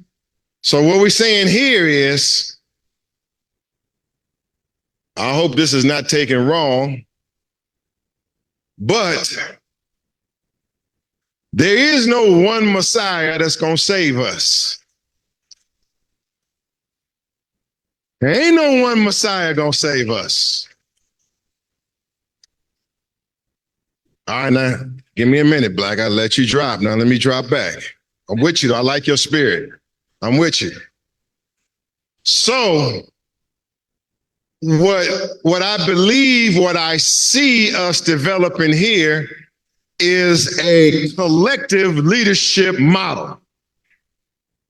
What we're here working on, understanding that we have leadership at the table in a circle, and we have a process here that ensures that if I'm taken, because I could be taken, and my life, I've just got out of Rankin County, Mississippi, and I've got a few threats on my life. I can be taken. Okay, so what we're doing right now here is as leaders, this is a room full of leaders. There's a room full of leaders. Everything that we're announcing here is not coming from one man. All the plans that we are here are not even coming from the Honorable Silas Muhammad. They're not coming from Malik Shabazz. They're coming from hours of consultation and work between Malik Shabazz, Rashad Singleton, from Hawk Newsom, from James Small, from Sister Tahida, the President of the nation, General Ishmael, all the others. We are in a circle. We're in a circle here, and the circle has decided the plans. And if a man is assassinated in the course of the plan being carried out, our general orders is to continue the plan and to humbly bury the man. I'm coming back to you. It's a proven strategy. When we say that we want sanctions and boycotts on companies that have robbed our people, that's a plan that goes into perpetuity until they do not exist. All right? I told my daughter that if something happened to me, here's the information, and you are duty bound to carry it out in my name. I'm organizing with him and them because they're younger than me. But they remind me of when I was at Howard University and when I was in Unity Nation on these streets and still on these streets, but I was out there like them. And so I know that something happened to me. I got other strong men and women coming up. It's a collective leadership model. It's a group leadership model. Come on, I'll give you one comeback. Come on. Can what?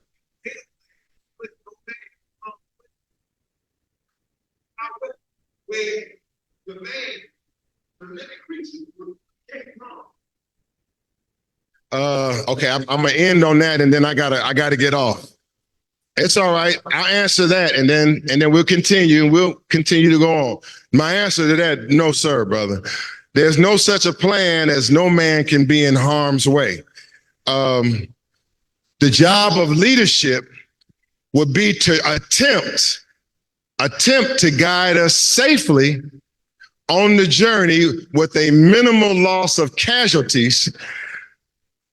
I can't do no more because my time is up. But I'll get with you on the side. Me and you can go get us some fish together. Okay. I got you. I got your point. Me and you gonna go get us some fish down at the fish spot downstairs. They got some great fish. And I love his spirit. But let me answer him quickly, then I'm gonna turn it over to Chief Najee. Better come quick. I gotta turn it over to the chief here, the Honorable Silas Muhammad.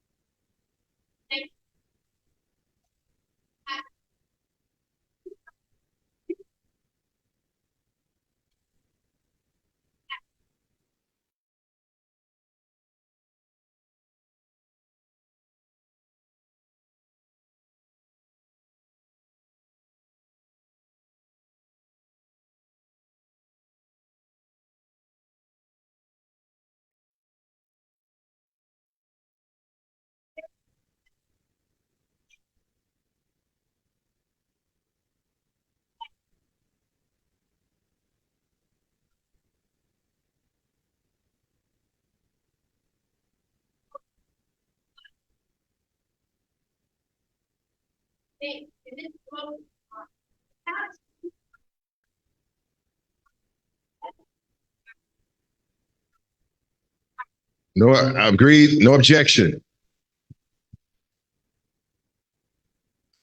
Okay, and I'll end on 2 points there. 2 point. Okay, so let me wrap. I gotta wrap.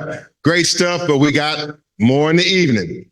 Okay, so to conclude, brother, I'm gonna come to the artist. There's no guaranteed plan where we could say that no one will be harmed.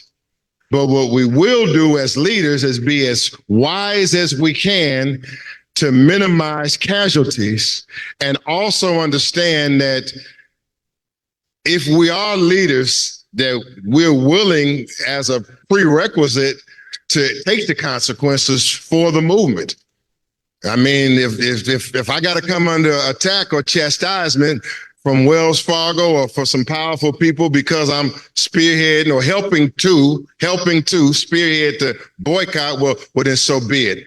I just take the hit for the team and we got to keep going. But, all wars and revolution, if they are real revolution, you're going to have some casualties on both sides. Now, my dear sister, 2 points.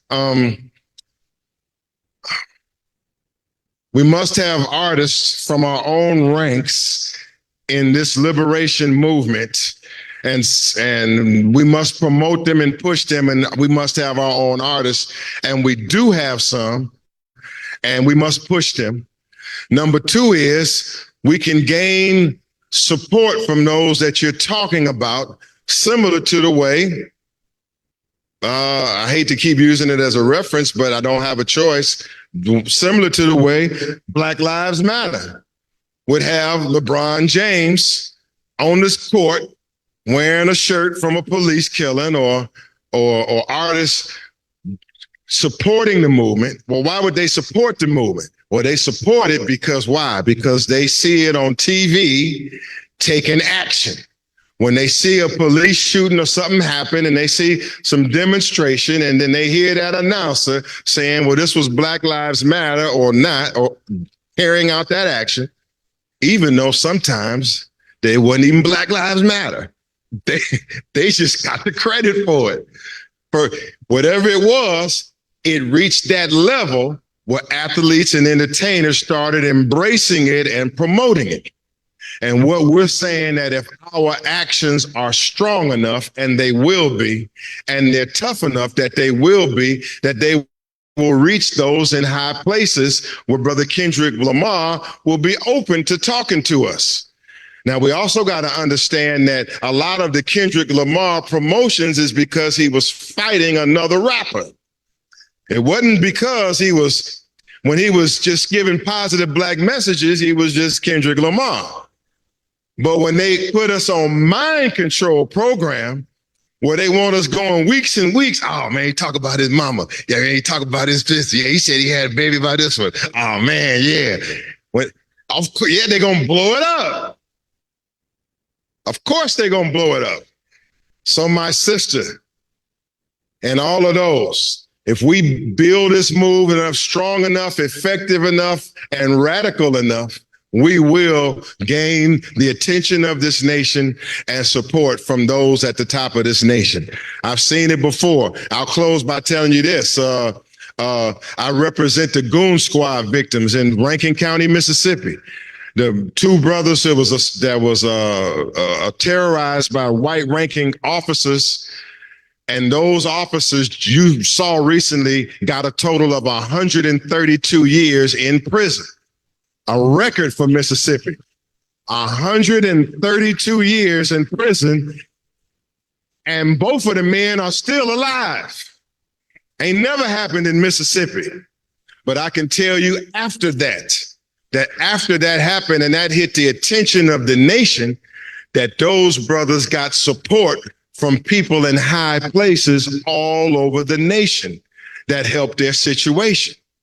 And so we have the leadership here. We can reach, man, look, you shut down Wells Fargo, you're going to be the #1 story on CNN. CNN, just today, Today at Wells Fargo it's just was incredible. Just as they say they've lost 20% of their earnings on the last quarter, and that all the blacks have begun pulling out on something crazy called reparations.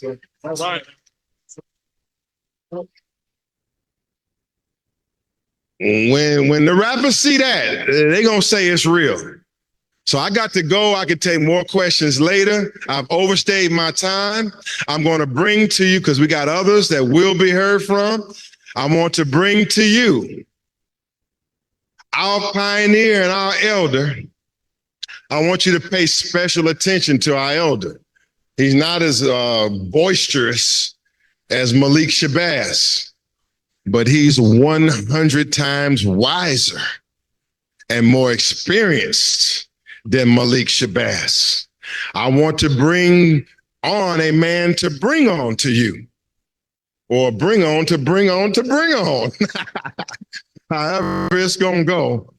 We're gonna hear soon from our elder, and I want you to be patient with our elder, and I want you to hear him carefully, because his mouth was not made to speak an idle word. And everything he says is important, but he's our elder. So we want to be careful and respectful to him, because he is the reason why we're here. The Honorable Silas Muhammad. We'll hear from him shortly. Again, everybody put your strong black hand together for attorney Malik Zulu Shabazz. Electrifying brother.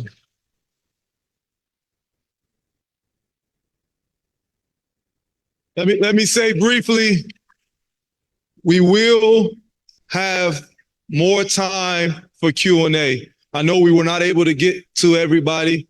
Even our Vice President of Afro-Descendant Nation didn't get a chance to get his question asked. So we're doing a town hall this evening, and we'll have that opportunity. With that said, man, you're powerful, brother. We thank God for you, brother. Hold 1 second. Yes, sir. I say.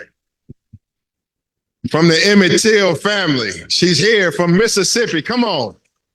The Honorable Priscilla Till. She's here from Jackson, Mississippi. From the Emmett Till family, our nationwide freedom fighter.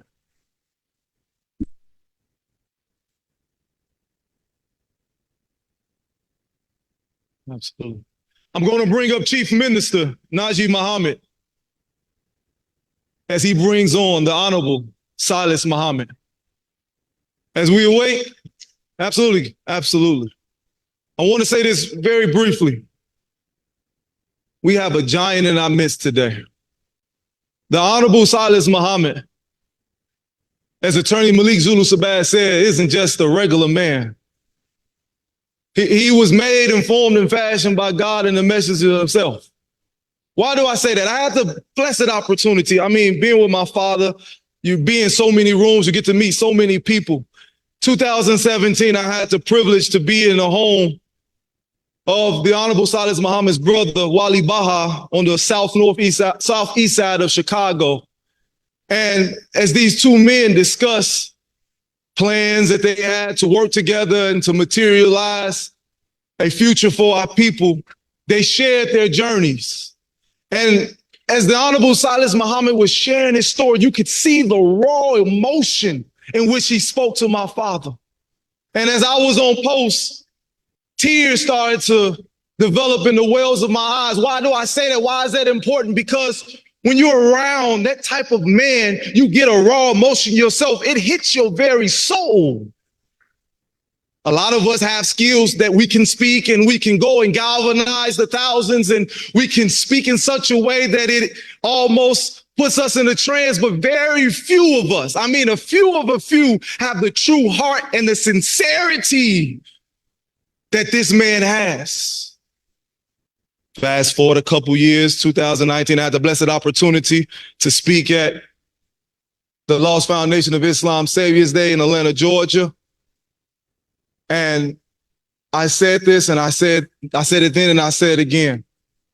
I look at the Honorable Silas Muhammad as a father, as a leader, as a teacher, as an example. He's not just a savior, and I don't mean it loosely to the Laos Foundation. He's a savior for us because he did what we knew not to do. He put himself on the line and went out there and forged a way so that we could be here today. And he deserves to be honored. He deserves to be respected. He deserves to be revered. And with that being said, I want to bring up his great helper, his great aid and assistant, a man that is a giant himself, but his greatest accomplishment, his greatest title is being the chief minister for the Honorable Silas Muhammad, none other than Najee Muhammad. Please put your black hand together for this great man. Assalamu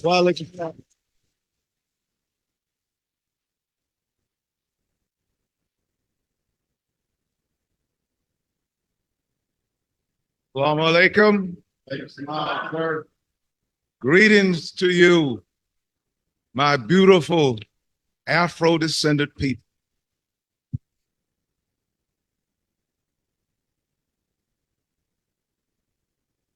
Before I introduce the Honorable Silas Muhammad, we'll discuss the importance of identity.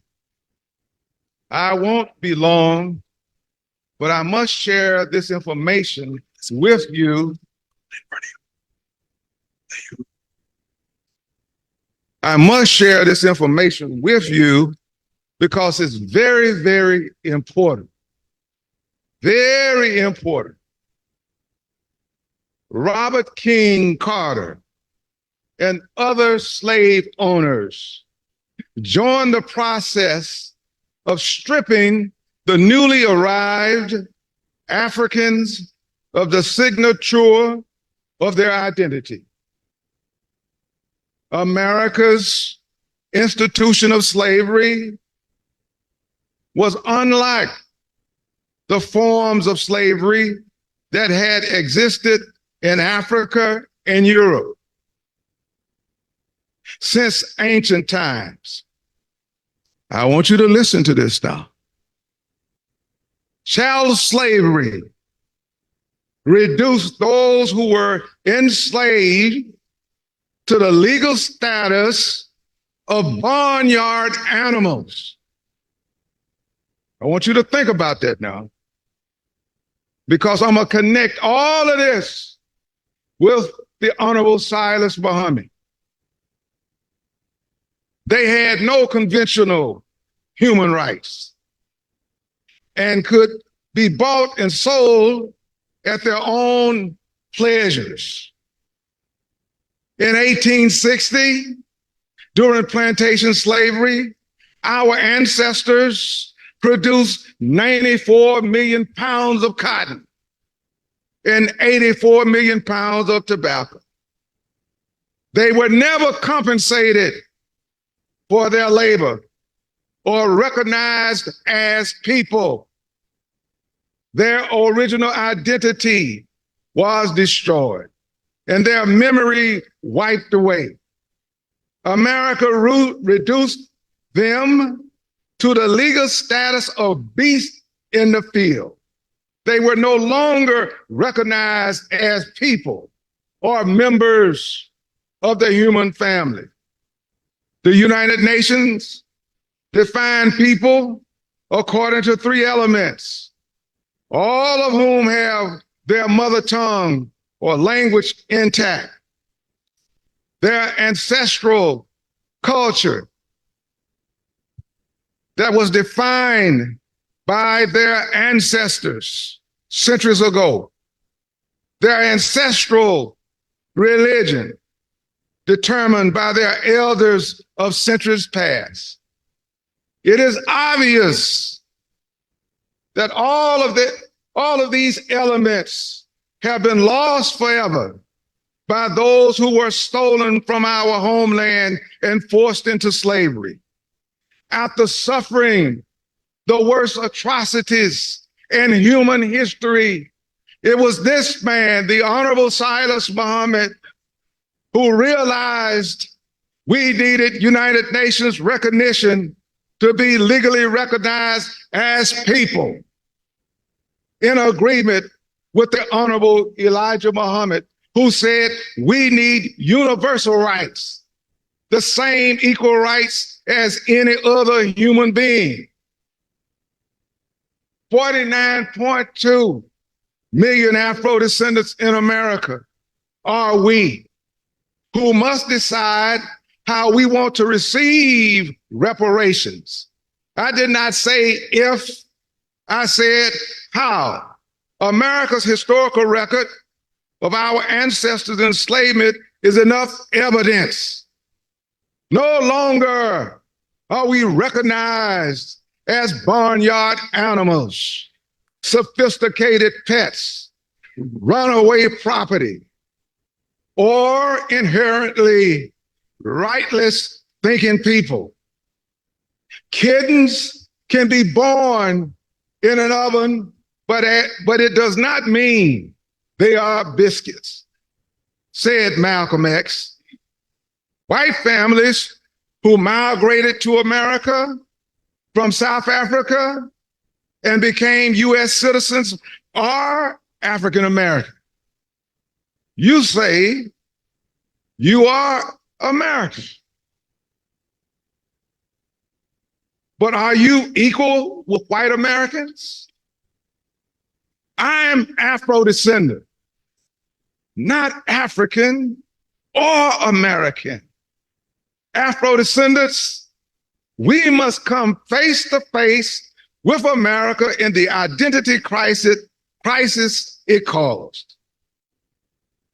Now, I want you to listen to this statement by the late Dr. Runoko Rashidi, because we getting ready to get down inside of the importance of identity. And the information that I'm getting ready to give you supports the Honorable Silas Muhammad's position. Dr. Runoko Rashidi taught us the importance of history, memory, and identity. He said history is a people's memory. Never minimize this. For when you lose your memory, you lose your identity. And when you lose your identity, you are lost. In many ways, those of us brutally taken from our motherland have lost history, memory, and identity. And when we suffer from this today, whether we realize it or not. In March 2002, 19 leaders representing 250 million descendants of slaves in the Western Hemisphere met in La Ceiba, Honduras, agreeing on the term Afro-descendants, taking destiny into their own hands. Do you hear me? That was a courageous thing to do, to take destiny in your own hands. What a defining achievement it was for Mr. Muhammad, Queen Mashaki Muhammad, and Miss Ida Hakim's work to be accepted by the United Nations. Let's give them a round of applause.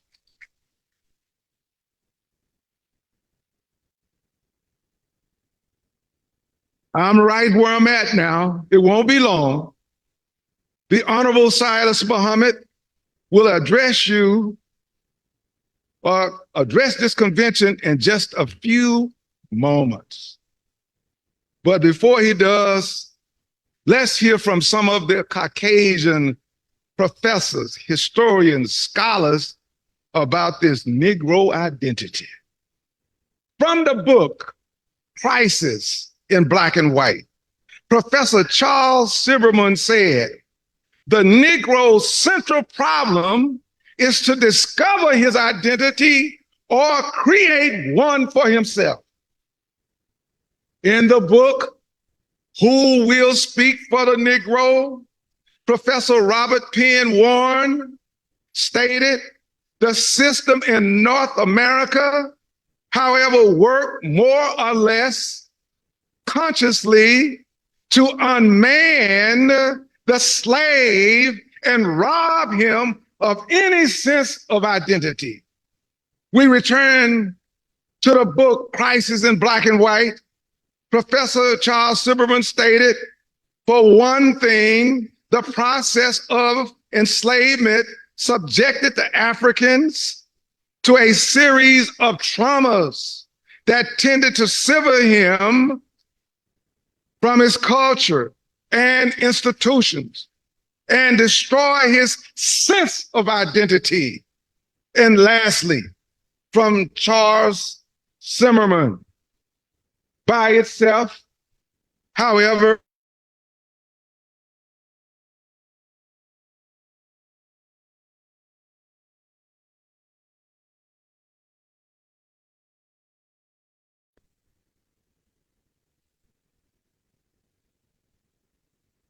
the label, African American, and I'm almost finished.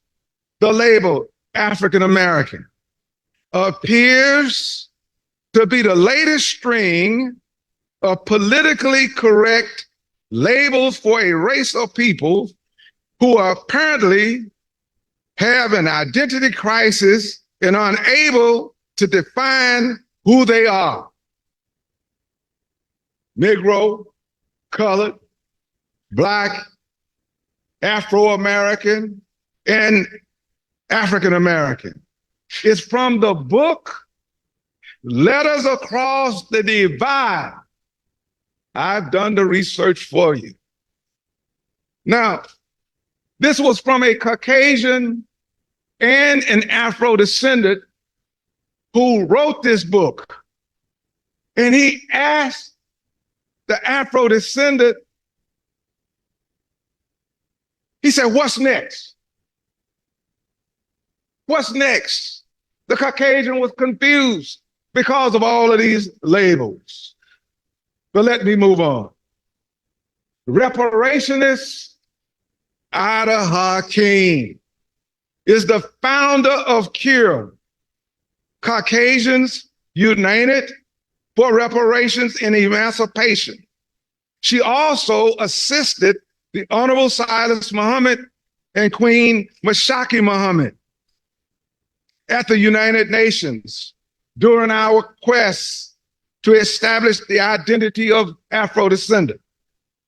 She posed the following question: why do Afro-descendants need an internationally recognized collective identity? She answered, Afro-descendants have suffered a human rights injury in common, that of destruction of identity. No matter what part of the Western world the captive African men, women, and children were taken to, they were torn from their original language, culture, religious beliefs, and forced into the subhuman identity as slaves. She continued, the loss of identity has led to the painful attempts to find, where do I come from? Who are my people? Afro-descendants are a new human family, a new ethnicity, calling for recognition and self-determination. Completing her comment, she stated, the self-determination claim requires a collective recognized identity, a form of governance for the groups and democratic decision-making. The Afro-descendant nation provides the governing structure for a claim of self-determination and reparations for a new people. I'm almost finished.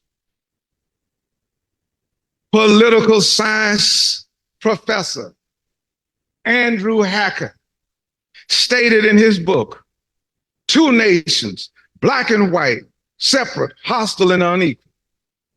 Your decisions are rendered all the more painful by the hypocrisy of it all.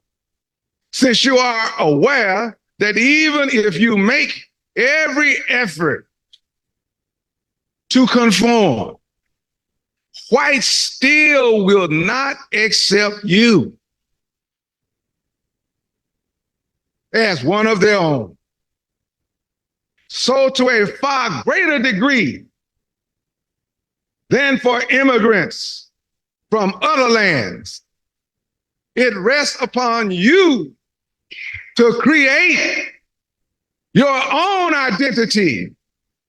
Brothers and sisters, I give to you the Honorable Silas Muhammad. Will you please stand and accept the Honorable Silas Muhammad?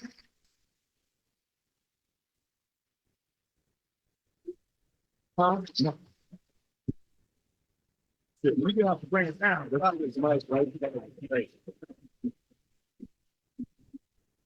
on, let's get it out. Work this on. How many work this thing here?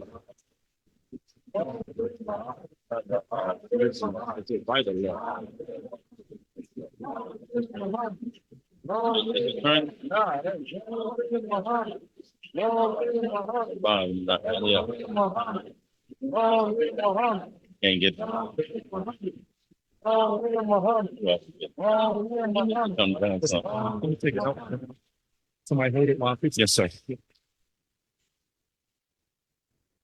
We need to get the mic stand right, so there we go. Yeah, we're gonna let it right by some. Thank you.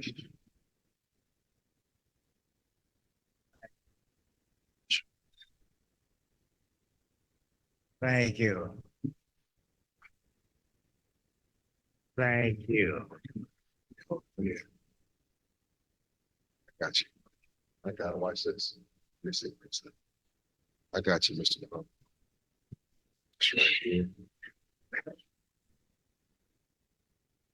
Thank you. Thank you. Long live Muhammad.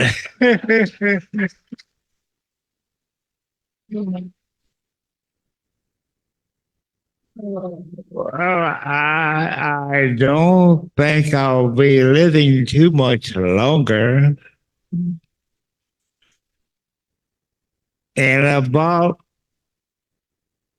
20 days, I'll be 86.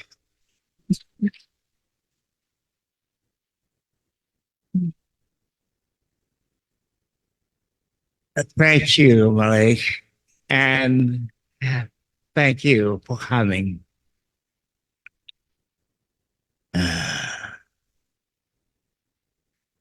What I have to share with you is information that the United States government and UN in Geneva, Switzerland department already have. I'm just giving you what they have already so that you will know where you stand in America and in the world.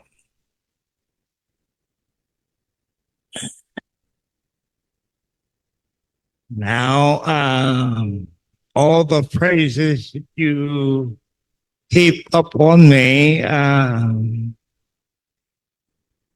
I wish I could say something to you to return the favor.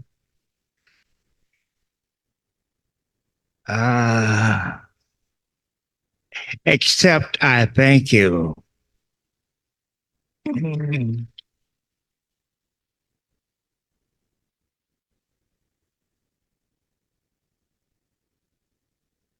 I'll now go to a piece of information that I shared with the United Nations in Geneva approximately May 19th, 2001.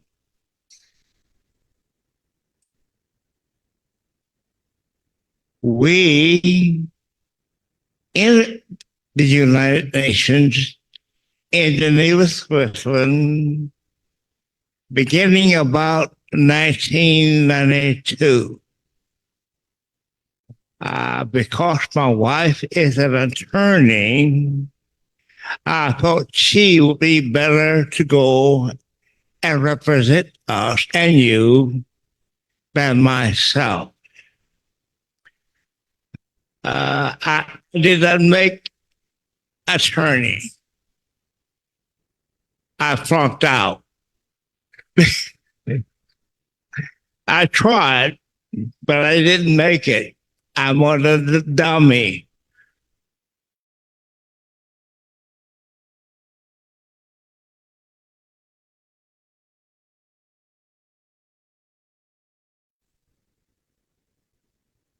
I went to the United Nations because of the Honorable Elijah Muhammad. Got the energy, the spirit, fight from him. He was my teacher.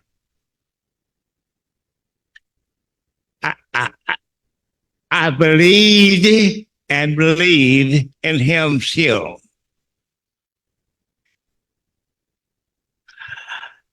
He was the most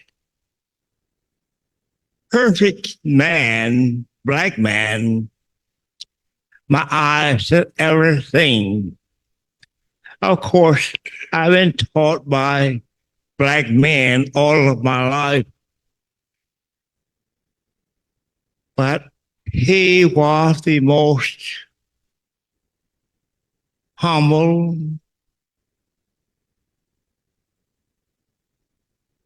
sincere, truthful man.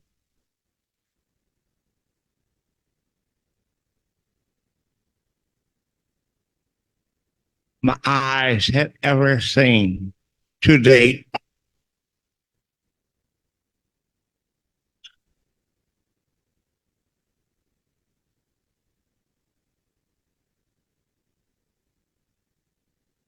He was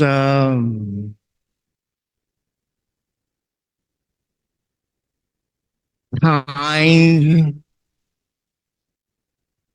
humble, astute,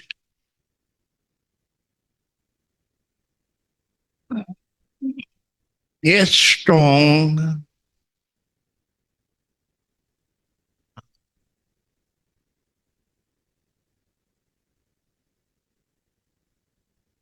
I thought at first a white man was behind the scene running the Nation of Islam.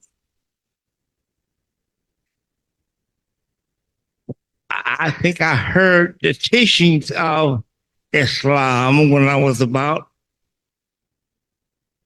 18 or 19.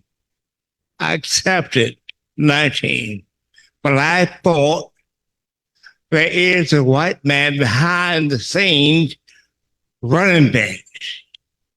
There is not a black man that I had ever seen that could organize black people the way that black people were organized when I was 19 years old in the Nation of Islam.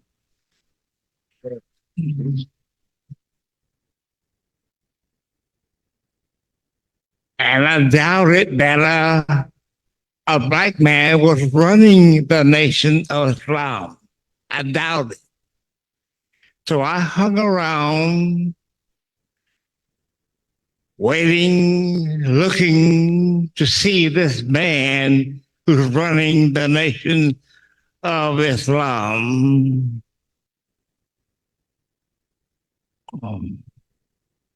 up until 1962, I think that's the date, that the Honorable Elijah Muhammad was scheduled to come into LA, California.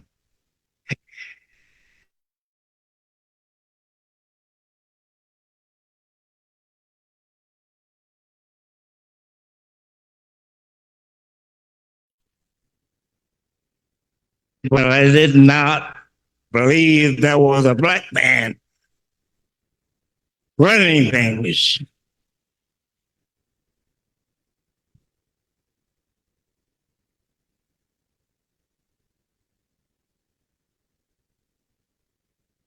So I had matriculated, I guess you would say, to the position of a sergeant or lieutenant and placed on post when the Honorable Elijah Muhammad, was to enter Los Angeles. I'll admit this to you, but I don't do this now. I was given a post to observe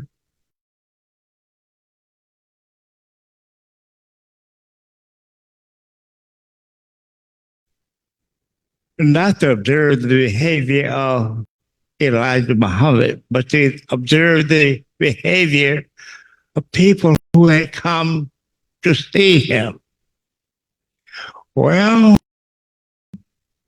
I quit my post. You're not supposed to quit your post until you are properly released. Well, I quit that post because I wanted to see Elijah Muhammad. Because most of my life, well, I'm from Texas. A little bitty small town in Texas called Satin, Texas. About that big.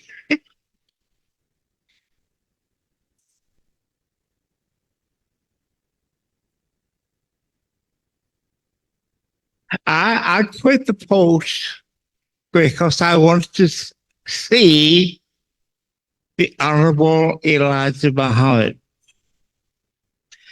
I quit the post and took a seat right amongst lost bound, men lost bound, and hid so I could get a good view of Messenger Elijah Muhammad. Well, when he came out to give a lecture, he was a short man, about 5'6" and maybe a quarter.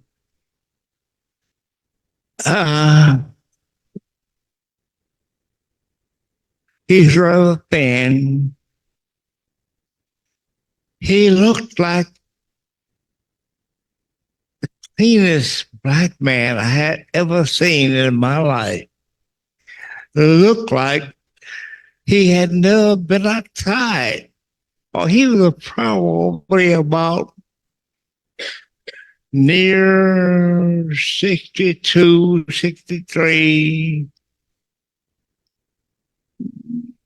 I would picture him in his late 60s at the time that I first saw him. Extremely clean. Looked like he had never been outside playing in mud and got dirty. He looked that clean to me.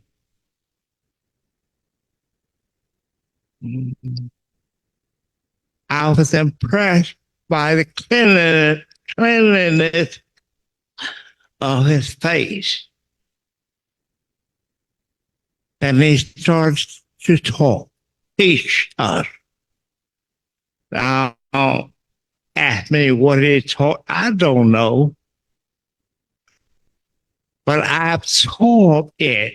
And right there, right then, that moment, I dropped everything that I had thought I would be doing. He is doing it. In Canton, Texas, where I grew up, white people run everything.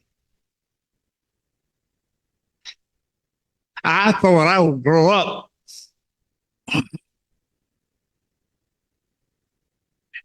take my people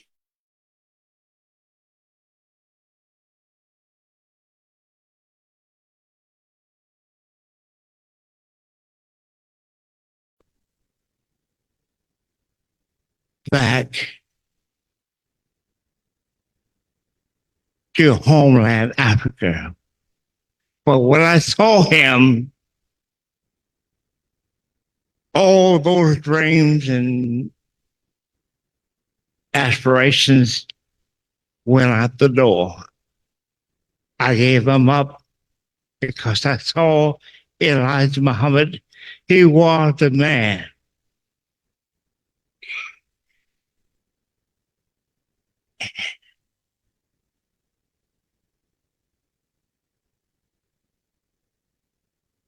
He was who I thought I was.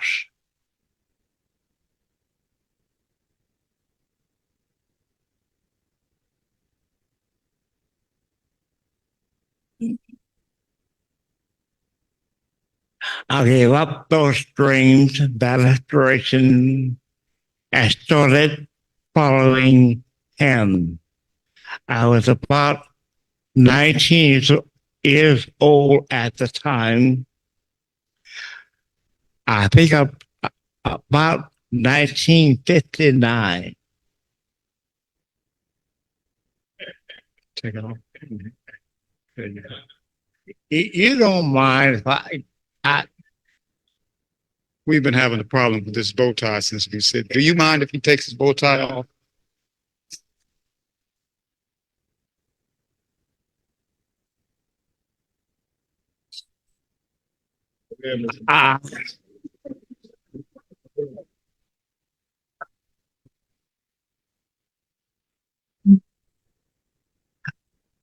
I just like having taken, excuse me for a moment, let me tell you about that bow tie.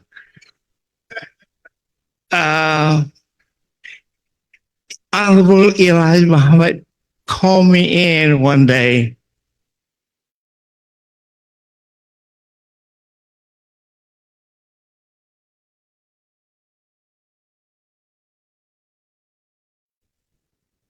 You. Now, I always thought I can dress.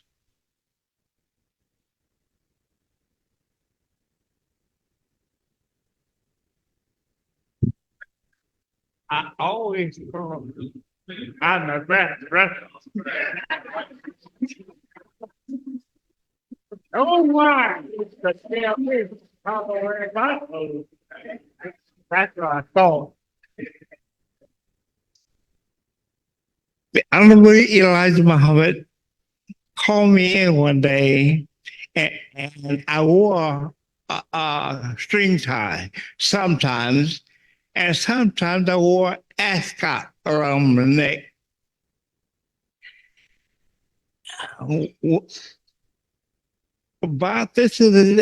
About 1964. And he called me in and sat me down, and he's wearing a bow tie, and he started twiddling this bow tie and says he's teaching me how to dress, and my face expressed what I feel, what I was feeling. You can't tell me, I didn't say that. But my thoughts were, you can't tell me how to dress. He wearing that bow tie. I wear a ascot. I wear a string tie. I know how to dress. I didn't say these words, but those were my thoughts. My face must have told him, "You can't tell me how to dress." He stopped. He started telling me that a person who wants to do me harm could take that tie that I had on and twist it up my neck, and I couldn't get out. The bow tie, he said, well, it would just fall off. You can't not choke you with a bow tie. Well, now I'm thinking that what he was trying to do is groom me for this day. Now I have thought about it. Yes, I do wear a bow tie because of him. I just started about, well, maybe this year.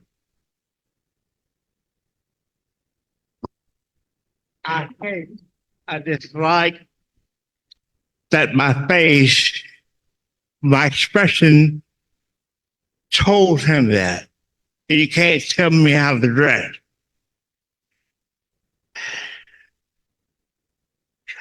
I just like that today because I know that he was telling me right today.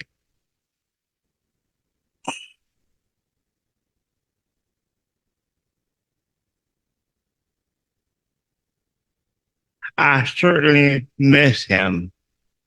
My wife, she goes into the courts system here in America, and she is upbeat. No white judge, white man in the whole department she can respect because she has so much respect for Messenger Elijah Muhammad. He was the man in her life.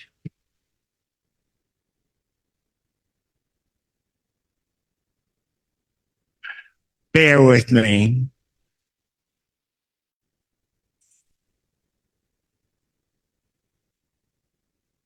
She said to me, having been taught by the Honorable Elijah Muhammad, I'm not afraid of any white man that I see.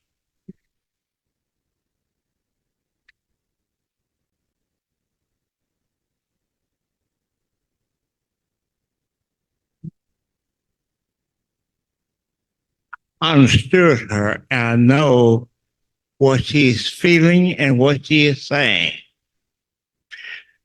He has no match. Nowhere in the world that I have seen.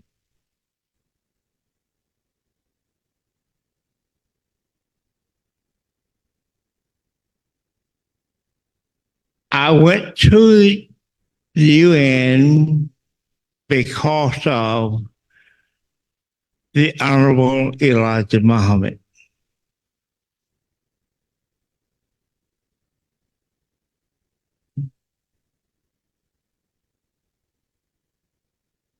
He has written on the back of Muhammad Speaks newspaper what the Muslim wants, what Muslims believe.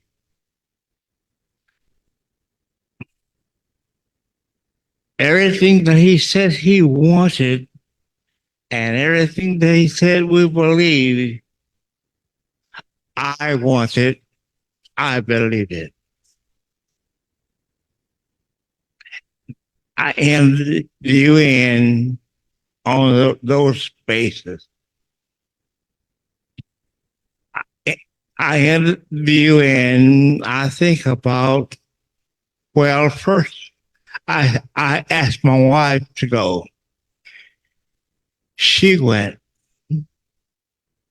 about 1992. And she found a person named Yosef Fry,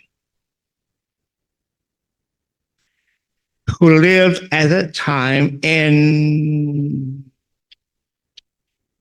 Canada.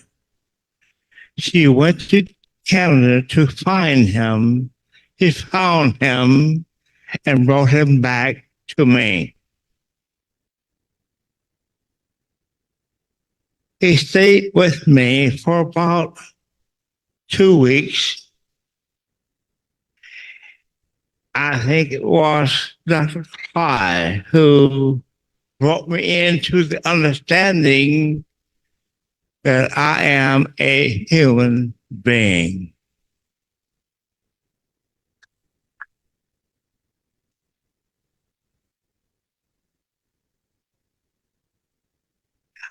I am a human being.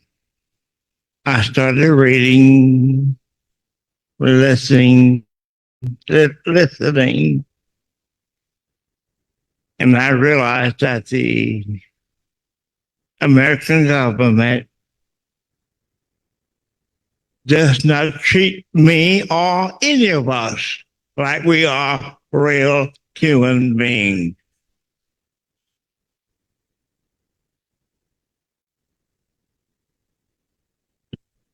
I read Dr. Clyde's written material. He had been in Switzerland studying human rights. He is the one who taught me about human rights. And I realized that I do not have human rights. The UN was not protecting us, our human rights. So I went to the UN, set my wife first.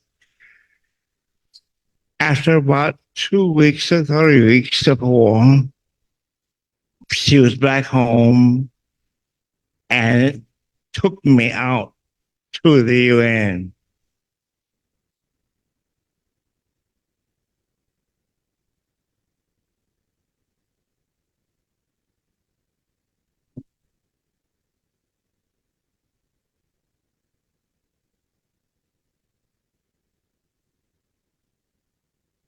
This paper reads in May 20th, 2001. No, my first intervention was 1997. An intervention is a statement that you are making to the UN. And the word intervention means that you have written a paper and you are covering an argument that very familiar with the UN, and in the paper you must attack the issue you're talking about and give a solution. Well, I attacked the issue human rights. America has denied me and you, every one of us, out of our human rights.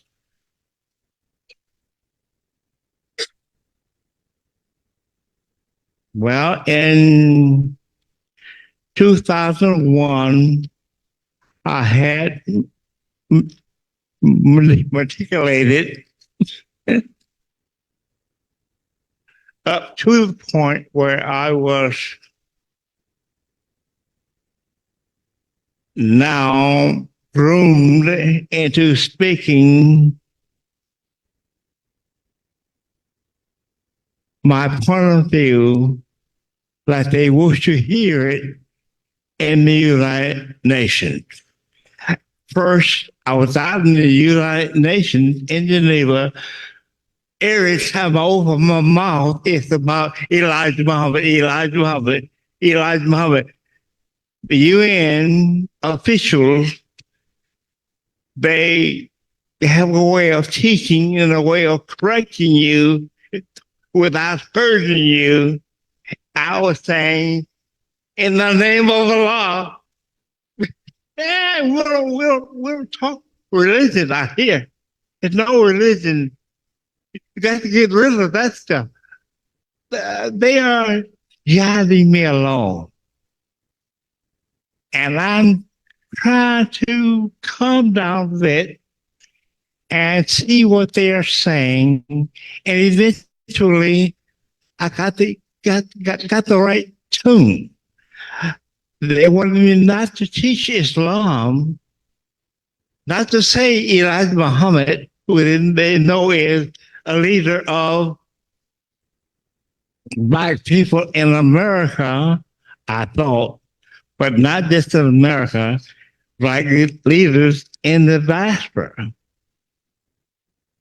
They did not want me to talk any religion, mention any religious name.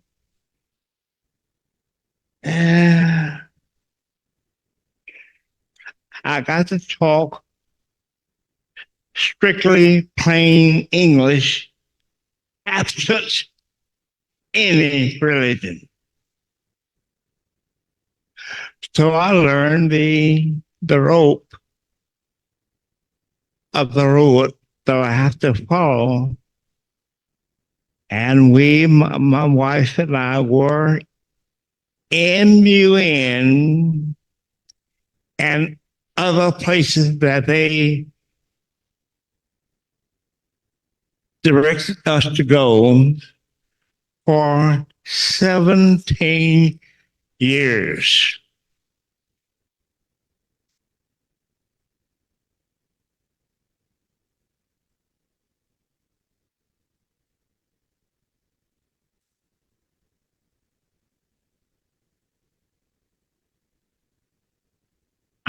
Greetings, Mr. Chairman, members of the Working Group on Minorities.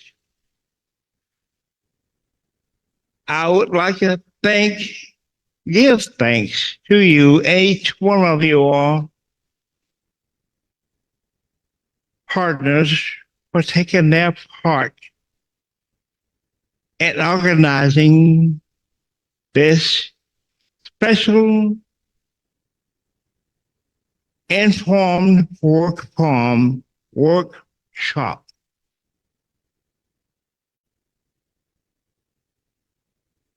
For Afro descendants in the Americas.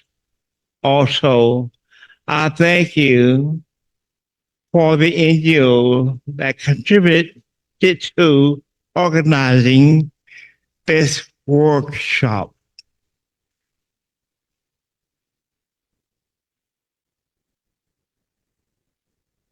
My name is Cyrus Muhammad.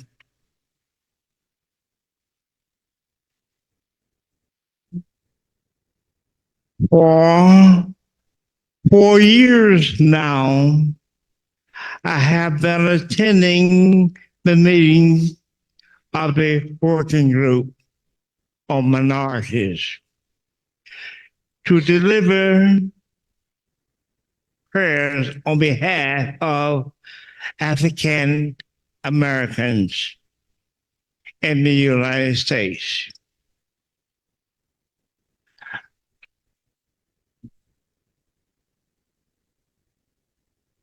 From my first intervention, I've explained what it is to you. That's just the paper that I've written. It's called Intervention.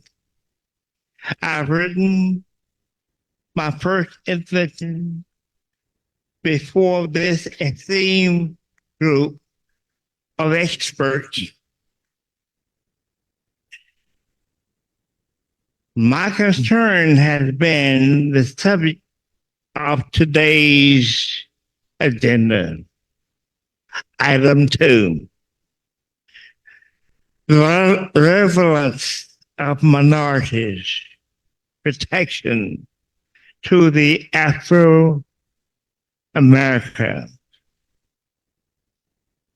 and its relationship to the Declaration on the Rights of Persons belonging to national or ethnic, religious, linguistic minorities. I know these words are kind of jumble and sound crazy to you, but I'm familiar with what I'm saying. It's talking about you, well, in their language. When we African Americans, that's how they look at us, or they were looking at us as African Americans.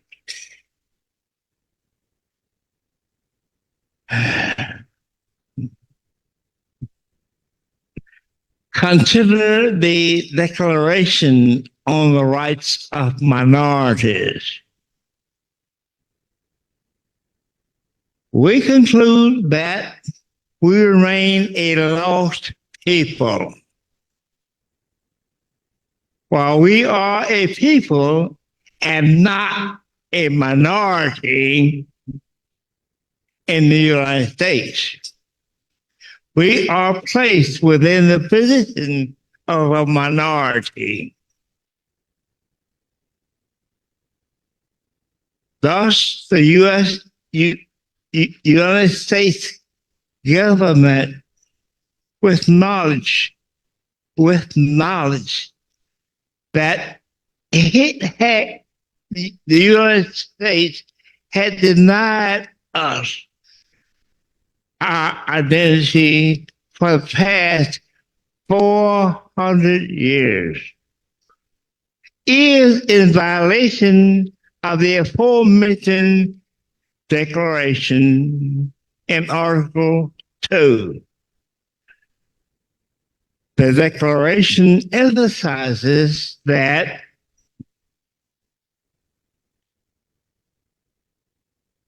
minorities have the right to enjoy their culture and identity. And our first intervention before this group, we questioned whether the so-called African Americans are in possession of their human rights.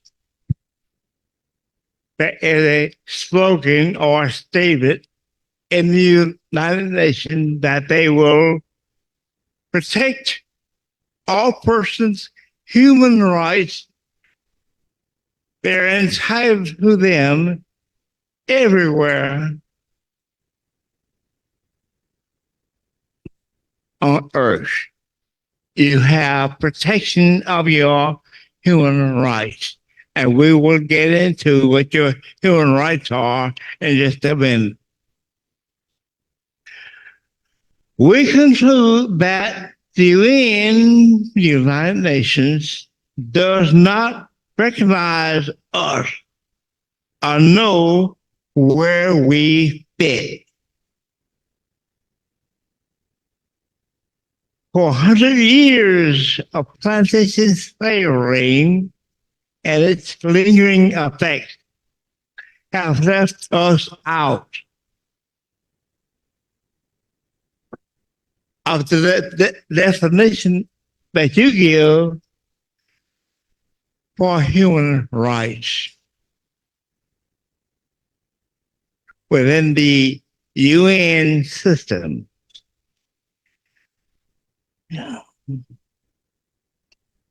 Today, I want to thank the working group of minorities for demonstrating its willingness to hear our concerns and assist us. This is about my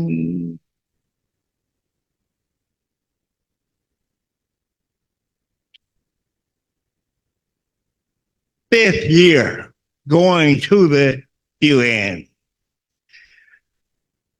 My wife, I think she told you that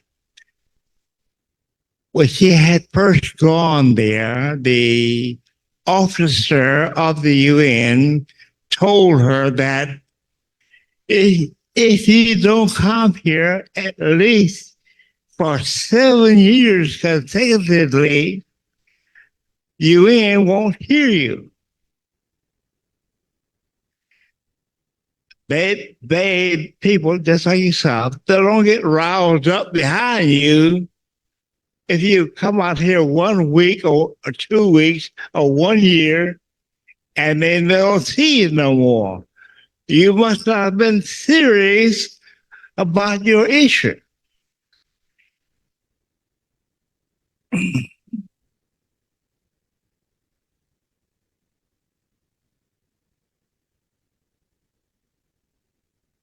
We know that to the extent that we have been deprived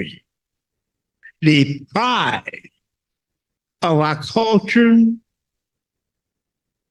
deprived of our religion.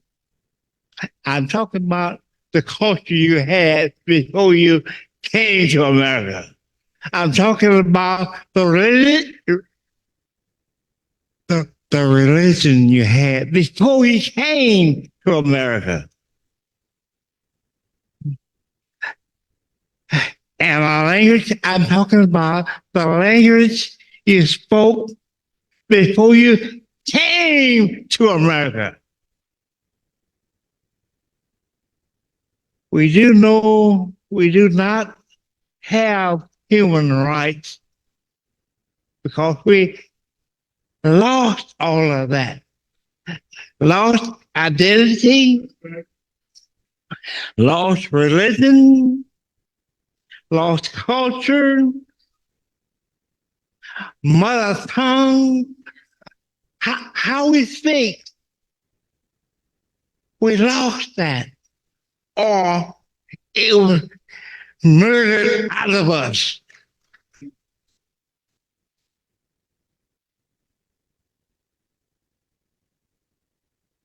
These things that I'm talking about are your human rights. You have the human right to speak your own mother tongue.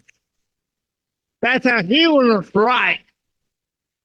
You have the human right to practice your own religion, whatever it is. You got the human right to practice that.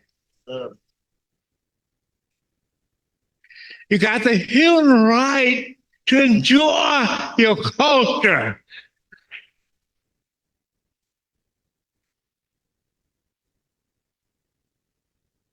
All of this was taken away or beat out of us. So we had no human rights. My wife and I.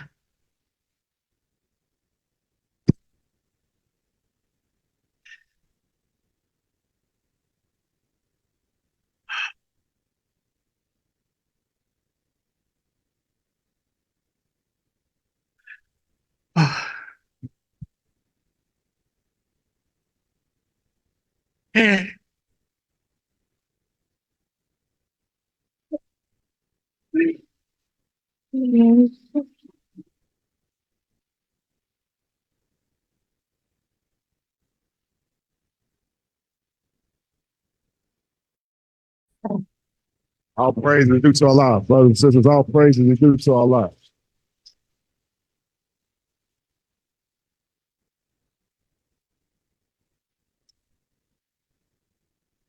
We are there begging for our human rights to be restored to us. Our human rights are your human rights.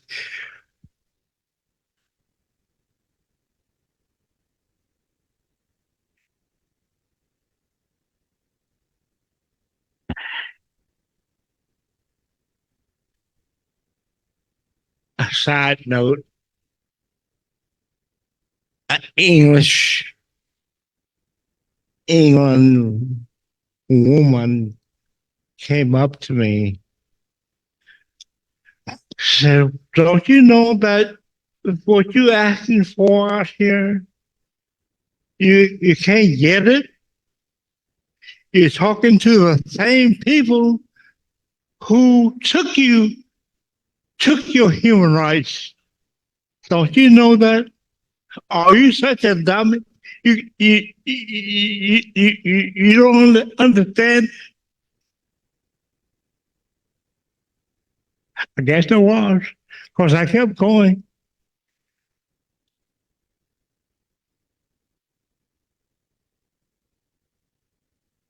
Kept saying the same thing. An ambassador from Egypt, I think he was, say, "Can you hear that little boy out here saying that the king has on no clothes?" That's a book written. Well, the ambassador from Egypt, told him that after I had finished getting my intervention.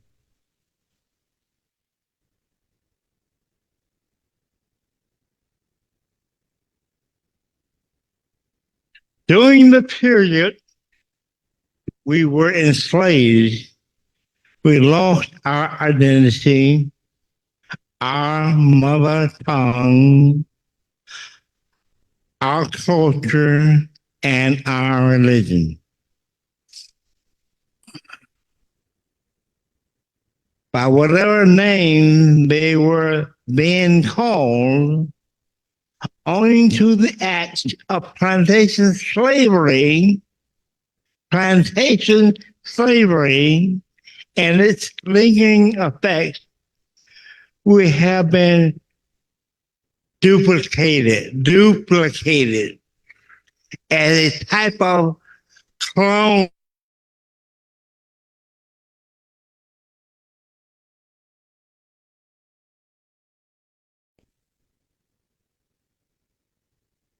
Practice their religion. And we have their culture. You agree with me?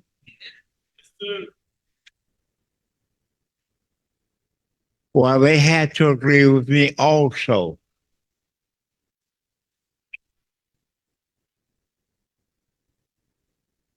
Not just me and my wife.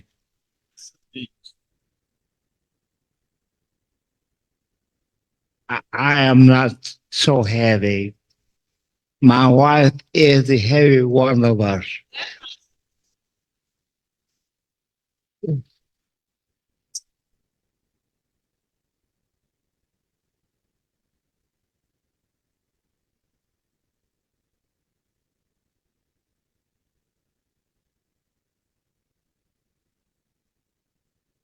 African Americans in North, Central, and South America and throughout the diaspora all suffer from the loss of their identity.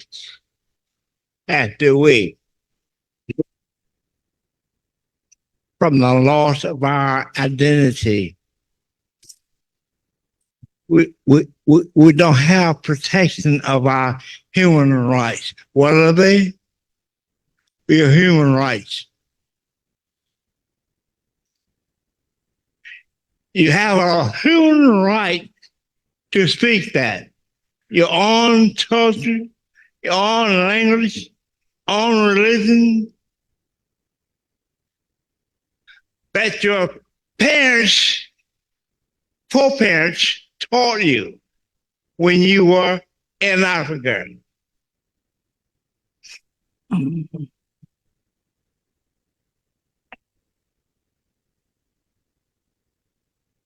African Americans in North America, Central America, South America, throughout the diaspora, all suffer from these losses.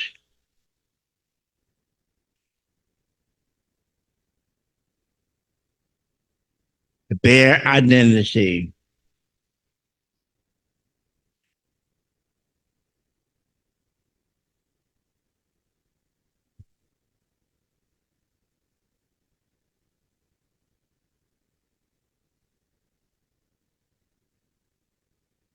African Americans are a people who, for more than 400 years, have been mindful daily, consciousness of otherness, not knowing what you are, who you are, what your people are. You don't speak the same language. You don't enjoy the culture that you once had. You're feeling of otherness. You're speaking of white man's language, practicing a white man's culture, enjoying a white man's religion. Am I in error? This is what we are arguing out in the UN, that you have lost your human rights.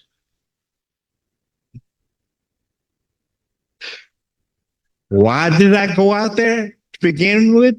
Because of the Honorable Elijah Muhammad. Not because of me. Because of the Honorable Elijah Muhammad. By the way, my wife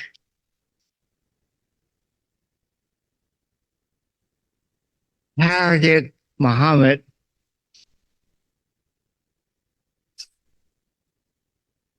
was once the Honorable Elijah Muhammad's daughter-in-law.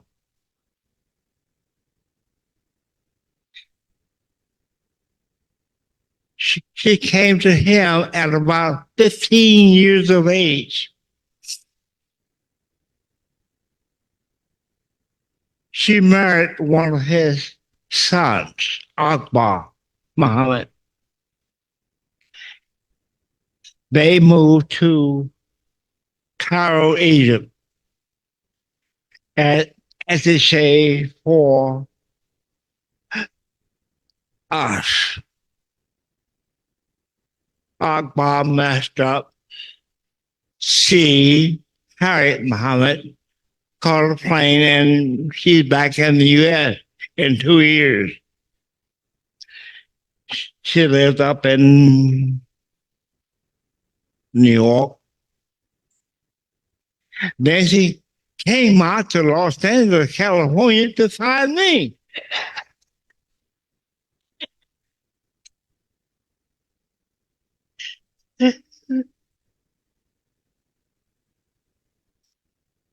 I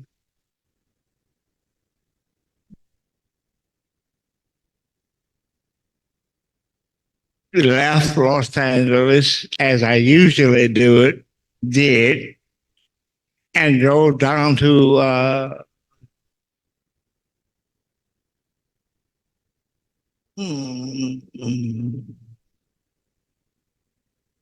gambling place where you gamble.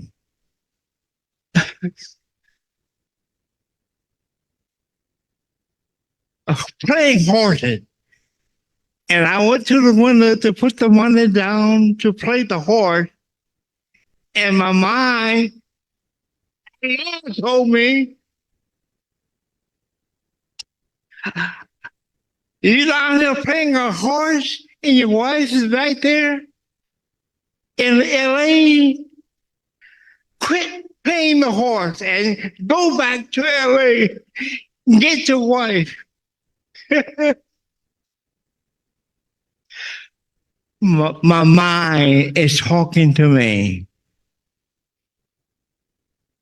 about this young lady, Harriet.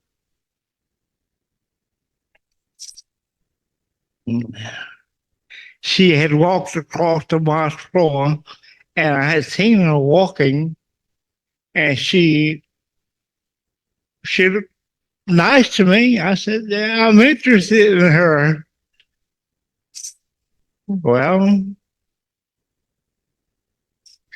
I didn't know that she had seen me. That wasn't on my mind. What was on her mind? I asked her why. That's why I said to myself, quit playing the dogs, gambling, and go back to LA and just tell her, let her know. Well, I got in Tijuana, Mexico. Permission? Yeah, I had driven down to Tijuana, Mexico. It's about 140 miles, 20-some miles away from LA. I had really to drive pretty fast to get back to LA before the meeting turned out. So I catch Harriet at the meeting place. I did get back to LA timely enough. I drove to the place where they were having the affair. I walked into the door and I saw Harriet. She's surrounded by good-looking brothers. 4 or 5 of them got Harriet talking to Harriet. I walked up to the brothers. I said, excuse me, brother. I knew the brothers. They knew me. I said, excuse me. And they said, yeah, Silas, who what you want? I said, you, lady, I want to talk with you. She came over. I said, oh, step outside. She stepped outside. I said to her, what would you be doing June 21st, 1964? She said, I don't know. I don't plan that far in advance. I don't have an idea what I'll be doing. I said, well, I'll tell you what you're going to be doing. You're going to marry me.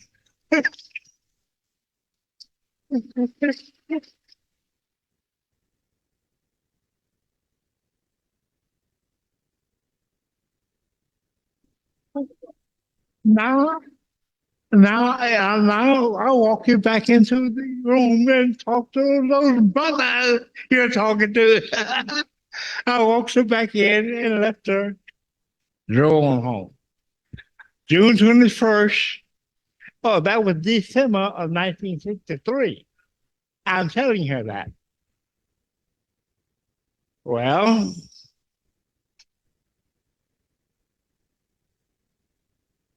June 21st, 1964, we was married.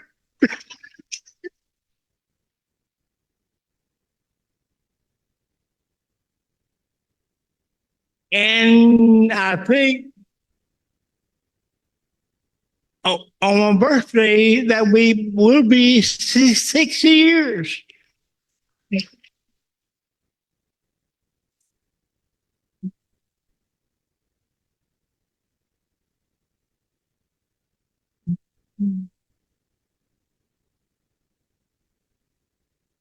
We have been forcibly displaced from our common territory, scattered throughout the Americas region and beyond. The African American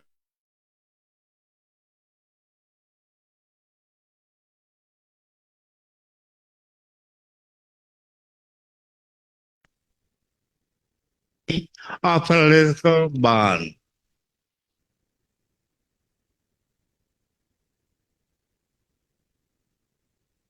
We African Americans in the United States have cried out in many ways over many years for the restoration of our dignity as a people. Yet, U.S. government commits daily internationally wrongful acts of denying our existence while claiming respect for human rights.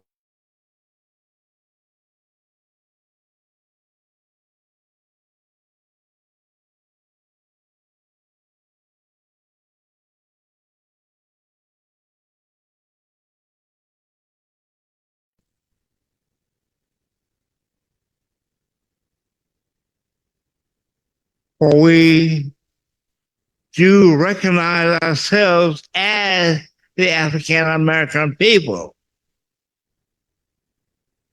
internally. It's also our desire to receive reparations.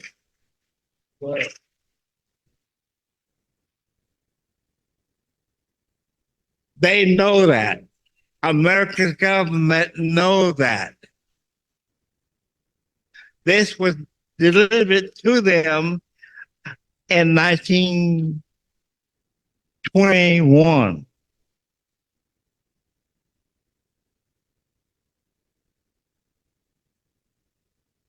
Worldwide intervention.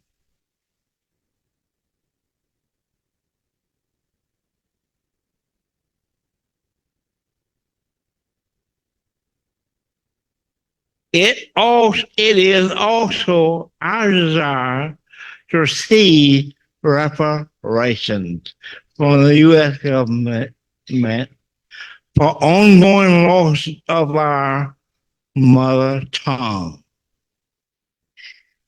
and internationally recognized political identity. We ask that this working group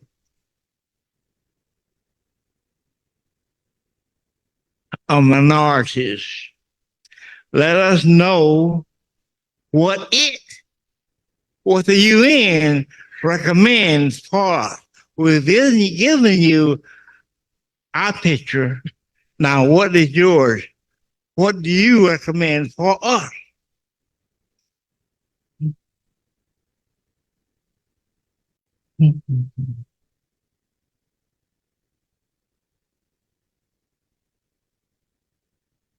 La Ceiba, Honduras. 2002. And in the year 2002, another intervention we're giving to a group of 19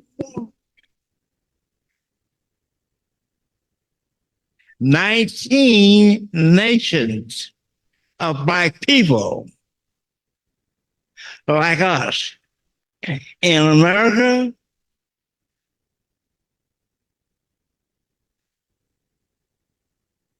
in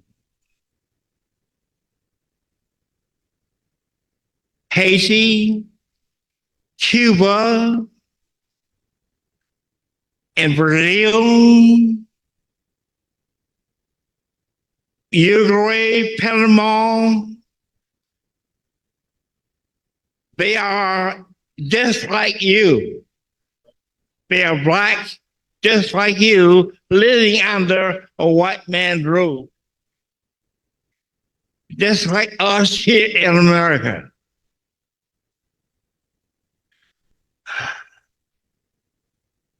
I did not make contact with them myself or my wife. The UN made contact for us with them.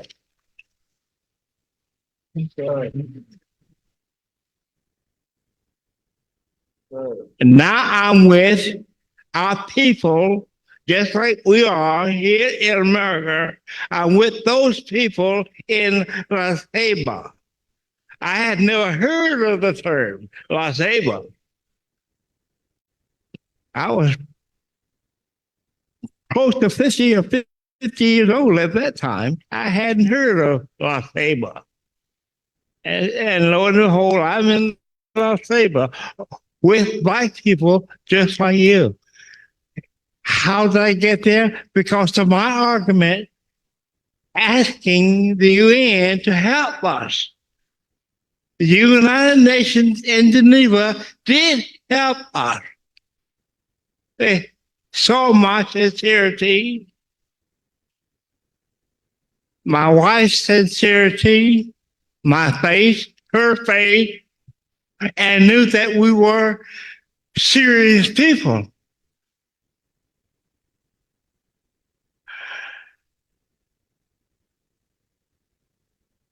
My first verbal intervention at the UN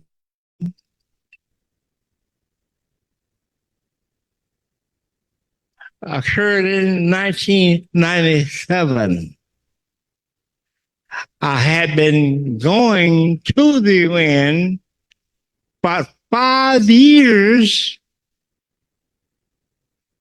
before I got a chance to speak.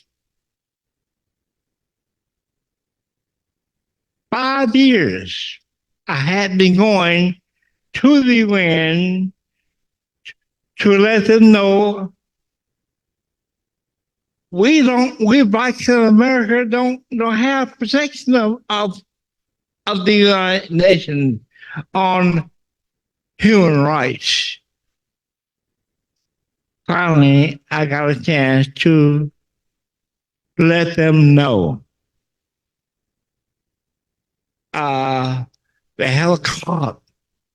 Well, you got 10 minutes to say everything that you need to say about whatever you want to talk about. I had, according to the clock, 10 minutes to deliver my speech. I took, I think, 15 minutes. They was trying to push me down or get me to sit down or get me to chill up. No, hell no. Bring your police, take me to jail, shoot me, cut my throat. I'm going to say this. I've been traveling out here for 5 years. And this is the first time I got a chance to speak, and you cut me down to 10 minutes? Hell no.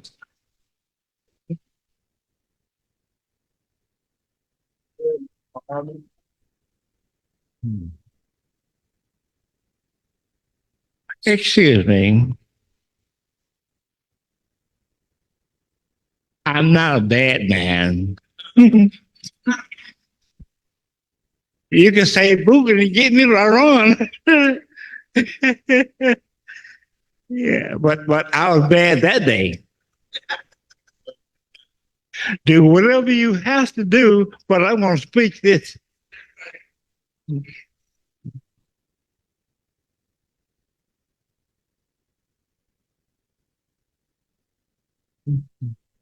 In conclusion, it is our prayer that this body, the UN, of experts that we're talking to at the time, they have UN experts talk about our problem.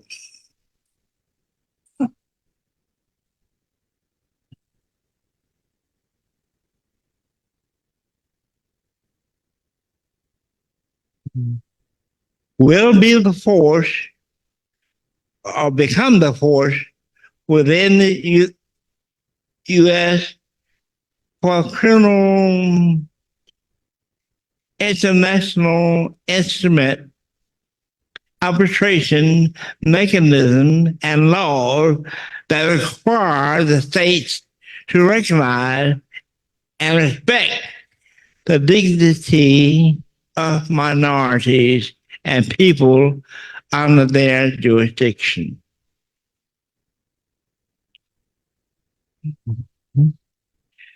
What I was asking for is protection of our human rights.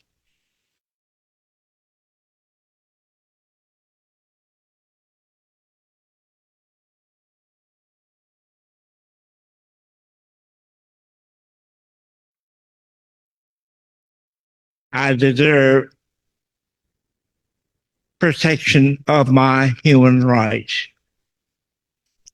They promise to protect your human rights. United Nations does.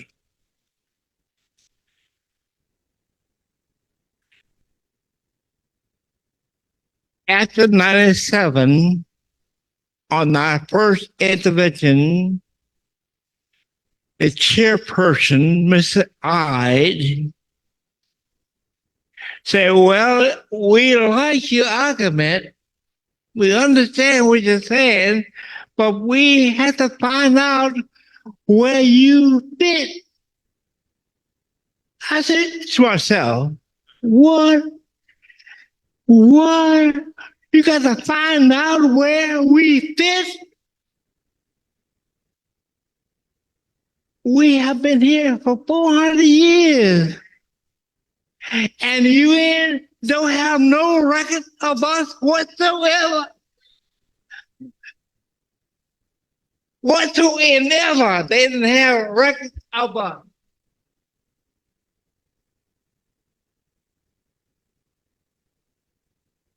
We're not on the record. They have to find out where we fit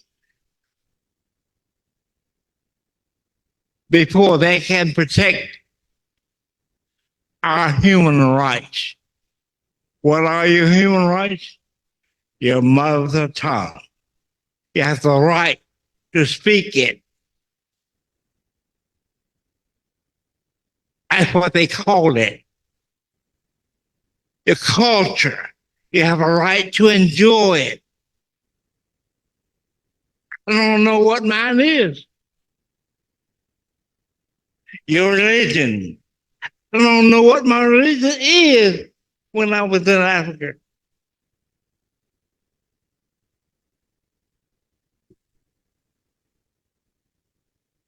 You have the right to speak your mother tongue with others of your group who speak the same tongue.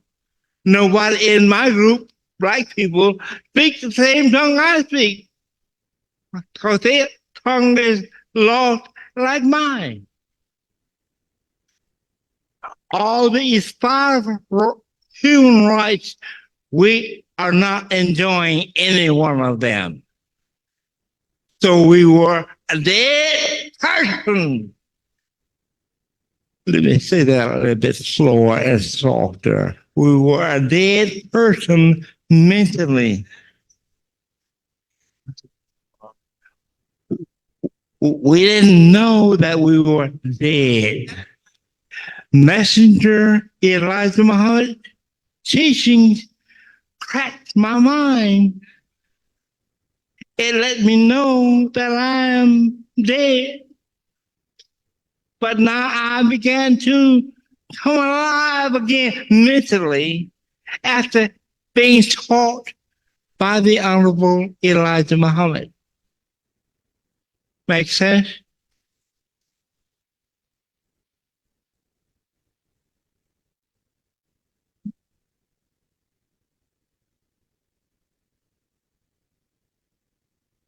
So I think that my wife and I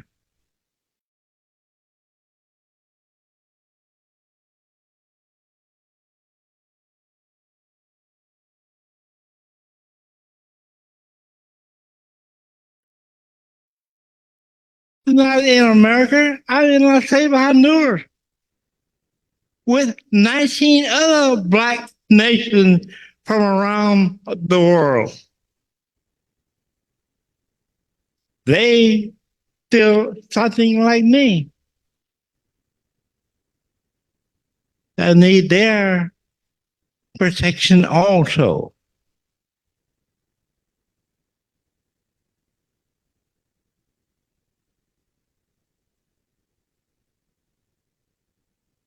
Then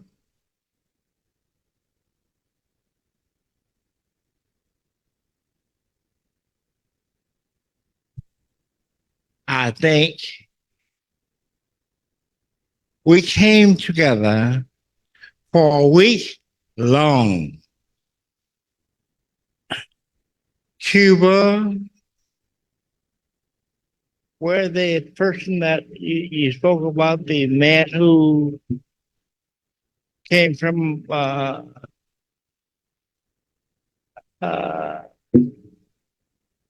island. He they liberated from the island. Oh, you're talking about Marcus Garvey. Yeah, Marcus Garvey. Where is it from? Jamaica, Cuba, Brazil, Australia, Haiti, 19 nations who were there, including America, at this meeting in Australia. And a person, one of the persons from one of those nations,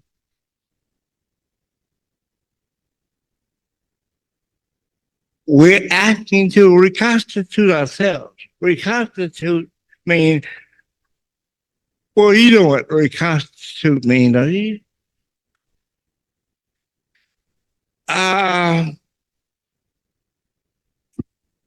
The people from some island, I think it's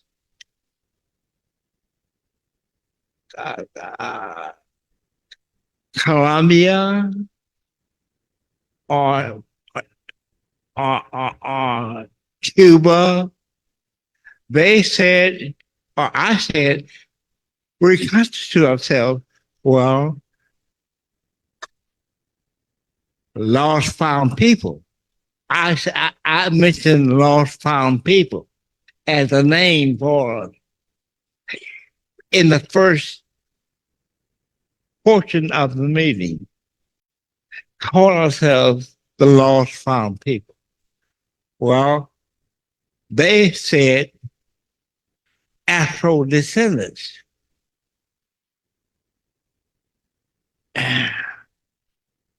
We are together for a whole week long. And I told you about that. It's sharp. I'm dressed and I'm tied up, you know. Well, I'm with Black people, but they're not dressed like me. I'm an ugly American. They are. They just got to put on some pants. The women put on nice dresses, but they were not near the way Black women dress here in America. And they were looking at me the whole week long.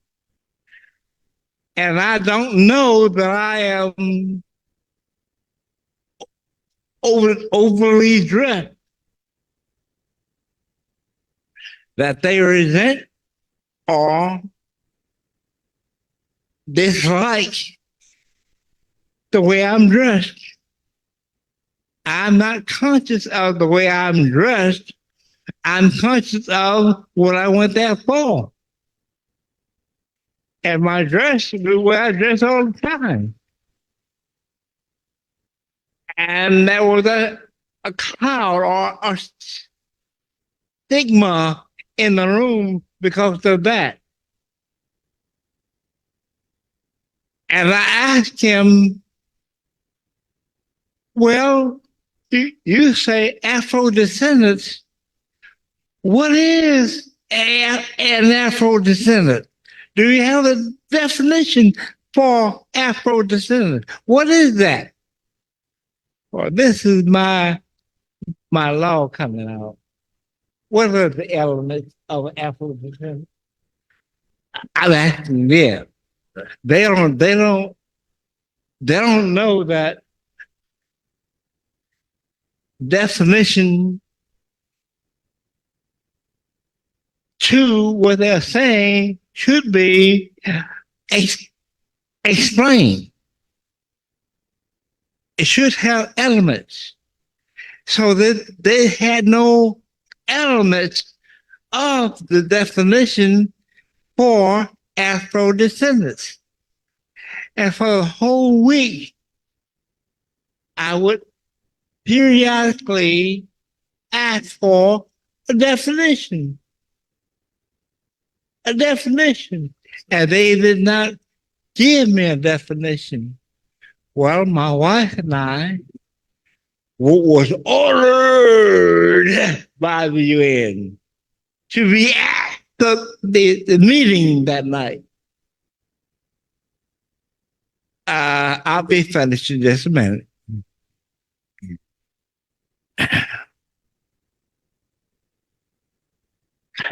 We rushed to the hotel where we were living and sketched out a definition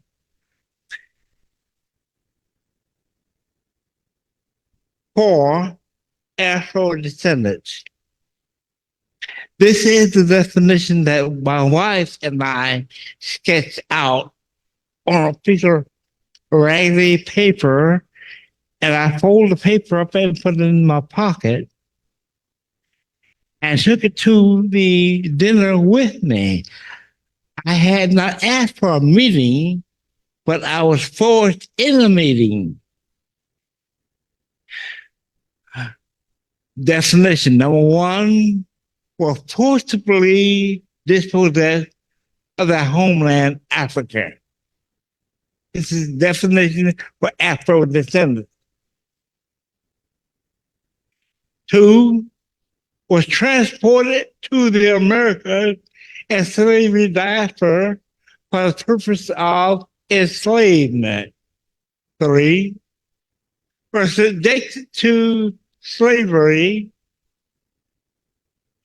Four, was subjected to forced mixed breeding and rape. Five, had experienced through force the loss of mother tongue.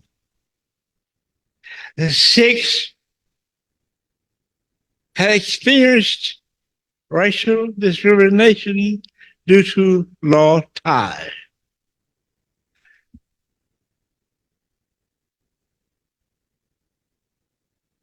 I put the crap paper in my pocket, like I'm now, in my pocket. I went to the meeting, and when I get to the restaurant, there's a big table. There's the young lady sitting on that side of the table, the president of this organization. I take a seat right opposite her because I recognize that this is the person that you are supposed to have a meeting with.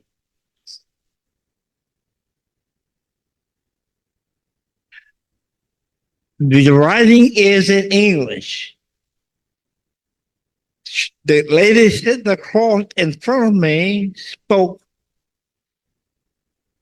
Spanish more than my wife.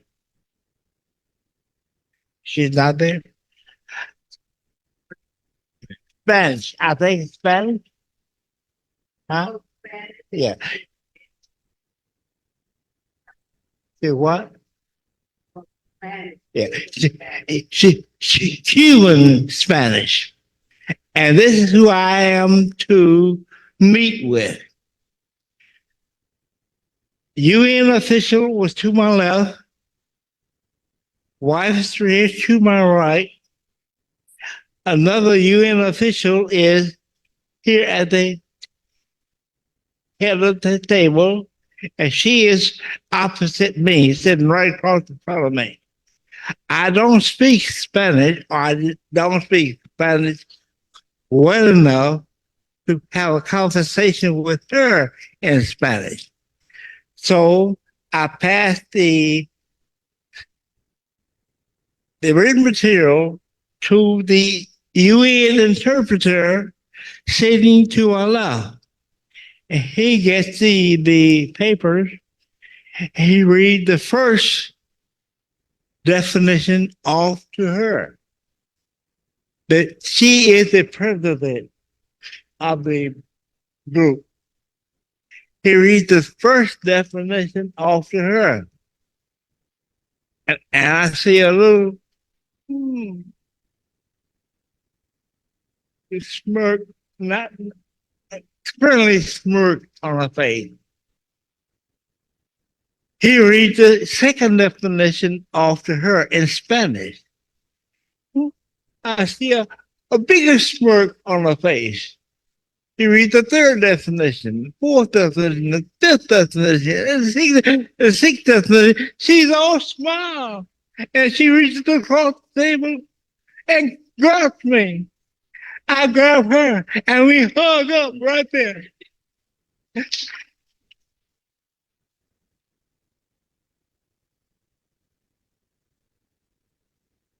So Cuba, Brazil, Haiti, Jamaica, and all of those were inside of that meeting.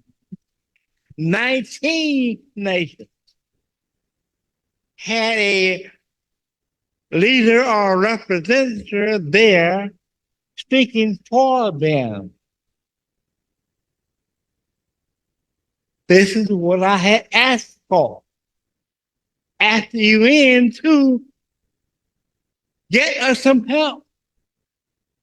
Will you help us? And they went out and got these 28 nations. They were successful in getting 19 nations together out of 28 nations. And thus we spoke to them and told them why we were in the UN, fighting for our recognition. And we all decided, we all 19 nations of us, I'm not saying 19 people of us, 19 nations of us, we all agreed upon the name Afro descendants. Go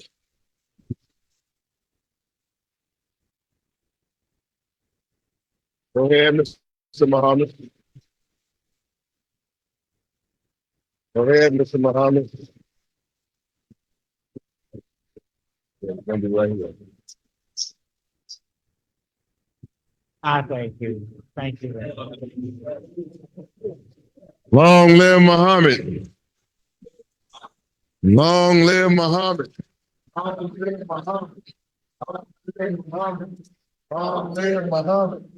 Long live Muhammad. Long live Muhammad.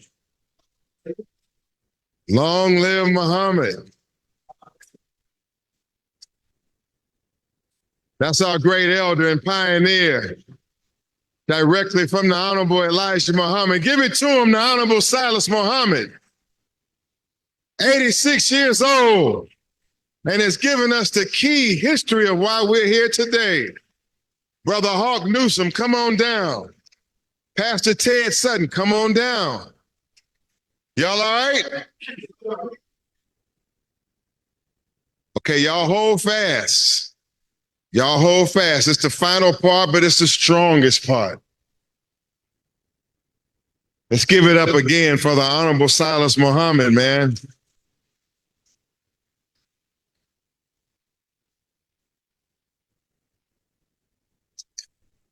And that lecture should be transcribed. Okay? I know you have some entertainment, but we working it here. All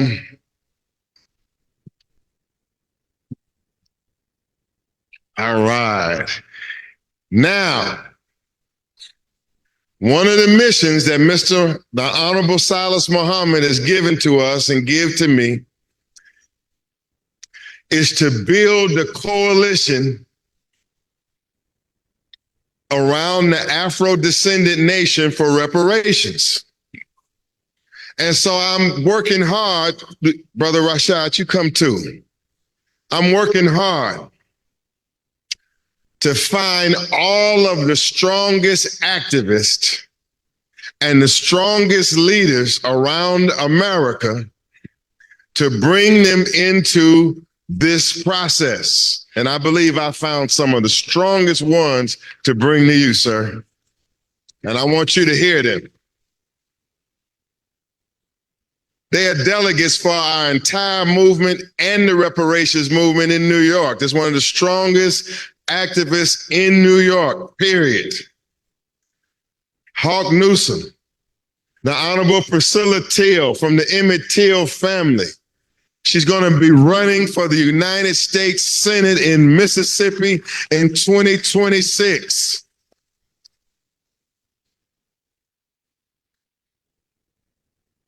In Mississippi, there is nothing that we have asked Miss Priscilla to do to help us that she has not done. In the middle of the night, she has went to racist counties and white supremacist counties in Rankin County, Mississippi, and went out there in the middle of the night to help Michael Jenkins and Eddie Parker. If I ask her to go to the doorstep of the old wicked sheriff, Brian Bailey, she'll go there no problem and put her life on the line. Sometimes she's followed by white supremacists and white racists. Even in Mississippi the other day, they shot up the NAACP headquarters for Rankin County because we're battling them toe to toe, and many of their officials and cops are going down. But I want you to know that this is a female who's a freedom fighter and a sister who's a soldier.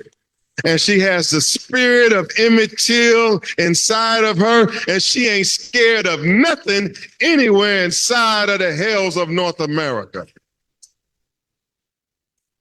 The Honorable Ted Sutton from Baltimore, but he's all around city after city in the United States of America, and his main success is working amongst our youth. In the high schools, in the middle schools, and talking to the gang members. Who is out there? It's Dr. Ted Sutton. In the prisons, in Mississippi, when I needed him, who was there? Dr. Ted Sutton. Who is the great friend of our people, the great motivator of our people, coming out of Baltimore, but all over this country? That's Dr. Ted Sutton. So work with me right here, because we're gonna hear an opening statement from them, and then we're gonna engage in like a town hall meeting with each other. So you can ask. If you want to ask them questions about the battles in New York, ask it. Mississippi, ask it. Around the country, ask it. These leaders are in their fields like I'm in my legal field. But we're all teaming up with the Honorable Silas Muhammad and our people to get us reparations. All right? We got the great journalist, Jashan Farad. There's he out there, one of the great journalists in the Black nation. Okay, so Brother Rashad, you'll help us. Professor James Small, you on standby, right? Because you're an expert. So you can chip in the town hall meeting. Mr. Muhammad, he seemed like he fired up, so he's here too. If you want a question for our elder, he's here. But right now, ladies first. Ladies first, make an opening statement, then we'll pass it, then y'all will have the floor. I'll help do the questions. The Honorable Priscilla Till, let's hear from her. Thank you for having me. And Honorable Muhammad, I couldn't help but cry because everything that you were saying resonated with me and what my family is going through in Mississippi. The people in Mississippi are going through right now. Yes. I'm here today to ask the United Nations for help. They are lynching us in Mississippi today. And it's every week we're finding a dead black body, legs, arms. And we feel like it's retaliation based on the Rankin County Goon Squad, the 6 white men that have gone to jail for the first time in this history in Mississippi to charge white police officers with crimes such as the ones they did to Eddie Parker and Michael Jenkins. So I'm here today to not only ask the United Nations to get involved with the state of Mississippi, but we need a civil rights division in Mississippi. You all, there are over 45 racist organizations in Mississippi today. Do you not know that means that there are hundreds of white men and women who are our doctors, lawyers, bankers, pharmacists, teachers that belong to these organizations that are hindering us in Mississippi today? So I'm asking the United Nations need to come and intervene in Mississippi. This is not my first time telling the United Nations to become involved, because after Emmett Till was murdered, Mamie never got any justice. And little do you all know, Mamie filed a lawsuit in the state of Mississippi. It wasn't until a tall man had come into Mississippi and stepped out of a car that I had relief. Dr. Malik Zulu Shabazz. Nah, and you all, I literally mean, with our black leadership is strong in Mississippi, but it's not enough because the Republicans outnumber us. So it does not matter how strong we are because white supremacy rules Mississippi. And I'm going to tell you why it rules Mississippi. We have 3 representatives right here in Washington, D.C. that own slaves. We got Michael Guest, who is the United States Congressman that's here with the president today. We have Cindy Hyde-Smith, who's the United States Senator from Mississippi, who I am running against simply because when she made the statement to say that she could sit on the front row of a public lynching in 2021, I knew then that there's no way someone like that could represent the state of Mississippi based on the history of Mississippi. Mississippi led the nation, you all, America, in lynching black men and women. Well, today they started murdering us, and no one is stepping in. No one is challenging us. And I'm going to tell you, I talked to a civil rights attorney in Mississippi the other day. You know what he told me? I'm done. Because I have no help. I have nobody willing to stand out and cry and make noise based on them murdering our children. Mamas. They murdering our sons. They're finding our sons every day in Mississippi now. They are murdering us and no one is talking about it. No one is holding Mississippi accountable. I'm going to tell you why. Back in 1955, James O. Eastland, was the United States Senator then, John C. Stennis, another United States Senator out of the state of Mississippi, who were right hands to the president then, Dwight Eisenhower, went to the Department of Defense, pulled records on Emmett Till's daddy, and said that Emmett Till's daddy murdered white women in the military and was hung. Well, they brought that to the trial in 1955, and that's why J.W. Milam and Roy Bryant and Carolyn Bryant was never charged with a murder. You had United States senators obstructing justice, and you have those same people, Michael Guest, Roger Wicker, Cindy Hyde-Smith, 2024, representing the state of Mississippi here in Washington, D.C. with the same mindset of white supremacy. You all, we've got to vote them out. That's right. We have a black man, Ty Pickens, who's running against Roger Wicker.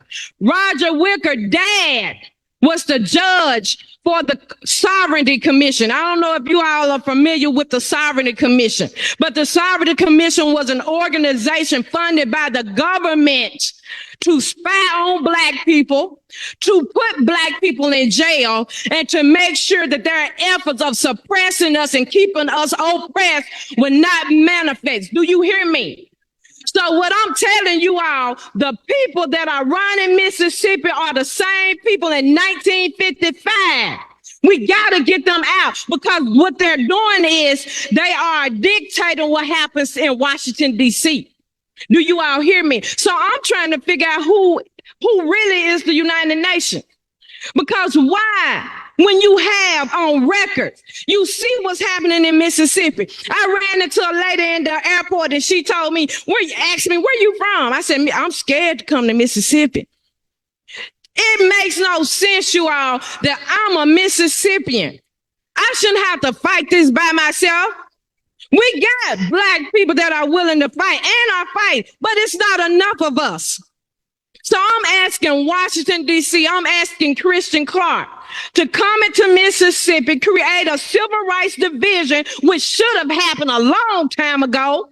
The United Nations to get involved, because you all, this ain't just about Mississippi. We're talking about the southern state, Mississippi, Louisiana, Alabama, Arkansas, Tennessee, Georgia, Florida. All of them are supposedly in a Bible Belt. What does that mean? Evil. How can you call yourself a Christian, but yet you got your feet on our necks? You started killing our babies. I am running for United States Senator to expose and bring accountability and transparency to the state of Mississippi. We need accountability and transparency today in Mississippi so we can change the United States. It's the only way, ladies, men.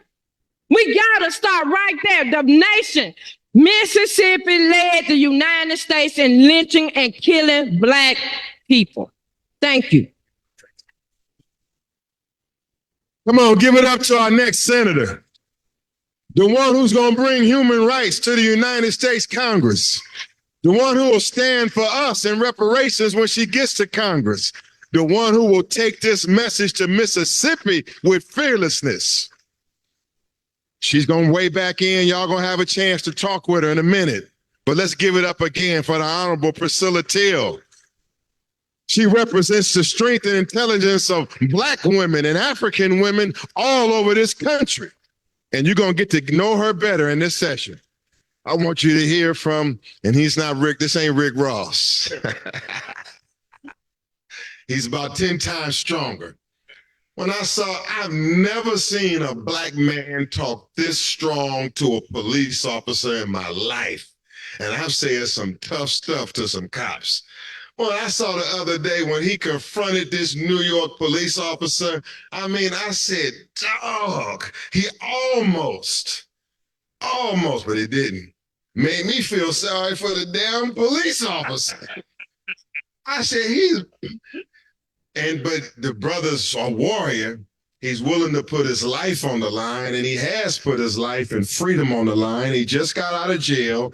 He can tell his own story. From New York City, one of the co-founders of Black Lives Matter, one of our strongest men in the country. Let's bring him on, the warrior and freedom fighter, Hawk Newsom.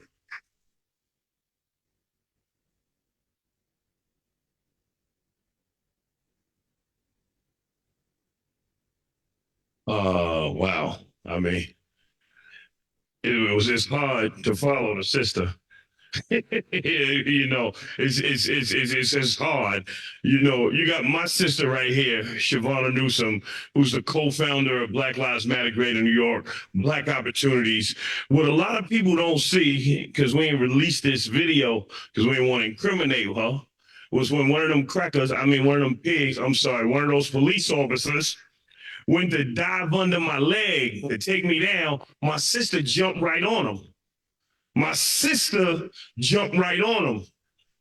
That's how we give it up. You can't run around. Yes. You can't run around saying, if I see another George Floyd, I'm going to jump in. If I see another Eric Garner, I'm going to jump in, and your own brother getting taken down and you don't do nothing, right? And the reason why I was giving it to that cop was because this family was in court to see the cop face charges of homicide and manslaughter for killing their relative. He allegedly sold a little piece of crack, right? $20 piece of crack, and was trying to get away on a scooter. A cop saw him coming, picked up a 40-pound cooler and crushed his skull with it. Okay? And when last time we went to court, it was 500 police officers supporting that murder. So we went there with the intent on protecting that family. And that's exactly what we did. And I got arrested for it, and I get arrested for it 100 times over. The brother up there said, how can we prevent people from dying? You can't. That's God's will. But my black Jesus told me that what greater love is there than to lay down your life for your brothers? So Malcolm X and Martin Luther King and our leaders wasn't taken from us. They laid down their lives for us. So now we're talking about reparations, right? We're talking about reparations. All of these brilliant people have studied reparations for a very long time. That's their job. My job is to help us get there. My job is to help us organize to get there. My job is to hit New York City block by block and feed people and teach people and organize behind the cause of reparations. Okay? We could stand here, get up and hold hands and sing Kumbaya and listen to all this and go home and feel good, but we won't leave with nothing unless you are willing to get out there and walk these streets. Unless you are willing to get out there and be uncomfortable. Unless you are willing to be fearless. And I don't mean to keep talking about death, because God willing, I ain't going nowhere no time soon. But who's gonna hold the line? Who's gonna hold the line? They killing us. The soldiers just got killed. They killing us in New York. They killing us in LA. Who's gonna step up and say no more? We didn't know each other, brother, when this happened. But we was in Tulsa together for the 100th anniversary of Tulsa. They covered the Coon rally. I'm sorry. They covered our civil rights leaders tap dancing and holding hands like it was something to celebrate that they bombed Tulsa. Like it was something to celebrate 100 years ago. They eradicated a town of black people. We wasn't there for that. We was there to send a message. It was 1,000 brothers and sisters with 1,000 straps, with 1,000 guns and firearms, a couple thousand guns out there marching through the streets of Tulsa saying, I wish you would. I wish you would. That's the energy. The marching is over. Don't get it twisted. We could go out there and march because we could disrupt commerce. It wasn't the marching. The riots disrupted commerce. That's why they started giving us stuff with the Black Lives Matter movement. We could disrupt, but holding hands and singing Kumbaya ain't gonna get us there. We gotta speak their language. It's like speaking Spanish to a Frenchman. Me running up to some Chinese man who only speak Mandarin. I'm trying to kick it to him. America respects power. For us to get reparations, we have to run a series of power plays. Power plays in the media, power plays in the community, and a bunch of serious stands. And I'm just saying, I'm here to work. I'm here to work. By the grace of God, thank you. Stay right here. Come on, give it to him, man. This is what we've been waiting on. This is the kind of spirit we waiting on to build this movement. This is what we hear.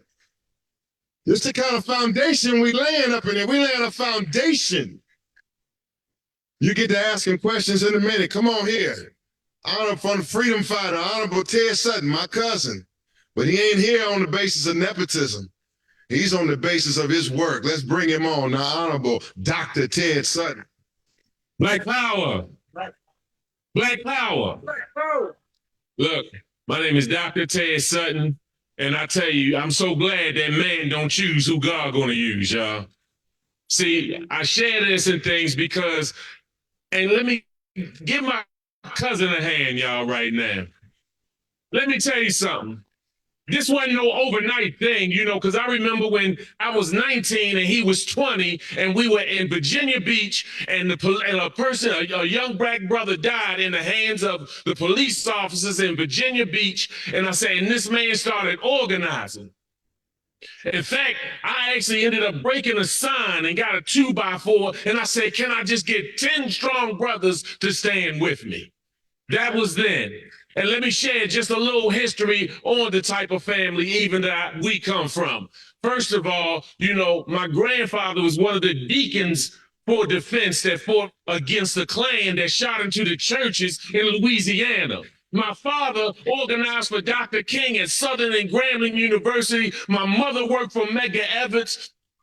The same summer he was assassinated, she was making copies in the copy office when he was assassinated in his driveway.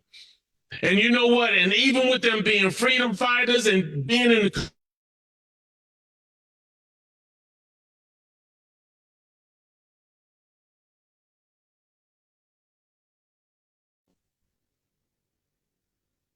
called The Wire that was on HBO. That's why I love hearing this brother, because see, he from the streets, and we're gonna need the streets to get back into the streets. See, we can't just be people that's so conscious that all we doing is going to spoken words and snapping fingers. We're gonna need some soldiers that's on the ground. I told people that Baltimore has prepared me to go anywhere on this planet. I can go anywhere. I've gone to some of the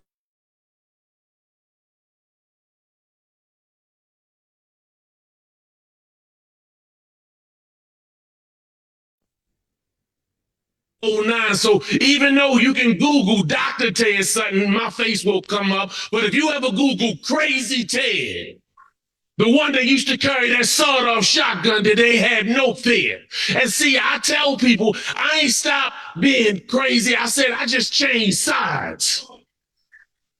I know what's worth fighting for, what's worth dying for.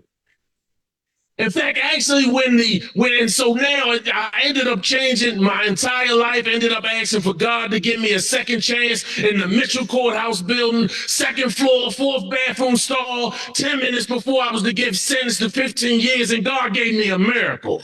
And when I came out, I ended up changing my entire life. And then, you know, when that judge dismissed all charges on me, I went out and got my bachelor's, master's, doctorate degree, started transitional housing for gang members, independent living program for young men aging out of foster care, recording studio for young people, started working with Bloods in California, Crips in Little Rock, Arkansas, Vice Lords, Gangster Disciples in Chicago, Junior Black Mafia, Philadelphia, Ninth Ward Boys in New Orleans, the 515 Boys in London, the Johnsons, the Burgers in the UK, the Americans in South Africa, the East Side Boys in Zimbabwe, the Rasta Boys in Montego Bay, the insane Vice Lords in Jackson, Mississippi. And then I tell you, I go with the message, it ain't how you start, it's how you finish.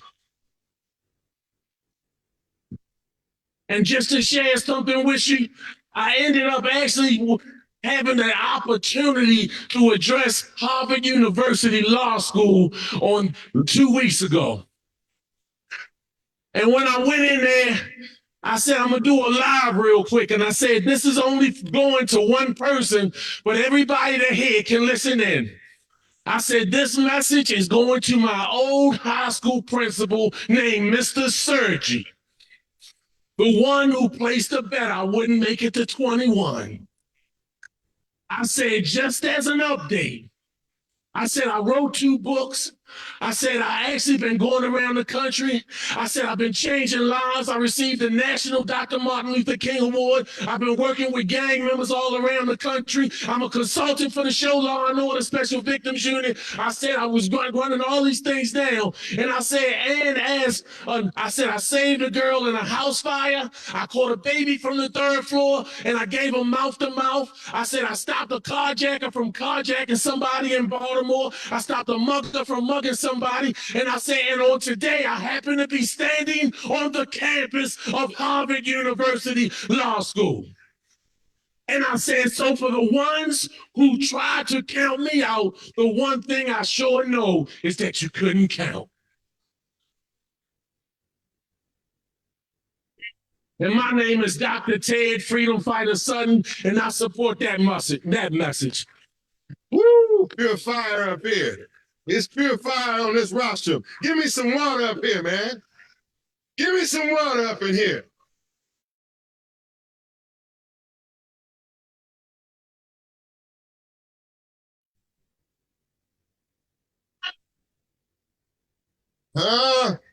Not jump up and down, but the spirit to jump on somebody.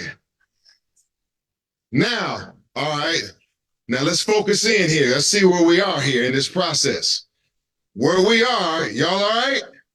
Because I'm saying when we close out today, we're closing out with a bang. Okay? And it means what we have going here is you have, again, some of our nation's best activists and leaders. Also here, some of them coming back just to participate in this dialogue we're about to have. Let's see where we at in this moment. One of our best movers and shakers here, National Reparations League here. Come here, my brother. Here's one of the best. You've seen him before, but it wouldn't be appropriate if I didn't let him come here and take a few questions. He's one of America's best. He's one of America's most traveled. There's never been a black man or woman anywhere around this country that need his help, and he ain't on the road burning out thousands and thousands of miles. I'm talking about the Honorable John Barnett in Mississippi. In Mississippi, he'll be available for questions. In Mississippi, whenever we needed him, when we needed him to go and deal with the racist governor, the racist sheriff, the racist prison system, anytime we needed the Honorable John Barnett, there was no question about it. He was there before the sentence even left our mouth. And these are the kind of activists that are here to help build this liberation movement. This is a united front. This here is a united front. Have a seat, sir. Now, y'all all right? Let's come into y'all in the audience here.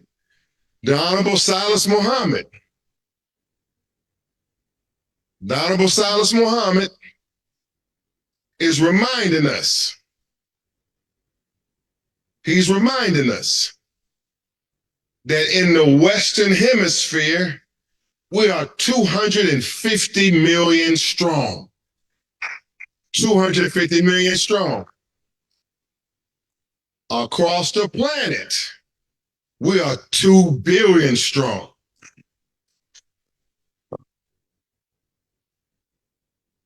Now, I know some of y'all watching and some in here might go, hold up, no. You say, I'm some kind of Black American.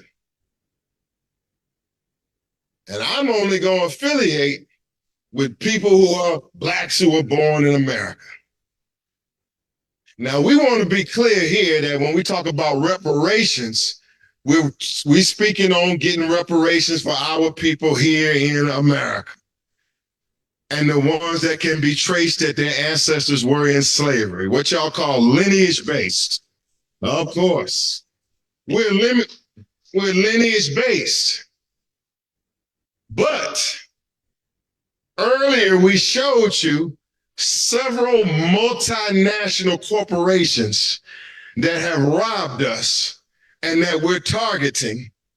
And what we're saying to you is that those 250 million of our people in this hemisphere, when it comes to this attack and dealing with these multinational companies, that 250 million matters.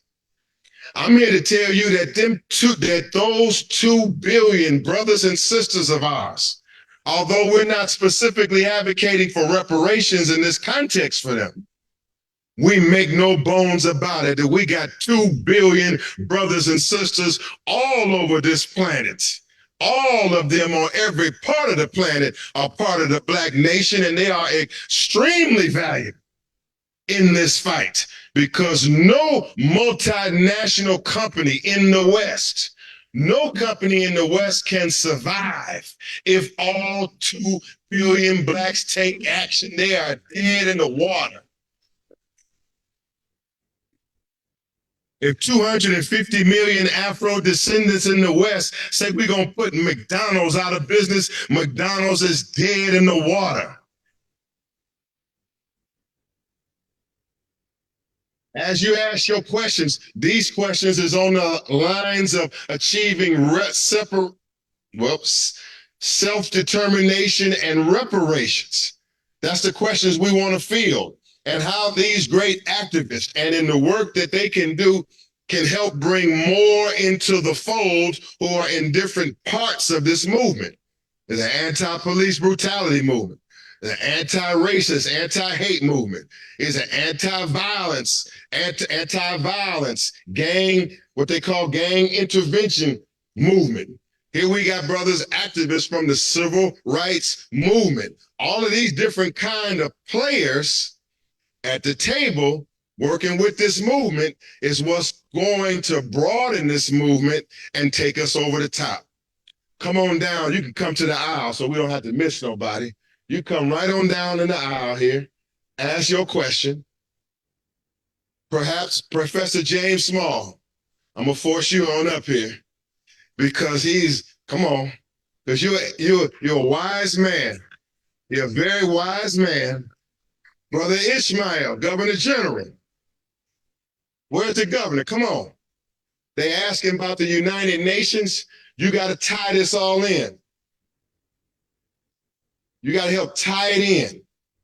So come on with us. Yes, sir. Pastor Victoria, Pastor Victoria.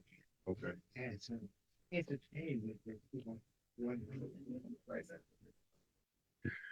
Brothers and sisters, y'all want to hear this panel, right? Okay. And it's a cold panel. It's a cold panel. But I got also orders from my elder and my leader here. Okay. We got to take 5 minutes to put some rhythm in the machine. There's somebody here that has a word of entertainment here.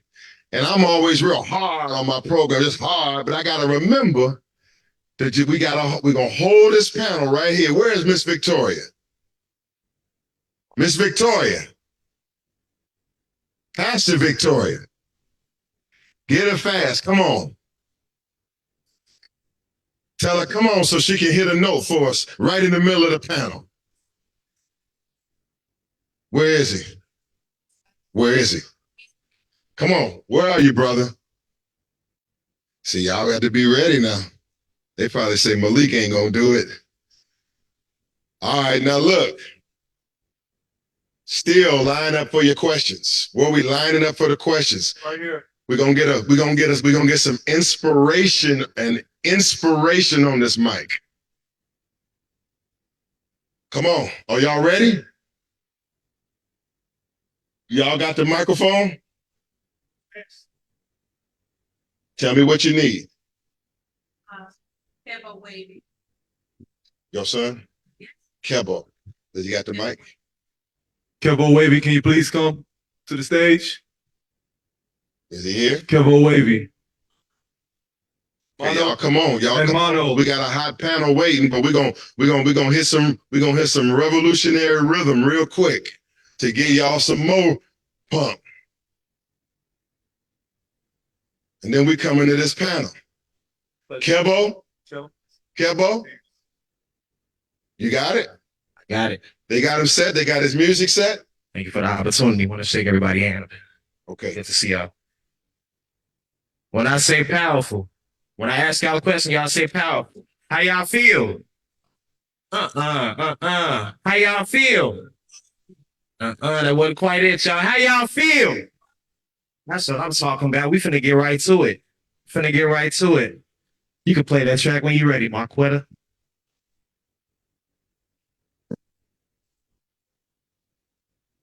Mission on the side, be free one day. Praying what I stand for, save me one day. Really hope that I could just be me one day. Oncoming traffic there. Only see one way. Some way. Both sides wait for me someday. Sleeping slates, more strapping me. Be gunplay. Yeah. Books starting scared. Okay. More money, more power, and I need more stakes. Simon says through the race after me while I pay. All the roads while I clear, all the slain while I pray.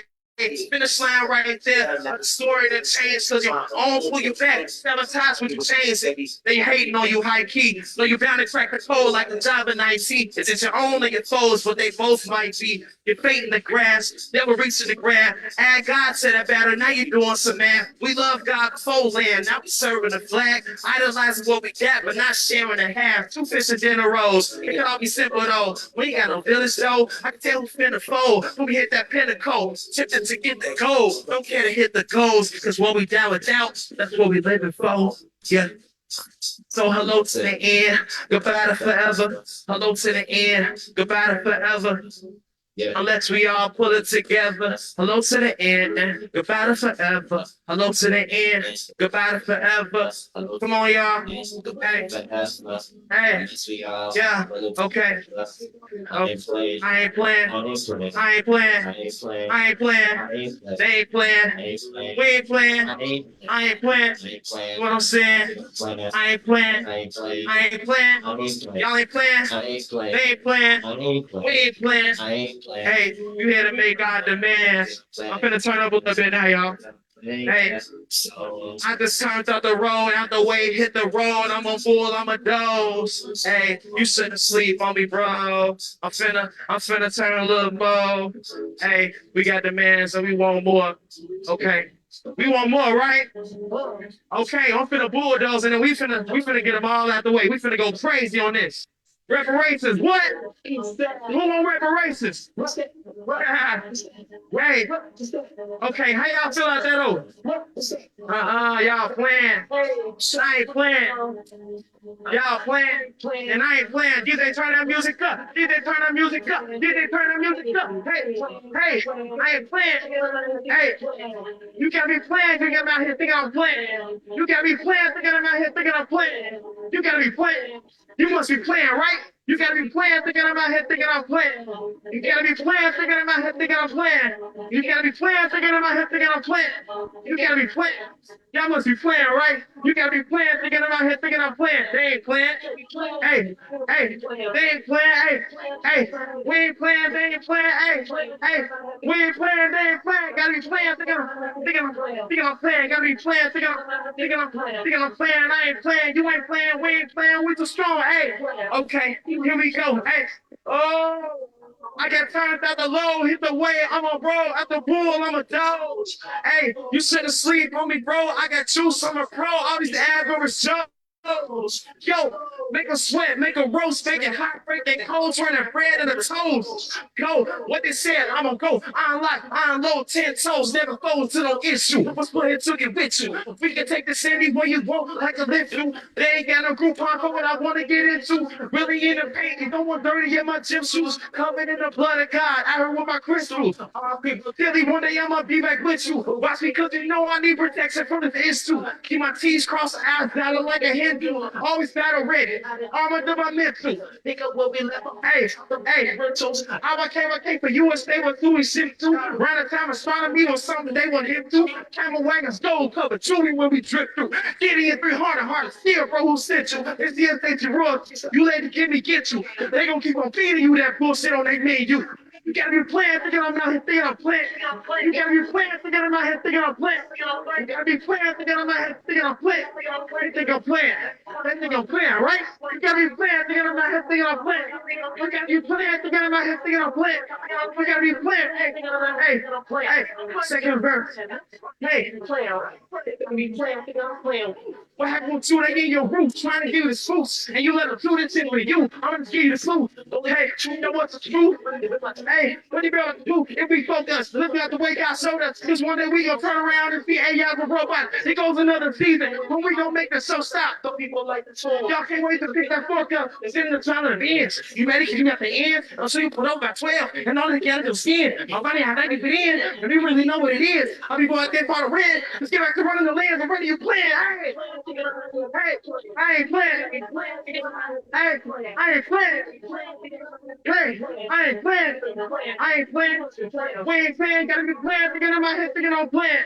You gotta be playing. Thinking on my head, thinking on playing. We want our reparations, and we ain't playing. We want our reparations. We ain't even playing. Afro descendant nation. Afro descendant nation. Afro descendant. Afro descendant Nation. Afro descendant Nation. Afro descendant Nation. Afro descendant Nation. Let's get it. Let's get it. For the twin plan. Hey. Come on, man. Give it up. Camo Wavy. KEVVOWAVVY _ Wavy on Instagram. Stream me now. Love y'all. Let's stay black and unified. You had to try to find. Let's give him another hand. Yeah. You got me playing out here thinking I'm playing. Indeed. Man, shout out to Kevo Wavy. My name is Tony Mono Flow. I know my brother Ted Sunday said it ain't just about spoken word, but it's definitely about spoken word because I particularly got to shout out my mentor, okay, love her, because she taught us spoken word in Chicago and kept hundreds of youth weekly from being into acts of violence, man, just from being able to bring art together, man. So I just want to shout out that power. And once again, my name is Tony Mono Flow. Yes, hit me with it. So, I'm a child of America. When my color has been a crime. When my ancestors have paid the cost for their children to do the time. Held captive by our own freedom of this red, white, and blue. Looked at as animals, whether the jungle or the zoo. So whether the hood or a jail cell, we still be stuck like glue. And although our feet bear the struggle, we still cannot fit the shoe. And our backs shield the pain that our ancestors felt. That they did not have our backs, they just collected the wealth. You see, the more poor, the more they rejected our health. Passed us right up like we were all stealth. Flew right over and oh no, no help. Nothing in store for us to sell, reloading the shelf. Obeying the boss, getting beat with no belt. And when Uncle Sam come, you better brace yourself. You can't face yourself because you hate yourself. So how can you love your brother, your sister, your kids, or even your children's mother? Raised on self-hate, all thanks to something called Willie Lynch. Time for change, Obama, so at least we penny pinch. And what a nice way to repay us for raping our motherland, stealing our resources, lives, selling it to another man, rendering the motherland a third world that's full of poverty, shipped across the ocean like cargo, a European